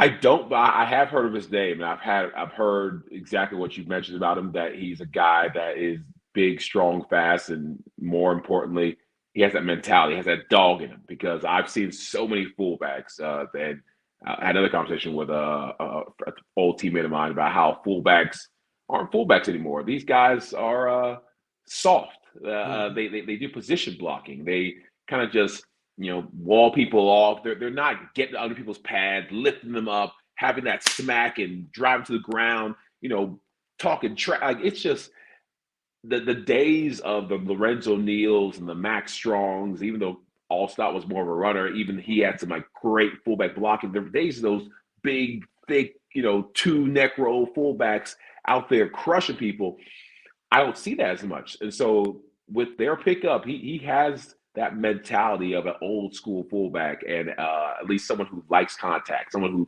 craves contact, someone who wants to bang their head in the locker and just take it all. I was crazy. I had to be crazy to survive for 10 years almost in the NFL. And I had this insane confidence that everybody was mere mortals, and I was a fullback god that was out there with lightning coming from my feet when I stepped on the ground, and I was just somebody who I was not to be played with. It was fun because that's not me at all. But that persona, that personality, that character that I took on when I played, oh man, it felt good. It felt so good, and it played out into where I was trying to punish people. I was trying to discipline people. I was trying to embarrass people. And fullbacks now, man, hit the block, and a nice little pop and done. Like I'm popping, I'm hitting, I'm staying, I'm driving, I'm talking trash afterward, I'm pushing, I'm getting real close to a penalty, sometimes getting a penalty. And we were that nasty group when at least with the Ravens and with the Falcons, we had some great offensive lines and swagger for days. And that's how you do the run game correctly. You got to be the bully because defense, the ones usually got the swagger. They're the ones usually talk the trash. They're the ones, out there swaying and talking. The groups I worked with, Baltimore and Atlanta, we had all that. Like our offensive line, they were crying. You guys are dirty. Leave our knees alone. Oh, ref, he did this. Ref, he pushed me after he got it. Like they were the ones crying, and we were like some big hogs walking back to the huddle saying, "Let's do it again." You're in good shape. You're in good shape. So what we could do is we could bring you on the field, and All right. we'll get Speedy. We'll put some pads on Speedy, and you can beat the hell out of him, and you can use him as your rag doll. That'd be fun. What do you think, Speedy?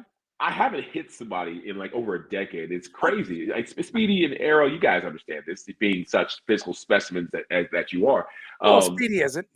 Yeah, I mean, that's like 140 pounds soaking wet. This kid. Yeah, there's some small receivers and NFL players that are fast and quick and strong. So I'm sure Speedy is. I mean, look at the name. He's got to be quick, fast. No. Speedy, why don't you tell him? What do you think you can run a 40?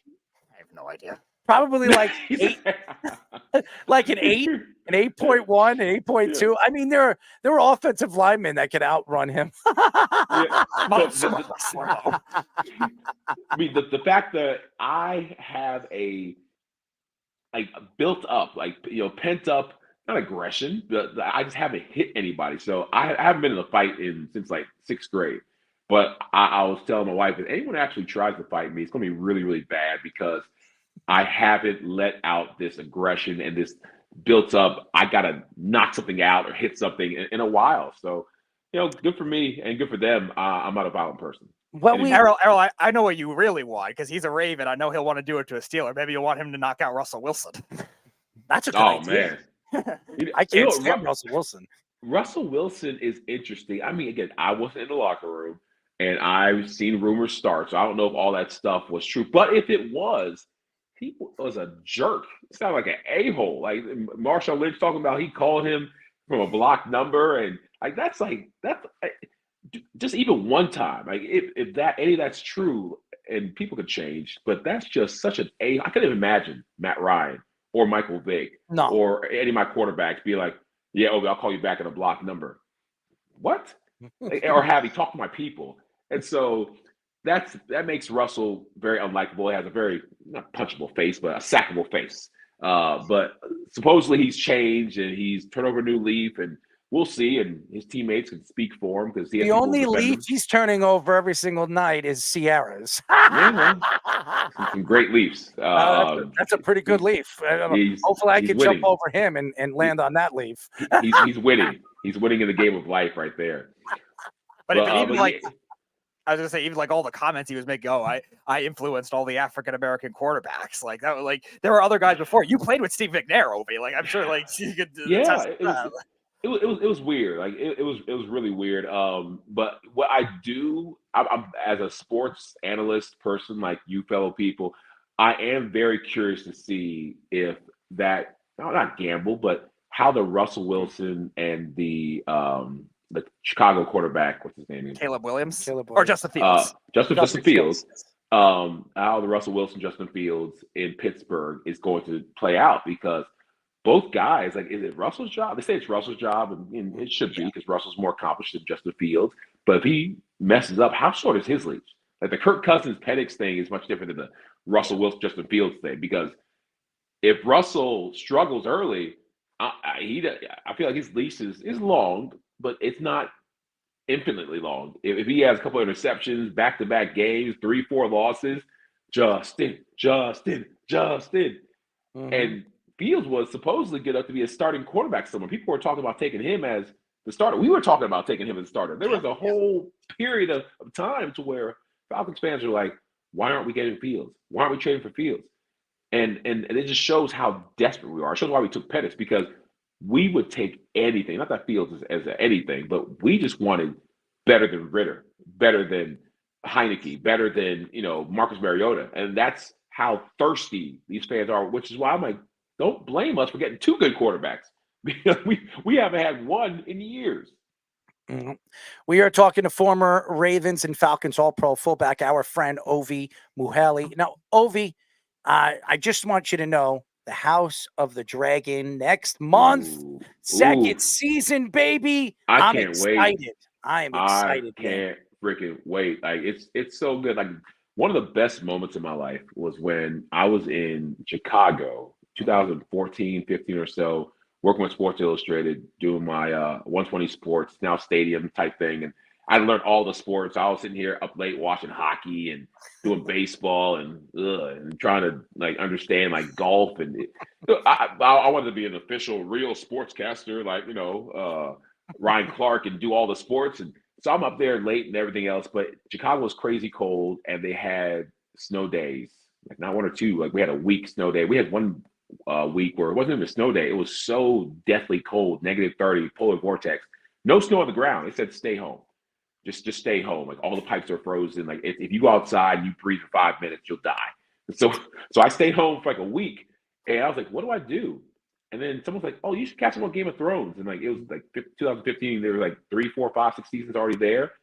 That binging session was one of the most enjoyable binging sessions I've ever had in my entire life. It was just, I had my popcorn, had my beers, I had my pizza. I was just day after day, like wake up, go through a bunch, like go to sleep, go through a bunch. And it was nothing to do but Game of Thrones, and not having to wait for the next episode, the next season, the best ever. So for anybody who hasn't watched Game of Thrones, if they get a chance to turn on to it, like that's one of the most enjoyable experiences they will have in life, because the ups and the downs and the backstabbing and the theater of it all. Theater of it all. The best part of Game of Thrones was really the last 2 seasons. The last 2 seasons were the best. Yeah. But everybody was telling me, like, you got to get through the first season. The first season's always the boring one. But once it was a binge. I want to actually go on another binge and watch it again. You know what? I don't have much time as I did before, because but I definitely want to do that and go on other binge. Like my other series I loved, it was Walking Dead, but it got like real repetitive because there's only so many times a zombie can come out and you can find the encampment and you go to the prison. Oh my God, it's overrun. Or you find a new place and it's safe and everyone loves it. Oh my God, the zombie's overrun. There's a horde. And it got too repetitive. But you know what I heard? Breaking Bad is a good. My parents love that. Everyone says that. I couldn't watch it. Like maybe it's just it needs to get an upgrade. Like the picture was so grainy and just so bad. And I couldn't. I watched the first episode. I'm like, when does it get good? Like this is all right. But you know what's good? And me and my wife got into, and we actually get mad at each other if one of us watched the episode ahead of it. The Ozarks, the mother-loving Ozarks, is amazing. I loved it. I thought it was just there are twists and turns and people getting their brains blown out and the drug money and the cartels and the run. I love the Ozarks. After the first season, I was like, I can't get into really? it. Oh, I can't. We got into it. We definitely got into it. You know what it is? I'm a documentary guy now. I'm actually on looking for the best documentary, sports documentary. I watched the Playboy documentary. That's actually a pretty good documentary, by the way. But Speedy, I don't know if you I'm not involved in that. Yeah, I don't know if you'd be into it. No, I'm not embracing it. Thank you. Yes, oops. There you go. But I'm a documentary guy. I'm always trying to find a new documentary to really get into, and it's crazy. I mean, I go on. I like to watch murdering documentaries, like all the serial killers and all that. Yeah, First 48 stuff. I've been a big fan of that. Oh yeah, forever. That I'm just like stuck. I'm like glued on it. And then I watch something, I forget what it's called, like, you know, people that are been missing for years and nobody knows what happened to them and stuff like that. It's interesting to me because I'm trying to be the cop. I'm trying to be the agent where I was trying to figure out, hey, maybe I could discover, maybe I could go, you know, and be the FBI agent to find this person's dead body, you know? Not likely. I mean, not likely. I don't know when anybody's going to hire somebody that doesn't know what the hell he's doing. But hey, you know what? I will tell you this. Every time I watch these movies that have like these like Scream and stuff like that, I can guess within 5 minutes who the murderer or who the two murderers are. I can guess it. With the, you know, everybody. I'll never forget. I went to see Scream. What is it? Scream 4. And I told my girlfriend within 10 minutes, I said, this guy's the killer and she's the killer with him. And she's like, oh, we'll see. And she's like, how the hell did you know that? I was like, oh man. She's like, you saw this movie. I was like, where the F am I going to see this movie? You know? So, but after that, I'm like, you know what? I'm not watching these movies anymore. They can come out with 6 or 7 more. I will not go to the movies to see it. So yeah, you should. It's the same thing every time. Yeah. You know what? Speedy, you know, it's the same thing every time I look at Speedy. I mean, look at him. Look at I don't know how that possibly correlates, but okay. C was transition. Well, what we got to do is, Ovie, we got to get together and we got to take him suit shopping, and we need to get a purple suit for this guy. You need to get him a shave. He needs to clean up a little bit, shave in different areas, if you know what I mean. That's not his brand. Like Speedy's brand is that. That's Speedy's brand. Like, you know, I would embrace a purple suit though. I would not. Looks like Moses or Jesus Christ. That's his brand. Hey, his brand is you take what you get. You don't put your fits. He's like, I'm showing up. I'm gonna be me, and that's all you got. Like that. I respect that brand. Like, you know, I don't give a f about what you want me to wear, how you want me to shave my hair. I'm gonna wear this hat. I'm gonna get this green sweatshirt. I gotta get whatever I feel like today. So I've had those moments where I wanted to do that, but I'm not as brave as Speedy. So the funny thing is, he gave me this hat. So I did. We need to get him. We need to make him more hip. Ovie. I mean, he is not hip anymore. I mean, come on, he's never been hip. But I want you to hear our soundboard of Speedy. It is very funny. You ready to hear this? Go ahead. Hold on. Speedy, give us an instrumental. Give us an instrumental. This is going to be funny, okay? And we're going to play all of them, and he's going to add some of mine, and I think you're going to enjoy this, okay? And this is for all the fans out there that have not heard this yet. Speedy, you have anything? I'll just play this song. All right, go ahead. Let's go. You don't control your subconscious. Chocolate's a good flavor. I'm catering to your agenda.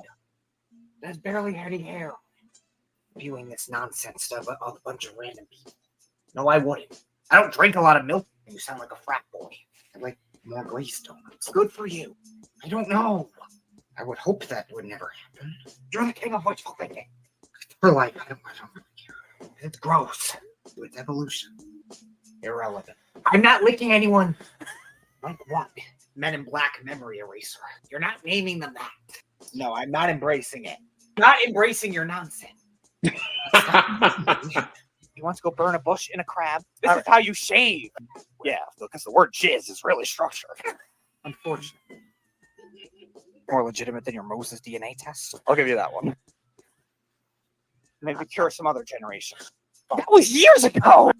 Men in Black memory eraser. There's barely any hair on it. Hilarious. Yo, hold on. It's good for both. Good for me or good for you? Slap that ass. I want you to slide it right in. Spank it. You don't like powder? How thick do you like the beef? Do you like powder on your donuts? Have you ever sniffed lime? Thickness. What's wrong with you? Shave the ass, Speedy. Shave the ass. Willy Whoppers, Speedy. Willy Whoppers. Wow. You guys are something else. Something else. Oh my gosh. Wow. Oh. You got the full showcase, Ovie. That's a lot to take in. Wow. Good stuff. Good stuff. Spank it. Your wife's probably like, "What the hell are you doing over there?" Yeah, she's like, "What's going on?" I'm like, "Oh, nothing. Just listening to my friends, Errol and Speedy, do their thing." Do you want me to flex? It's amazing. Oh my God, man! You guys are There's amazing. Speedy. Look at Speedy running. I look That like is Joe great. Dirt there, smoking a cigarette. That's solid. I'll be hanging out with Aaron Rodgers. Oh, Yeah, good stuff. Ooh. oh my God! We got to come down to Atlanta. That would be funny. I mean, your wife will probably like, "Who are these white boys?" Yeah, man, I got my buddies. We're gonna film a podcast in the basement. She's like, "Who are they?" Who? I'm like, my buddies, Speedy and Arrow, longtime friends. Yeah, she'll be like, "Who the hell is that weirdo?" Yes, she absolutely will for that. That's what she says with all my friends. Well, Ovie, we love you, man. We definitely have to get you on. And by the way, what event did you go to tonight? It was I think one of the largest Coke bottling companies in Florida. They're not Coke, but they're a private Coke bottling company. They deal with Monster and they distribute, manufacture, all that good stuff. And they had about 500 of the leaders there at a conference, leadership conference, and wanted to learn about the championship mindset. And I was like, I don't have any rings, but I've been around champions and I played at a high level. I would love to have some rings. So that was a running joke about how I played for 10 years and put 5 playoff appearances and don't have any rings. But we had a great conversation about leadership, and teamwork, and pushing yourself past your limits. And yeah, I had a chance to grab some dinner afterwards. And sorry, I ran a little late for you guys, but All right, man. it was just All right. a good opportunity to share some of the crazy experiences I've had in my very blessed life, and hopefully inspire somebody to be the best version of themselves. Well, you know what? I'm going to take that. I'm sorry because you're wearing my favorite color. Purple is my favorite color, so that takes it all away. You put a smile on my face. You always do, man. You're a great person. You're doing great things, and whenever you want us to come on your podcast, we're more than willing. Okay, we would love to come on your podcast and just cause a lot of ruckus and trouble. So we would love. I appreciate it, fellas. Absolutely, man. Keep up the good work. Speedy will reach out to you more sooner than later. I'd love to get you on the show again. You're fantastic, and you give us so much good content. So, like I said, say hello to the wife and stay out of trouble now. Stay out of trouble. All right. Thanks, guys. I'll try. No promises. Willie Whoppers, Speedy. Willie Whoppers. Hilarious. All right. Thanks, fellas. Ovie Mughelli. Fantastic. Friend of the show. He is great, as always. And now he gets exposure to the soundboard. There he goes. He enjoyed it, though. Willie Whoppers, Speedy. Willie How Whoppers. thick do you like the beef? How thick do you like the beef? I've answered this on many occasions. I don't care about thickness. I care about flavor. Slap that ass. Slap that Not ass. happening. Slap that ass, Speedy. Slap that ass. I am not interested. Well, there you go. The ID channel. Yes, I love the ID channel. Very, very creative right there, Speedy. We have the great Scoops, Tommy Scoops, working the board, giving us the sports minute. Why don't we bring the guys in, but so we can say goodbye to everybody. We'll be back tomorrow, by the way. It's going to be a great one, ladies and gentlemen. Speedy, are you going to shave tomorrow? No. Why would I shave? Well, shave the ass, Speedy. Shave the ass. I can teach you how to do that. I don't want to shave my ass. I can help you. I don't care. Is it hairy? There's barely any hair on it. Thank you. Ding, ding, ding. Scoops is the winner. I could have a whole conversation with none of you guys. I told that to Errol a couple of weeks ago. Like, you might as well just play around with it. You'll just have a little conversation with each other. I won't even need to say a word. Wait, hold on, wait. Can I let me hit this real quick? Hold on, ready? Shave the ass, Speedy. Shave the ass. There's barely any hair on it. What's wrong with you? I think you go back and forth. What is wrong with you? I'm sure there's some perfect formula for it, Scoops. I'm sure you two can collaborate. Speedy, let's to make figure a it bet. out. Let's make a bet. If you lose a bet, okay, you gotta lay on top of a table, pull your pants down, and we gotta paddle it.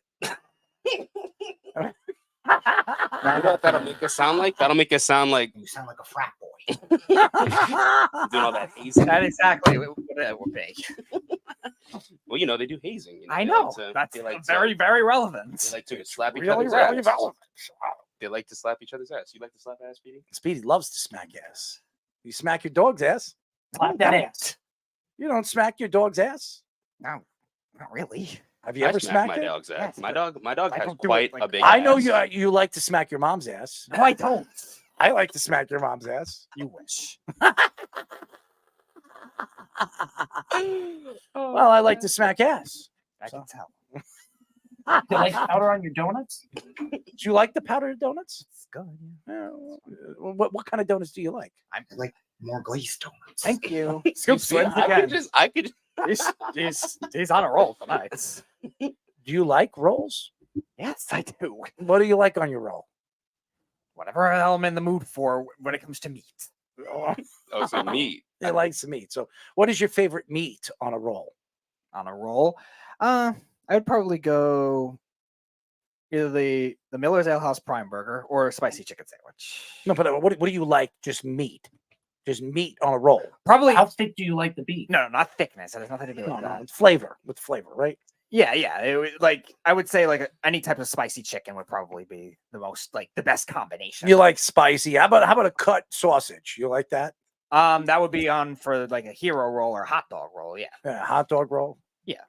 How big do you like your hot dogs? Again, size doesn't matter. That just depends on how hungry I would be in it. So if you were really hungry, how big do you want your hot dog? I don't know. I don't know the sizes exactly to know that. 12 inches. I don't cook them, so 7 inches. How big do you like it? I don't measure them. I don't cook them unless it's I mean, fed if- in the box or All the right. container. I'll give you Not the 12. box, the container. A foot long sausage. How about that? Yeah, I could do that. Sure, I suppose. Why not? Scarf down that sausage. You know, it's good. Sure. It's good. It's nice and juicy and flavory, but make sure that it's black, not white, right? Yeah. No, black and spicy sausage. Anyways, there you go, ladies and gentlemen. Speedy likes his spicy sausage, and he likes them long, nice and long. I like them long too, Sure. but I don't like to, eat them. I like to just I look can at them. tell. I like looking at them. Looking at them. You just like talking about them. I don't know. I do, but I don't like to eat them. I don't like to put it close to my mouth. But you do, right? Yes, because I like to eat them. I don't know. Oh, well, here it goes. Not digging the P. Diddy vibes. Check yourself. I'm guessing you're referring to Scoops. By the way, Sue Labrado, that's my mom's cousin, actually. So shout out to her in the comment section. I guess I love it. Going for that Scoops, I say. I love it. Hello, Sue. How are you? Oh, that's funny. That's good. It's good for both of us. It's good for both of us. It's good for you. It's good for me. I guess Good for me or good for you? It's good for both of us. Anyways, it's a great show. Speedy, you were fantastic. Thank you to Fish doing our graphics as always. Scoops, working the soundboard, being crazy. Hello, Sue. How are you? I like the cartoon character over there. So we got another Sue. Your mom's name is Sue. she's Suzanne. Suzanne. So Sue's. I mean, they're both Sue's. The two. They're Sues. close, yes. They're but two Sues. My mom doesn't Sue like and being Sue. called Sue, though. The two Sues. I mean, I like No, Sue. she would not embrace that because she doesn't like being called Sue. All right. Well, Suzanne? Well, Speedy is fantastic. We love him. We love him too. See? Shit, you got fans, Speedy. You got fans. Well, you got a lot of fans, Speedy. I mean, you got. And by the way, all the Suzannes and the Sues. I mean, we're good. We're connected, right? Evolution. It's evolution. Good. It is evolution. There you go, Scoop. You're doing well tonight. Yes. Context-wise. Anyways, thank you to all the fans. Thank you to Ovie for joining us. He was fantastic. John Daigle. And by the way, I hope everybody enjoyed the show. We are doing so well with our numbers right now. We're growing astronomically. It's been fantastic.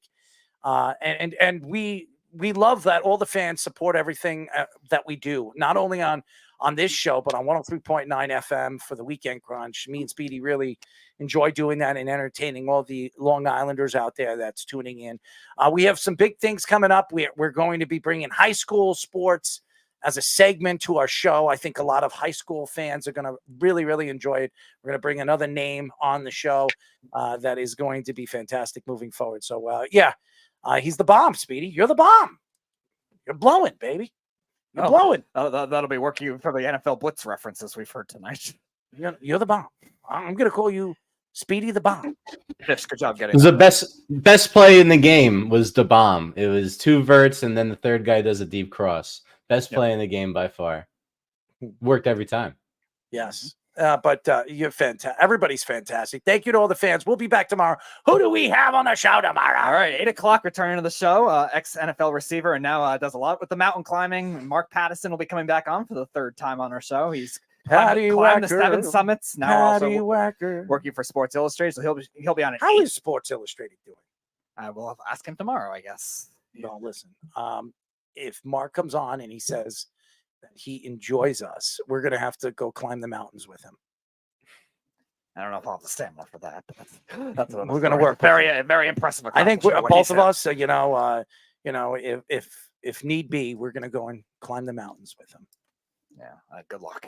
Nice big mountain we got to climb. I know what they are. He's climbed the 7 summits. He's climbed a lot more than that, too. You got to climb. It's a very impressive accomplishment. It's not something that anyone can do. It takes a lot, and he deserves a lot of credit for that. Yes, he does. So he'll be on at 8 o'clock, and then at 8:30 for the first time on this show, we have somebody new, a singer named Allie Burke. She is a pop singer based out of here. And fun fact with her is she has sung the national anthem in 11 out of 30 ballparks and then 3 in 8 days this year, which was very impressive. She plans on doing a lot more. So she'll be coming on at 8:30 p.m. We'll discuss a lot of things with that and her career and what she's gotten into as well.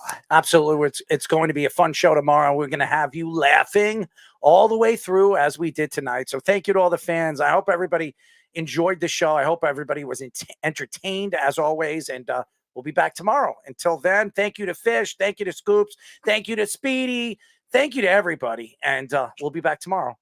Good night. So long. Au revoir, right? Au revoir? Is that it? No. Give me au revoir. Give me au revoir. Au revoir. Au revoir. Spank it. Spank it. Au revoir. That is not happening. No, give it a spank it. Au revoir. Au revoir. All right. Good night, everybody. You're listening to the Worldwide Sports Radio Network.